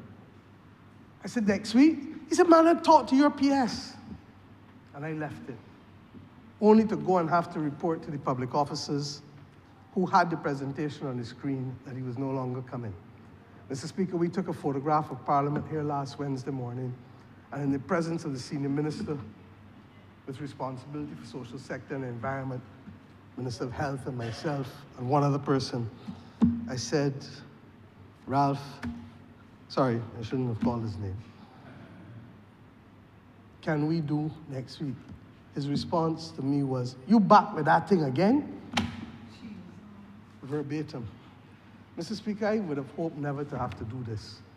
But this charade must stop in this country. And I told him then, and I say it to the country publicly, there are 2 things that I believe should not divide political parties in this country because of their long-term nature: education reform and crime. Sir, none of us knows for whom the bell will toll. I, in spite of all of that, make this government available to a team from the Democratic Labour Party, even though my members feel that I am being stupid in reaching out and having an olive branch each time. And you know why? I spent 7 years in the Ministry of Education, and I spent 5 years as Attorney General with responsibility for fighting crime in this country. And I know, I don't think, I know it requires a whole-of-government approach in each instance. And if we are to truly carry this country to the next level, then this nonsense about trying to treat everything in a partisan manner. I said, abuse me on everything. Abuse me about the travel. Abuse me about housing. Abuse me about whatever you want. Use me about the budget. Yeah, I'll deal with my hand, talk about it. Use me about anything. But on these two matters, for the sake of the children and the young people of this country, for the sake of the elderly people of this country who may feel unsafe in communities, let us sit down and have a national pact. And I want to say to the media, you have sought, correctly so, to play a correcting role against this government because you say that the people gave us 30 seats each time. And we have made ourselves, as Prime Minister, I reduced the powers of Prime Minister, never done before. I no longer can choose a head of state. I no longer can choose Supreme Court or Court of Appeal judges. And only recently, we have agreed to bring in here that instead of me being able to designate and have cabinet agree to the renaming of places and buildings and parks and locations, I said no. Send it to the National Honors Committee, on which the opposition has membership. And Mr. Speaker, a bill will come in here now soon to confer national honors automatically on the Chief Justice, on the Chief of Staff, on the Commissioner of Police. And I have forbid my cabinet from putting the Prime Minister in there because I don't want to be in there. But the country must do the right thing by the other posts in this country. And I say these things, sir, because I sense with the gray hair that I have and the age 60 creeping in on me quickly, that there are certain things that are worth standing for. I used to sit at the end of this front bench next to the then member for Christchurch South. The then member for Christchurch South. He was conferred with the honor and dignity of being able to sit on the front bench by the Prime Minister and Parliament, even though he was not in cabinet. And he said to me, and I've said this over and over, he said, young girl, a time is going to come when you're going to have to legislate everything in this country because the conventions that people hold by will no longer hold. We saw an example of it with the 10-hour speech in here today because it was an abuse of privilege. And the last time it happened, in the early 70s, and I've asked the clerk to research it, my father has told me about it many a time because he was a member of this chamber between 1969 and 1976. And the estimates in those days would go on and on and on and on. And it went on so long. And the only thing that stopped it after 2, 3 o'clock a Friday night into Saturday morning was cricket at Kensington Oval. And Mr. Barra took the opportunity then to change the rules and impose what we then came to know for over 40 years with the guillotine coming down on the heads. So there's no open-ended debate because everybody recognizes that time is money. What Mr. Barra didn't do was to change and put a time limit on second reading speeches. But the clerk has advised us that almost most modern parliaments have time limits. Now, we never had to be forced into that position because even when men give, and even me on occasion give 4 or 5 hour speeches, that it was never to the point where it went on and on and on. But this parliament, Mr. Speaker, and you are to be commended for it, you did not even remind him of his persistent breaches of the rule with repetition. And there were certain things I heard at least 8 and 9 times in the 10 hours. And Mr. Speaker, I don't say this because I am closer to the end of my public career than I am to the beginning. And I say so for the benefit of those who must come. When you go before the United States Supreme Court, you have 30 minutes to make your case on matters that affect life. In the International Court of Justice, the Honourable Member for St. James Central just came back. You have 15 minutes. Mr. Speaker, this is a serious country. This is a serious parliament, the 3rd oldest in the Commonwealth. I pray that if nothing else comes out of this debate, that it will be a commitment to elevate the seriousness with which we treat to this annual exercise of estimates of expenditure and budgetary and economic proposals. I believe that we've tried to keep our course on this matter. And I trust and pray that the members of the country will understand when we go in now to a fourth day, because I do not believe that it is fair on the workers of Parliament, on the police, on the people who service Parliament, to ask them to remain, and certainly to those who have been doing yeoman service with signing, to be able to ensure that all of our people understand and appreciate. And I've therefore asked, we will go probably for another 45 minutes to an hour, and we will shut off tonight. And we have taken the decision to postpone Cabinet tomorrow to facilitate the conclusion of this debate, because the people must be allowed to hear their representatives in this annual appropriations bill, which is the centerpiece of the financial year in our Parliament. And if Cabinet has not to be able to meet tomorrow to facilitate this debate because of the 10-hour speech, so be it. We understand the games and the theatrics, and we understand that the only place he was interested in going when he left here was to walk about town, because he is more interested in the likes than the love for it. Well, Mr. Speaker, this government is in it for the love of it and not simply the likes.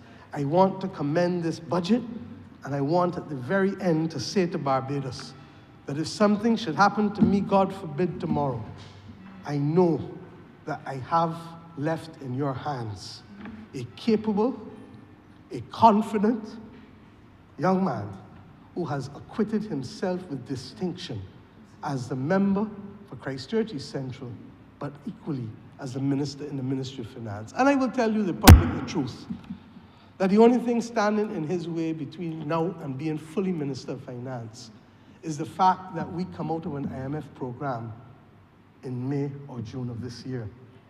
And we're going to have to go to the market for the first time since this government has come to office. And while I do not claim any major things, I do know that I have a bit of credibility internationally. And I do believe that I need to leverage that credibility for the benefit of this country in terms of our re-entry into the market. Once I am satisfied that I have done so, I will have the greatest pleasure in removing from myself the portfolio of Ministry of Finance.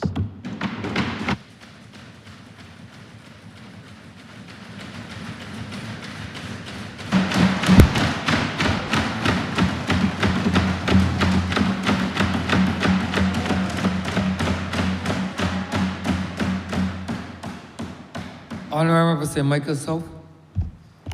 Thank you very much, Mr. Speaker. I had in my notes to begin by saying how proud I am of the Minister in the Ministry of Finance, and I am. But I think we are all very equally proud of our Prime Minister, who delivered and always delivers excellent performances and speeches, but that, I must confess, is one of the best ones I have heard delivered by the Honourable Prime Minister, timely, to the point, and I believe shares a lot of points in relation to what it is that we brought forward in this budget and why we brought them forward. Mr. Speaker, sir, I don't intend to be long. As everyone realizes, the hour really is late. But I will begin by asking the good Lord to guide my words, let the words of my mouth and the meditation of my heart be acceptable in thy sight, O Lord, my strength and my Redeemer. And, Mr. Speaker, I do so because I've asked my friends and my family, having listened to the Honourable Leader of the Opposition, what should I really say?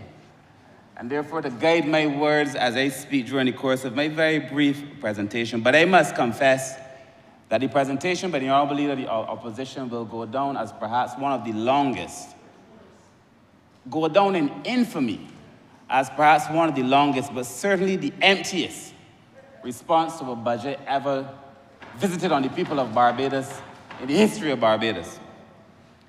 Mr. Speaker, sir, I want to begin because the thesis that was presented by the Leader of the Opposition would give Barbadians a reason to think that this government is up to something underhand.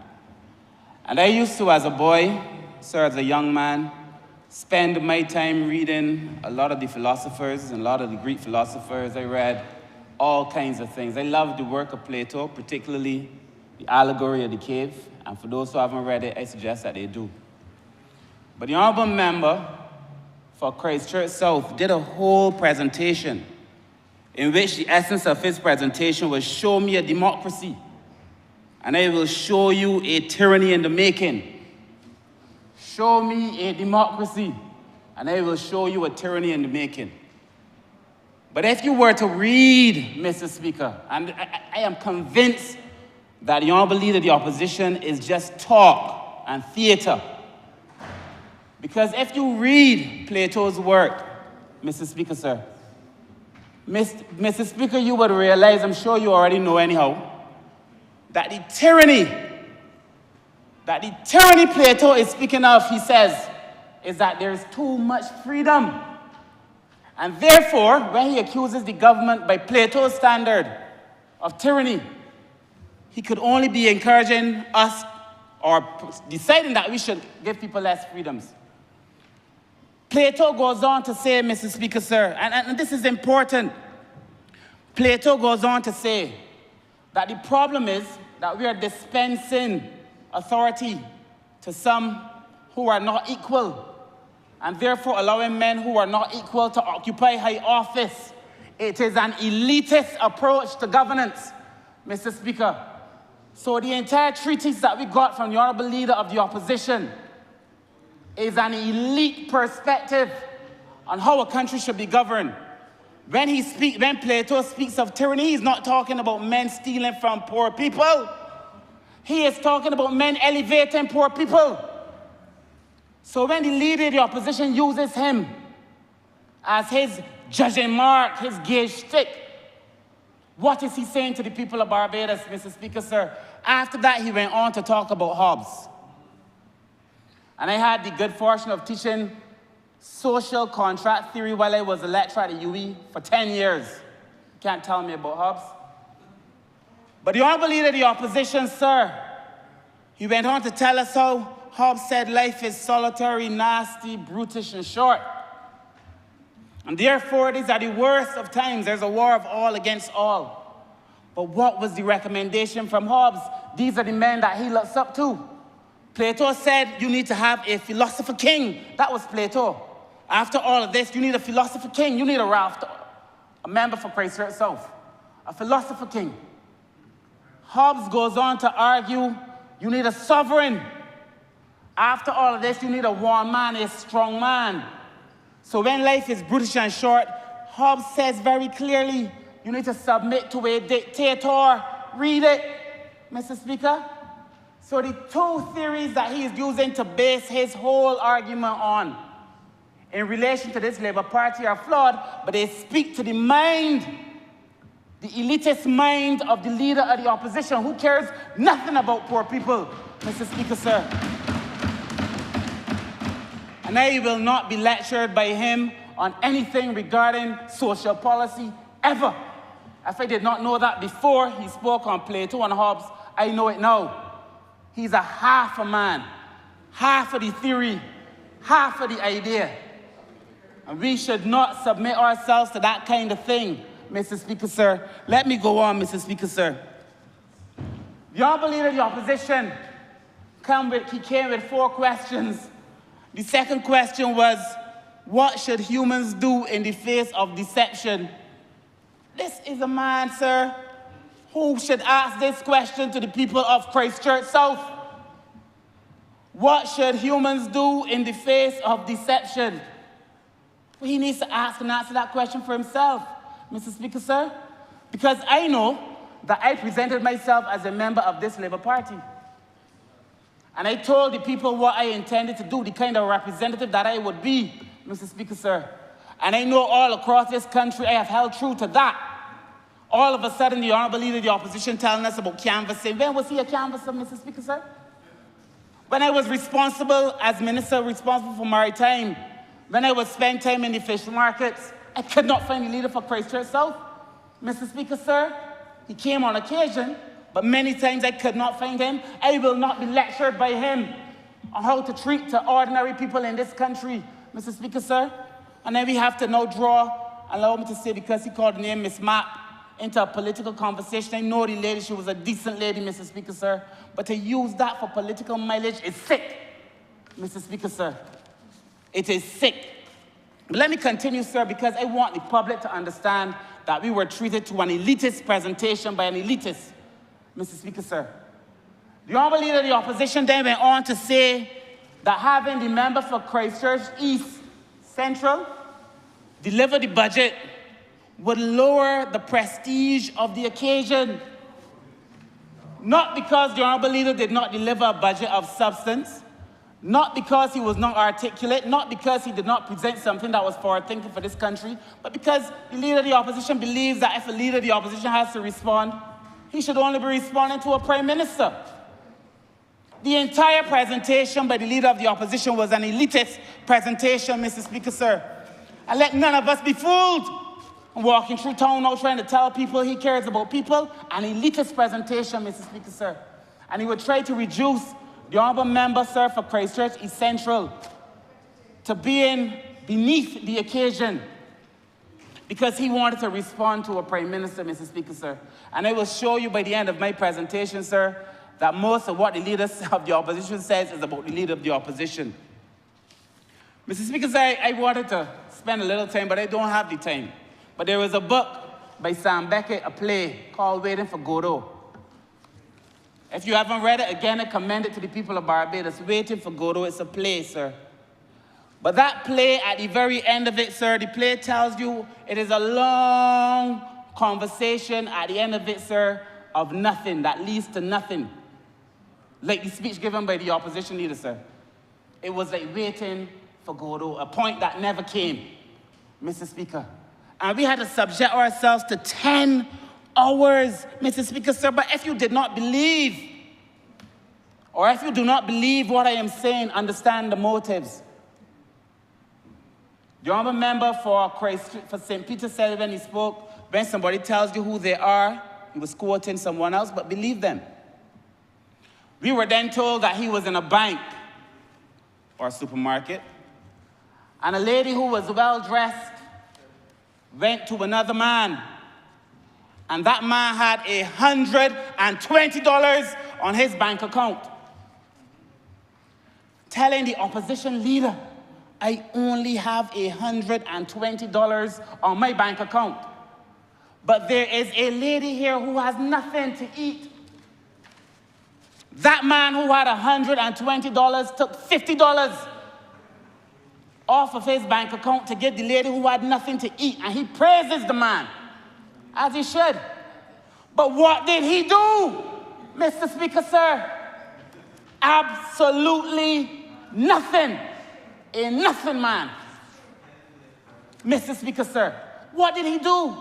And if you read, Mr. Speaker, sir, Alex Haley's Malcolm X, sir, there's a whole scene where Malcolm X, the story is told to the Honourable Elijah Muhammad of a man who said, I had my last, and this man came to me, he had $10 left, and he gave me his full $10. And the Honourable Elijah Muhammad asked him, did you take it all? He said, yes. He said, well, that man was a better friend to you than you were to that man. And that man was a better person to that lady than you were to that lady, to the people of Christchurch South, to the people in this Labour Party who supported you, and the people in town that you went in there to deceive today, Mr. Speaker, sir. The Honourable Member for Christchurch South. And the reality is, sir, I will not then be lectured in here about what I have to do as a minister for people who need things by the Leader of the Opposition who determined that he should praise a man who had $70 left to help a well-dressed lady when he gave nothing, Mr. Speaker, sir? Well, if that does not tell you the nature of the man, Mr. Speaker, sir, the Honourable Leader, nothing will, Mr. Speaker. And I will not be lectured by him, Mr. Speaker, sir, but it gets worse. And I haven't yet gotten to the budget, but I feel as if I have to explain what we heard today and what was said, what was unsaid. Mr. Speaker, sir. The Honourable Leader of the Opposition then in his next breath, because it was just getting worse and worse, it's like with every minute he was digging himself deeper and deeper. The Honourable Leader of the Opposition said about your children and my children and the children of this great nation, he said that the minds and souls. Their minds and their souls are separated from good values. Listen to it. He is talking about the children in the Bayland and in Britons Hill, Mr. Speaker, sir. The children in St. Michael East, all over the Pine, Wildy, Mr. Speaker, sir. Their minds and their soul, he's God. Their souls, their minds and their souls are separated from good values. Listen to it, Mr. Speaker, sir. And then, you know, what bothers him is that if anybody says anything, he gets very annoyed, Mr. Speaker, sir. So I let him talk.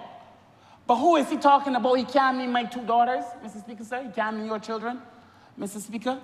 And I believe, sir, that we have seen enough of people to know that even those in Barbados who are given trouble sometimes can be saved. I stand here, Mr. Speaker, sir, because a head teacher at the St. Michael School permit me to say, Wendy Griffith Watson believed in me when many people did not, sir.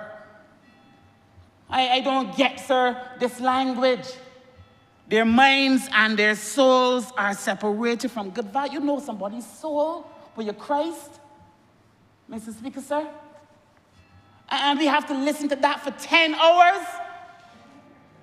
For 10 hours, Mr. Speaker, sir?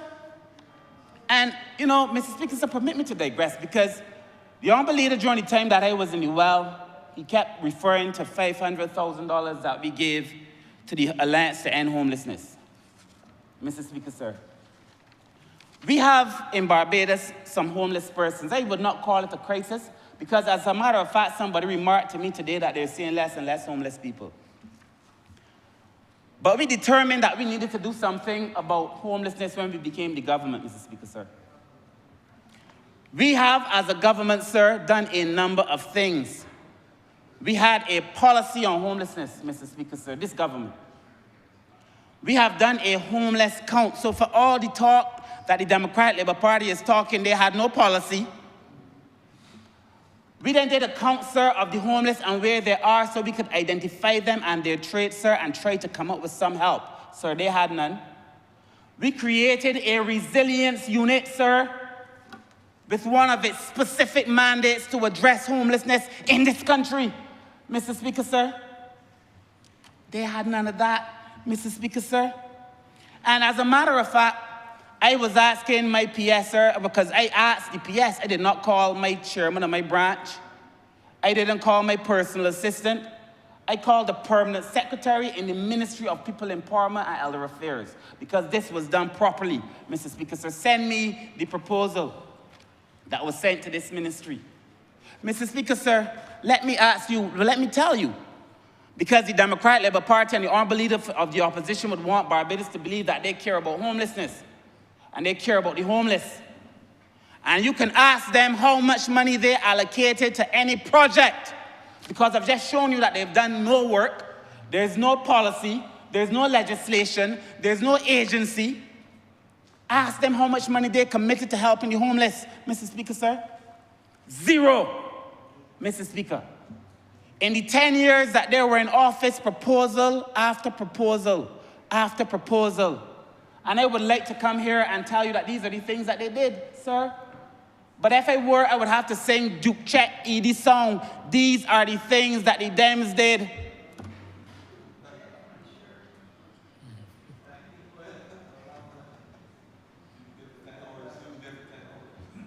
And I could probably do it for 10 hours, Mr. Speaker, sir. The point remains, sir, that the Democratic Labour Party, particularly this version of the Democratic Labour Party, worse than the last version, if you could believe it, continues to come in here, sir, and parade as if they have done something for the poor and for the needy, Mr. Speaker, sir. I did the numbers, and I will go through them before the end of this presentation, Mr. Speaker, sir, so you can see what we have committed to helping the poor and what the Democratic Labour Party committed to helping the poor, Mr. Speaker, sir. I keep hearing about crime, and I've recently been asked, sir, to lead the portfolio on crime prevention. I would want to begin first and foremost by thanking the member for the city for the work that he would have done, Mr. Speaker, sir, to help us try to address crime. And naturally, Mr. Speaker, sir, my good friend, the Attorney General, for the work that he did and continues to do to deal with the crime problem in Barbados, Mr. Speaker, sir. Tony Blair, the Honourable former Prime Minister of the UK, when he was canvassing, I think around 97, they had a mantra, tough on crime, tough on the causes of crime. Tough on crime, tough on the causes of crime. We have to do both, Mr. Speaker, sir. I'm not going to get into this. I've now taken up this mandate and nobody ain't drawing me into nothing. The Honourable Leader of the Opposition can't tell me what to do. Nobody is drawing me into anything. But I want the country to know that I will take my time, I will learn my portfolio, I will look at what was done before I came, Mr. Speaker, sir. I will work with the Honourable Attorney General, and I will work with the police of Barbados, Mr. Speaker, sir, and with the people of this country. And that is all I will say. And I will speak on this, sir, when I feel equipped to be able to do so. And no Honourable Leader of the Opposition can tell me when I have to speak on crime, Mr. Speaker, sir. Suffice it to say that I will tell the people of Barbados that this Labour Party has done a lot to address both crime when it has already been committed and the causes of crime to prevent it from being committed, Mr. Speaker, sir. So, Mr. Speaker, sir, let us be clear. And I want to get to the budget very quickly, Mr. Speaker, sir. I listened to this budget, and of course, Mr. Speaker, sir, during the course of the last 2 years and the last year, this ministry has done a lot of work. I want to thank my public servants, sir, who would have done a lot of work to put this country in a position where we can say, not as a boast, but as a fact, that we have done the most for any government, sir, for persons with disabilities in this country, Mr. Speaker, sir. That is a fact, Mr. Speaker, sir. We have put in place, Mr. Speaker, sir, a policy, and quickly thereafter we came with legislation. People should know by now that there's very little space for me between the time I announce the policy and the legislation that follows. Mr. Speaker, sir. And I will not go through all the things that we would have done, sir, but you know, Mr. Speaker, sir, during the last discussion, sir, we extended the categories where persons could get support from the National Insurance, sir. During the course of this debate, we clarified it because there were many people, the Honourable Member for Christchurch East, I remember he called me one afternoon. There were 2 people in his office who had a child that did not fit into any of the categories that we had announced, the 4 categories. And the persons, like other people in this country, were concerned that they were left out from the support of a caring government, Mr. Speaker, sir. I had already spoken to the Prime Minister, sir, and had already spoken to the member for St. James North. And we knew that the Prime Minister's intention, we knew the policy of the government was always meant to address persons who were unable to function. And I was able to articulate that on the phone for the Honourable Member, sir. And the relief that came to them, as conveyed to me from the Honourable Member for Christchurch East, sir, cannot be put in words, Mr. Speaker, sir. So we do not come here to pretend. These are real people with real lives, Mr. Speaker, sir, and real problems. I heard a few debates ago, the Honourable Leader of the Opposition said he did not come to comfort the disturbed. Listen to these debates. Barbadians need to listen to these debates. He stood there and said, I have not come to this place to comfort the disturbed.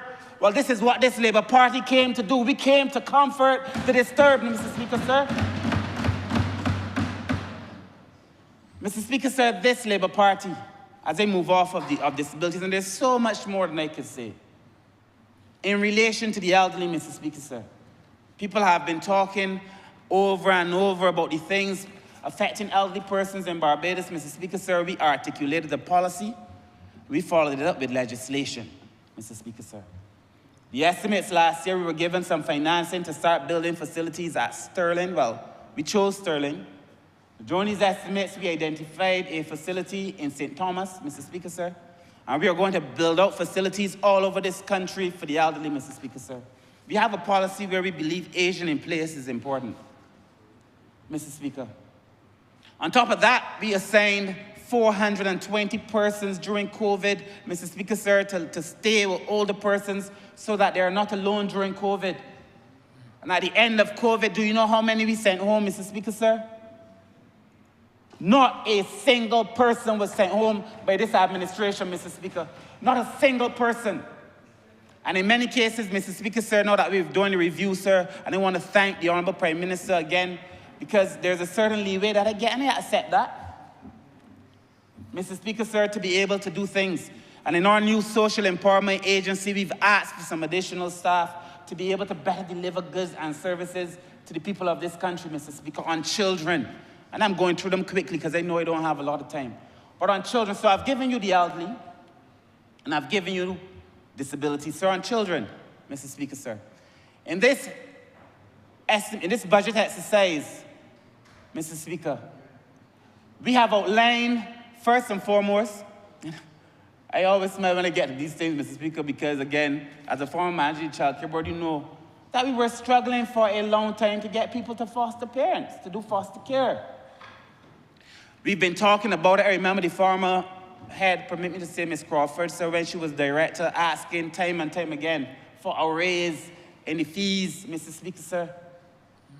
We have not raised the fees to allow parents who foster children to be able to afford certain things. I saw a man at night, he said to me, he said, Mr. Humphrey, I love the child that I foster. I would not give up this child for the world. My child. He referred to the child. This is my child. But the truth is, the $400 that I am getting a month is not enough. And I have to pull my pocket, and I don't mind pulling my pocket, but it is hard, Mr. Humphrey. In these estimates, we doubled the monies that are payable to foster parents, Mr. Speaker, sir. So that persons who step forward like that great gentleman can realize that this government cares about them, sir, and that the children who are in care, sir, know that we care about them. Also on the Child Care Board, Mr. Speaker, sir, which will be part of the Social Empowerment Agency. You will recall, Mr. Speaker, sir, that in the Child Protection Bill, now Act, we asked for a secure treatment facility for children.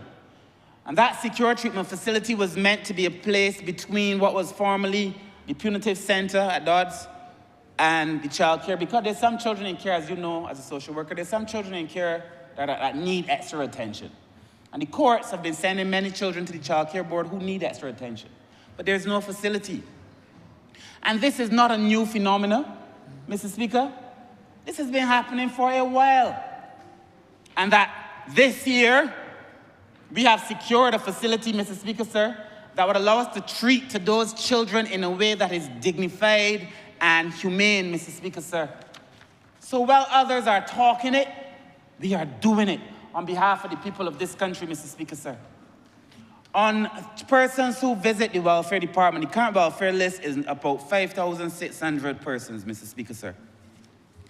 When we came into office, one of the first things that we did very quietly was to raise the welfare grants by 40%, Mr. Speaker, sir. We raised the monies paid by welfare by 40%. We then extended and expanded the number of NGOs that deal with the ministry, sir, in terms of the support that we gave them by an additional 40%. During the course of these estimates, you will see, sir, that we asked for support to widen that so that we could support those agencies that are helping the poor, Mr. Speaker, sir. I've expressed in here during the last year's estimates and during this year's estimates, Mr. Speaker, sir, that I believe that we have to be able to offer support to those who offer goods and services to the poor. So the Alliance to End Homelessness, back on that. Mr. Speaker, sir, I explained, and this idea that it is a secret is only meant to be theater. When we agreed as a cabinet to do it, you know what the first thing we did? We had a press conference. We held a press conference and we announced that we are going to be giving the Alliance to End Homelessness $500,000 as part of a partnership with the government to be able to deliver to the homeless persons in town, because many said during the course of the day, there was no place to go. So we held a press conference and we announced it. During the estimates last year, I said that we were going to do it for a year. And at the end of the year, we were going to do an audit of the finances as well as the operations and how impactful it was. a financial year runs from April 1st to March 31st.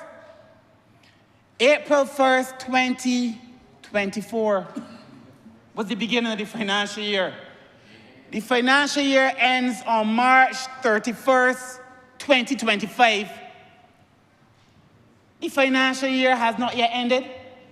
So when the opposition leader gets there and says, oh, you say you're going to do it, do the other, he needs to realize, and I'm pretty sure that this is genuine, and I mean this decently, sir, this is genuine ignorance, that a financial year runs from April 1st to March 31st. Therefore, the financial year has not yet ended, Mr. Speaker, sir. So why would I audit when the year hasn't ended, when we said we will audit at the end of the year? It is a common sense thing, Mr. Speaker. And we have put in these estimates $200,000 to do the audit, as we said we would do, Mr. Speaker, sir. So there is no deceit, Mr. Speaker, sir. We did not attempt to trick anybody, but I do know, again, that I will not be lectured by any government that did absolutely nothing for the homeless, Mr. Speaker, sir. And as I wrap up, Mr. Speaker, sir, very quickly on the monies that we were given to welfare, Mr. Speaker, sir. Because there is a view, every time I come in here, I have to hear the opposition leader shout over to me, he would give welfare more money. I would give the welfare department more money. I would give the welfare department. Would you like more money? Well, every minister would like more money, of course. But what is it that we have been doing, Mr. Speaker, sir? So I went through the numbers, Mr. Speaker, and I will give you some. I won't give you all. In terms of national assistance, between the year ending 2018, Mr. Speaker, so this is what we came and found. $10 million was given on national assistance by the welfare department. By the end of 2022, and it is more now, we gave $22 million, Mr. Speaker, sir, an increase of 114%, Mr. Speaker, sir. In relation to private rents, because again, we have determined that people should not live on the streets. People are talking it, and we are doing it, Mr. Speaker, sir. In relation to private rents, between 2017 to 2018, the welfare department paid $604,000 in private rents. We have paid out $1,768,000, a 192% increase, Mr. Speaker, sir, because we determined that people shouldn't have to be on the streets. Mr. Speaker, I will not give you all, but I will do the last one, Mr. Speaker, sir. We ended, Mr. Speaker, sir, in relation to checks for food. When we came in, it was approximately $2,130,000, Mr. Speaker, sir. Now we are doing $9 million, a 350% increase. So when you keep telling me about you would do more for the poor, do more for who? When you compare what we have done as a government for people who are before the welfare department to what the Democratic Labour Party did when it was in office, it is chalk and cheese, Mr. Speaker, sir. So on every single measure, when it comes to social policy and social programming, this Labour Party has performed a heck of a lot better than the Democratic Labour Party, Mr. Speaker. So, Mr. Speaker, sir, I will close this way. I want to thank all of the members. Mr. Speaker, sir, I really want to tell the Honourable Member for Christchurch East how impressed I am with his presentation. Christchurch East Central. The Honourable Member for Christchurch East would like it to have been him. But I want to tell the Honourable Member for Christchurch East Central how impressed I was with that presentation. In fact, all of Barbados was, Mr. Speaker, sir. Mr. Speaker, sir, this is a party, I listened to it, a lot of good things for the people of Barbados. The Honourable Leader of the Opposition has discarded the whole thing. It is the worst budget. It was a nothing budget, all kinds of things, Mr. Speaker, sir. But you know, the most excited, watch the video. The most excited he was in here is when he said, I am not by myself. I have a party now. I have a party now. That's the only thing that excited him, you know. I have a party now. I have a party now. Listen, when the opposition leader came over and crossed the floor, he said, I am crossing the floor and I'm going to join. I am going to join. I am crossing. I am going to join. I want to be taken seriously. And if I am to be taken seriously, I have to join another party. I. You know, Rasta, but everything is I. I can join a party. We, Mr. Speaker, sir, we talk plural. We came to help the people of this country. We have helped the people of this country. We will continue to help the people of this country. We have delivered a budget, sir, that will uplift the country, help the country to grow, make it easy to do business, sir, and allow poor people to live in decency and in dignity, Mr. Speaker, sir. And I support wholeheartedly the budget that was presented, sir. And with those few words, sir, I thank you.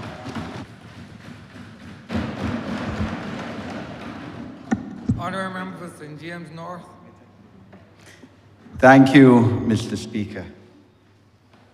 I first wish to again thank the constituents of St. James North for giving me the opportunity to be their parliamentary representative over the last 12 years. And by extension, through the Barbados Labour Party, to have had this opportunity to contribute to national development. I wish to commend the Honourable Member for Christchurch East Central for his maiden budgetary proposals and financial statements presentation in this Parliament, and to join with colleagues in praising him for the job that he did and for thanking him for being what has been agreed on both sides as being the workhorse in terms of the financials and economics of this government. The Honourable Member for Christchurch South, and as I've said before, I've never said it in this Parliament, I believe I know him certainly longer than anyone else in this Parliament. 50 years plus. We went to secondary school together, contemporaries directly in law faculty, law school, law profession. And really and truly, he did himself a disservice through his torturous speech of over 10 hours. If he had done the public a disservice, I mean, you expect that, but he did himself a disservice as well. Quite honestly, I didn't know until the Honourable Prime Minister said it, that each and every second of it was televised. I thought that it was cut after the 3.5 hours equivalent to the Honourable Presenter.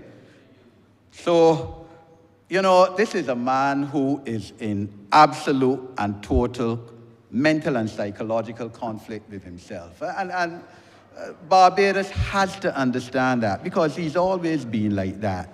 What the Prime Minister, Honourable Prime Minister, described near the end of her speech of 2 or 3 instances where he agreed with her on certain issues and then relented. I mean, that is how he has been. And your character doesn't change at age 67. Your characteristics basically are formed in the first 7 years of your life, and they don't change. But it's always been like that. His morning word and evening word have never collided with each other successfully. But I'm not just saying these words in a vacuum. Anybody who could have, for the 4th time, switched parties. I mean, he was a member of the Barbados Labour Party for 25 years in all. 3 years in the late 1980s until he was so cowardly that he could not really, even though he intended to contest the St. Michael North East nomination of the Barbados Labour Party, when he reached the gates and saw the support there for the person who is now Prime Minister of Barbados, he turned back at the gates. But that's true. And then those 3 years added to the 22 years before February last year, when he was a member of the Barbados Labour Party. And he was as firm as any of us in here in condemning the Democratic Labour Party. Why would never forget the platform we mounted in Top Rock. December 2016 it was, when stories was flowing all about in Christchurch South. And It's there live still on video. His condemnation of the then Prime Minister was harsher that night than anybody else's. He was as firm as any of us in that the Democratic Labour Party was in the midst of a lost decade, the worst thing to have confronted Barbados since the abolition of colonialism. But now, what is he? And he was full of praise of the Barbados Labour Party and the person of whom, at least publicly, whom is now Prime Minister, and accepted the slogan that we had, "Give me the vote and watchman," was party to all that we were doing in terms of winning the election in 2018 and going forward. This is a man who, when he last left the Democratic Labour Party after the 1999 election, the Dems didn't know he had left. But that is in keeping with his personality. And going in St. John, as the Honourable Prime Minister referenced, that he might be looking around there, he can't run in St. John, but this is a man who used to cuss the Honourable David Thompson in life and death more than anybody else in the Barbados Labour Party. So how he going to go and run in St. John now? So this is a man in absolute and total mental and psychological conflict with himself. When he wakes up in the morning, he does not know what we're turning up. Because you can't be switching political parties like that. And the Democratic Labour Party, my bet is after the next election, he gone from them again too. But I think keeping with the man's character. So really and truly, 10 hours plus to say what? To say what? Criticize everybody in here. But like I said, don't be worried, colleagues, because there's a man who cussed David Thompson, Right Excellent Errol Barrow, both in life and death. As I said, I know him for over half a century. So you take my word for it. But don't let me be sidetracked anymore by nonsense and someone who has no utility to the future of the politics of Barbados. You know, Roscoe Pound, Harvard University professor, spoke about laws made by Parliament as being social engineering, that the value and role of a parliament is to change legislatively the social dynamics of the people that they represent and of the poor people, those most vulnerable in society. And that is what this budget has sought to do. The issue of, and the budget, of course, comes within the context of 3 3/4 years of successive economic growth. 3 3/4 years since mid-2021, since COVID, of successive economic growth in this country, with the economy growing by 4% last year. You compare this to the Democratic Labour Party, their last 13 years of office between 1991 and 1994, and then the last decade, 2008, 2018, they only had 1 year of growth in those 13 years. And if I recall, it was a 1% growth, bare minimum, no growth at all, growth that you couldn't see whatsoever. And this budget is made within the context, therefore, of economic growth of our country. And of course, the first thing, of course, people with disabilities. And when the Honourable Prime Minister stood almost exactly a year ago in this Parliament and gave for the first time benefits, extended them to persons with disabilities, and the first time since 1967, when only the blind, the deaf who couldn't speak got benefits. And arising out of the committee which I had the honor to chair, we made certain suggestions. They were put into effect. And the Honourable Leader of the Opposition comes here yesterday and today, 10.5 hours, and couldn't find 1 minute to speak in praise of the further transformations in the lives of persons with disabilities that this government is pursuing. And I say that because last year he began his reply by saying how he had received correspondence or a call from a parent of a person with autism as to why autism was not included now in the category to get benefits. And the Honourable Prime Minister was able immediately on a point of order to get up and tell him and the Parliament and the people of Barbados that I had already spoken to her, saying that that's an omission that we need to correct and that she was going to put it in, which she did.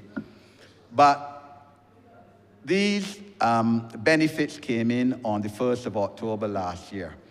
And by the second week, mid-October, we realized, and I say who, the Most Honourable Kerry-Ann Eiffel, in fact, called me and said, but you know, Eddie Boiler, we omitted, or Parliament omitted now minors. And, you know, because before, as I said, blind, deaf, without speech used to get, and the Prime Minister now was giving everyone non-contributory pension to minors, the equivalent. And I said, you know, but we obviously, that slipped us because we thought naturally now by giving the minors of persons with autism, cerebral palsy, multiple, and cirrhosis and Down syndrome, that it would come in. So it was an omission. And when we pointed that out to the Honourable Member of Parliament for Christchurch, he said, Eddie, don't worry, we will cure it. And that has been done. And that's commendable. And not only done, but retroactive to the 1st of October 2024. But the Honourable Leader of the Opposition couldn't mention that in praise of the government. But then after all, Honourable Member for St. Michael, South Central, you will recall, St. Michael South, sorry, you would recall that when that member rose to speak in the debate on the national policy on disabilities, he said he knew very little about people with disabilities. It didn't cross his mind really and truly. He never really thought about them in any way of national development and policy. So it doesn't surprise me. The policy proposal that from the 1st of June this year that there will be a special needs grant extended to cover disabilities satisfying the amended regulations, and the amended regulations no doubt will be done in consultation with the stakeholders in the disabilities cause, the Council of the Disabled, etc., no doubt. And that is because, as the Honourable Member for Christchurch for St. Michael South in his speech just now referred, for instance, to the constituent of the Honourable Member for Christchurch East, whose children, 2 children, hadn't fitted into any of the main categories. So therefore, the need now to extend this, the category of disability to get benefits. And that is the proposal to come into effect 1st of June 2025. That's what a parliament is there for, social engineering, for the benefit of those who are among the most vulnerable in our country. The issue of foster parents, and this is a system and policy area that we have to push. Foster parents, it is something that is more done in the Northern Hemisphere than in Barbados, and therefore the proposal to increase the allowance of foster parents by what? 100% almost, to $200 now per week per child, effective April 2025, I think it is a tremendous initiative in terms of now being able to treat some of our children who may not have parents that are able or even willing to look after them properly.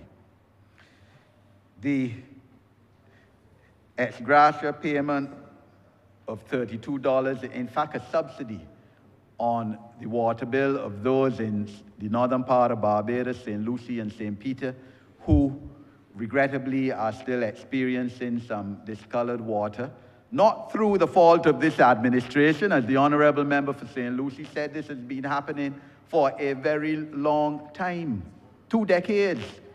And this party, this government, has the resolution to solve it, to solve the issue. It can't be done overnight. Rome was not built overnight, but it will be done, and it's being done. But in the interim, those affected, their water bill will be subsidized by $32 a month. Fantastic concession. And I congratulate the Honourable Member for St. Peter and St. Lucie for their interventions with the Cabinet and with the administration in this new initiative. I have absolutely no problem in the 20% tax on these salty foods and salty, high-content, unhealthy foods. That is the truth. Because if 30% of children in Barbados are said to be obese, that isn't me saying that, that is statistics that have been brought out. 30 or 31% of every child in Barbados obese. And so many millions of dollars being spent every year on to try to treat non-communicable diseases, of which people of the vast majority color in this country anyway are prone to have. It is the obligation of a government to intervene to try and correct this in some form or fashion. And therefore the 20% tax on these unhealthy foods. And as a corollary to that, you're taking off the excise tax and, the VAT and the import duty on some healthy fruit. And the truth, we need to eat more fruit. So the pears and the oranges and the mandarins and the grapefruits and plums, I'm in total support of the removal of the import duty and VAT on those items to try and bring down the cost of them. The issue of grant of $300 in solidarity allowance to qualified persons, effectively everyone, those working, paying NIS, those persons on welfare, those persons getting disability benefits, recipients of special needs grant, a fantastic policy again. Now, the Honourable Member of Christchurch South could laugh at that, because for him, $300 ain't the money if he's charging $140,000 a case. $300 is no money, but for $300, for a lot of people, $300 is a lot of money. 3 Sir Grantleys. Can't laugh at that. You're multiplying that by tens of thousands of people. This is the kind of intervention that other countries in CARICOM do. Guyana does it occasionally. They certainly give people with disabilities, I think it's $500 US a month, too. Occasionally, a country in CARICOM you would hear gives an extra month's salary to public servants at Christmas. So this is what's wrong with this, that it is criticized by the Democratic Labour Party. It is an example of social engineering. The increase in the national minimum wage of 2% on the first day of next year is again money in people's pockets. And even before now, the negotiations, the next negotiations for salary increases of public servants, which will be for the, third time since 2018 when we came into office, decision taken to increase the national minimum wage by 2%. A national minimum wage that before 2020, you can't even remember when it was last set. Again, an example of social engineering for the benefit of those most vulnerable and needy. The issue of maternity and paternity leave is key. This was a promise made on page 27 of the Barbados Labour Party 2018 manifesto. And of course, that manifesto is a document to the House, that we would increase the maternity leave from the 12 weeks, and it's been increased to 14 weeks, and to give paternity leave. Well, fathers, men get children too, and only women. So the 3-week paternity leave, fantastic. And as the Honourable Prime Minister said, if it took a woman as head of government for that to come in, we thank and commend her and the cabinet, or the minister, the junior minister, Minister of State in Finance, for that initiative. And of course, the limitation in conditions, or the removal of conditions where the parties don't have to live together to get the benefits, is a recognition of the reality of Barbados. That is the truth. So I commend that as well as an initiative in social engineering. Outside of the main financial and budgetary proposals, the issue of educational transformation is key and is at the core of our future national development. The Honourable Prime Minister has seen it fit to create now a ministry by the nomenclature of educational transformation. And I support this initiative.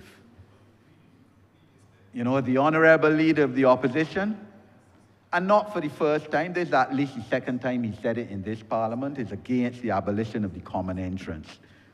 The Honourable Member for St. Michael South just described his 10-hour speech as an elitist speech, and I totally agree with that assessment. I am for the abolition of the common entrance examination.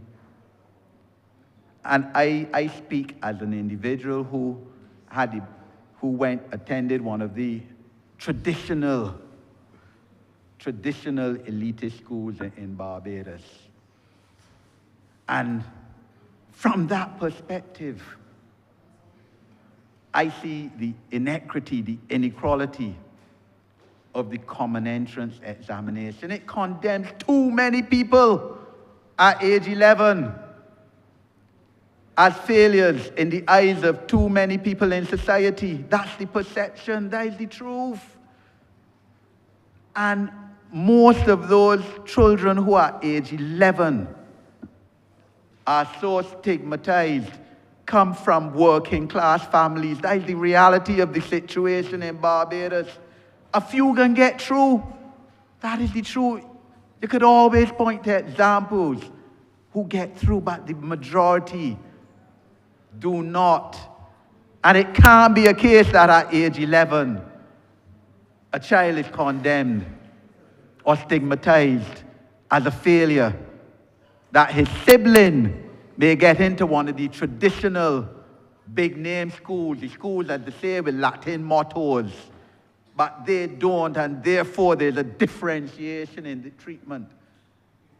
by the family or others against that child growing up with some kind of complex. As I said, that is not so in each and every case, but it's so in too many cases. And a caring government has to redress that inequity and treat our children fairly.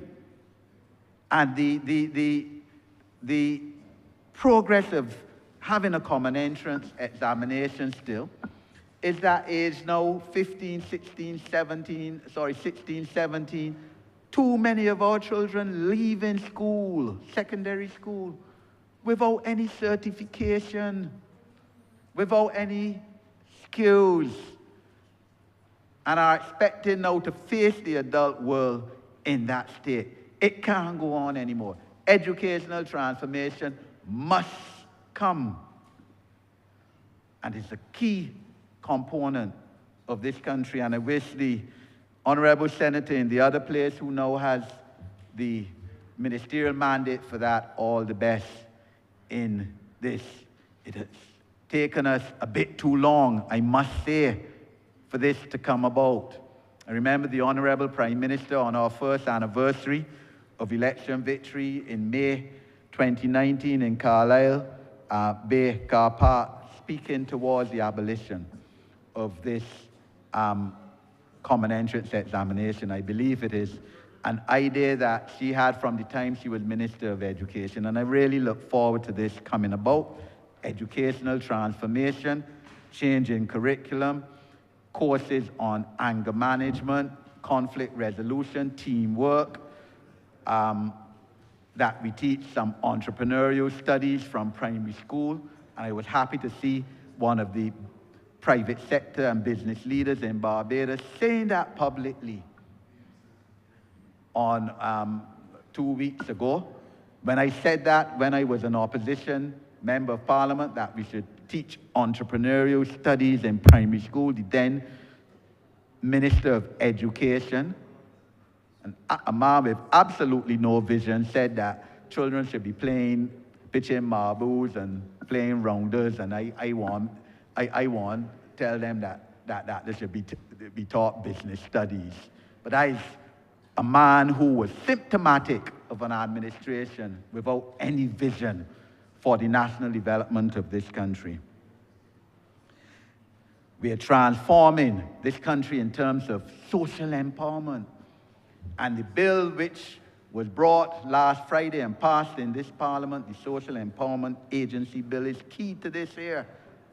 Because our system of how we treat to the most vulnerable in terms of welfare and benefits has to be reformed to it. It has to be less bureaucratic.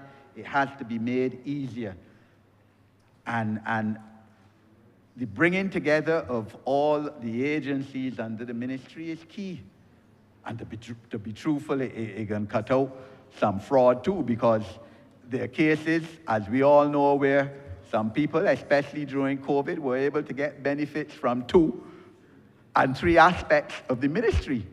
The mitigation benefit and welfare and another one too. So this is also key to part of the transformation of the lives of Barbadians. Community parenting is a key aspect which we need to develop and cement going forward. And of course, the Ministry of Crime Prevention is now under the Ministry of People's Empowerment and Elder Affairs, and we have to go more into the communities, take community parents to our communities. We perhaps need to consider, not perhaps, we do need to consider, in fact, giving community parenting before some of our young people get children.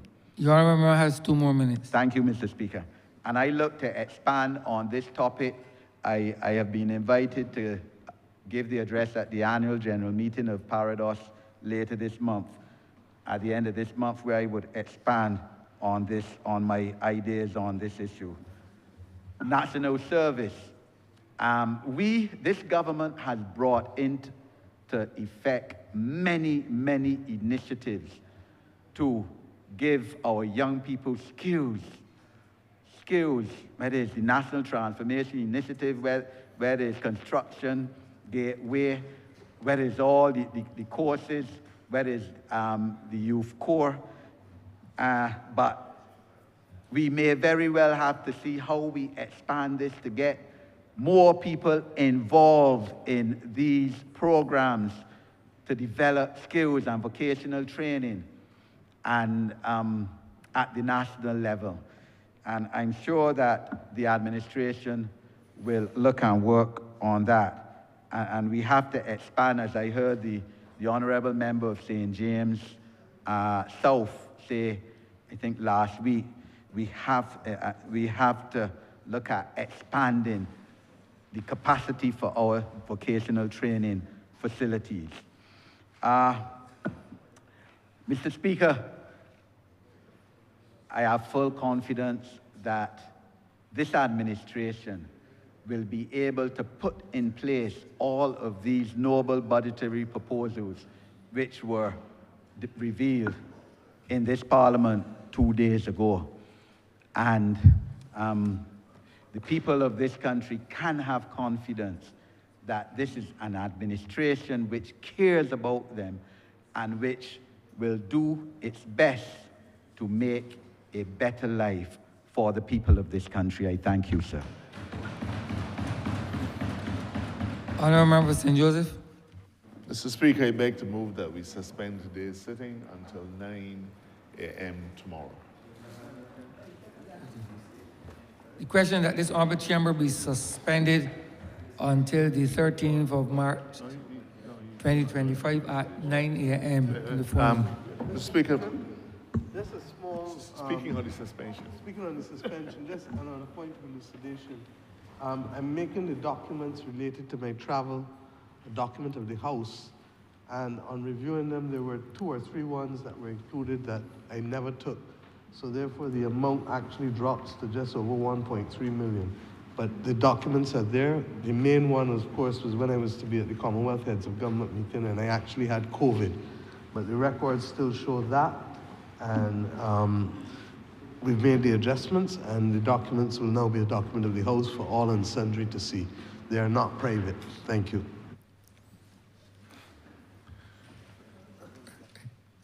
Speaker, I beg to move that we suspend today's sitting until 9 a.m. tomorrow. The question that this honourable chamber be suspended until the 13th of March 2025 at 9 a.m. in the forenoon. All those honourable members in favour, please say aye. Those against, please say no. Me think the ayes have it. This honourable chamber stands suspended until the 13th of March 2025 at 9 a.m. in the forenoon.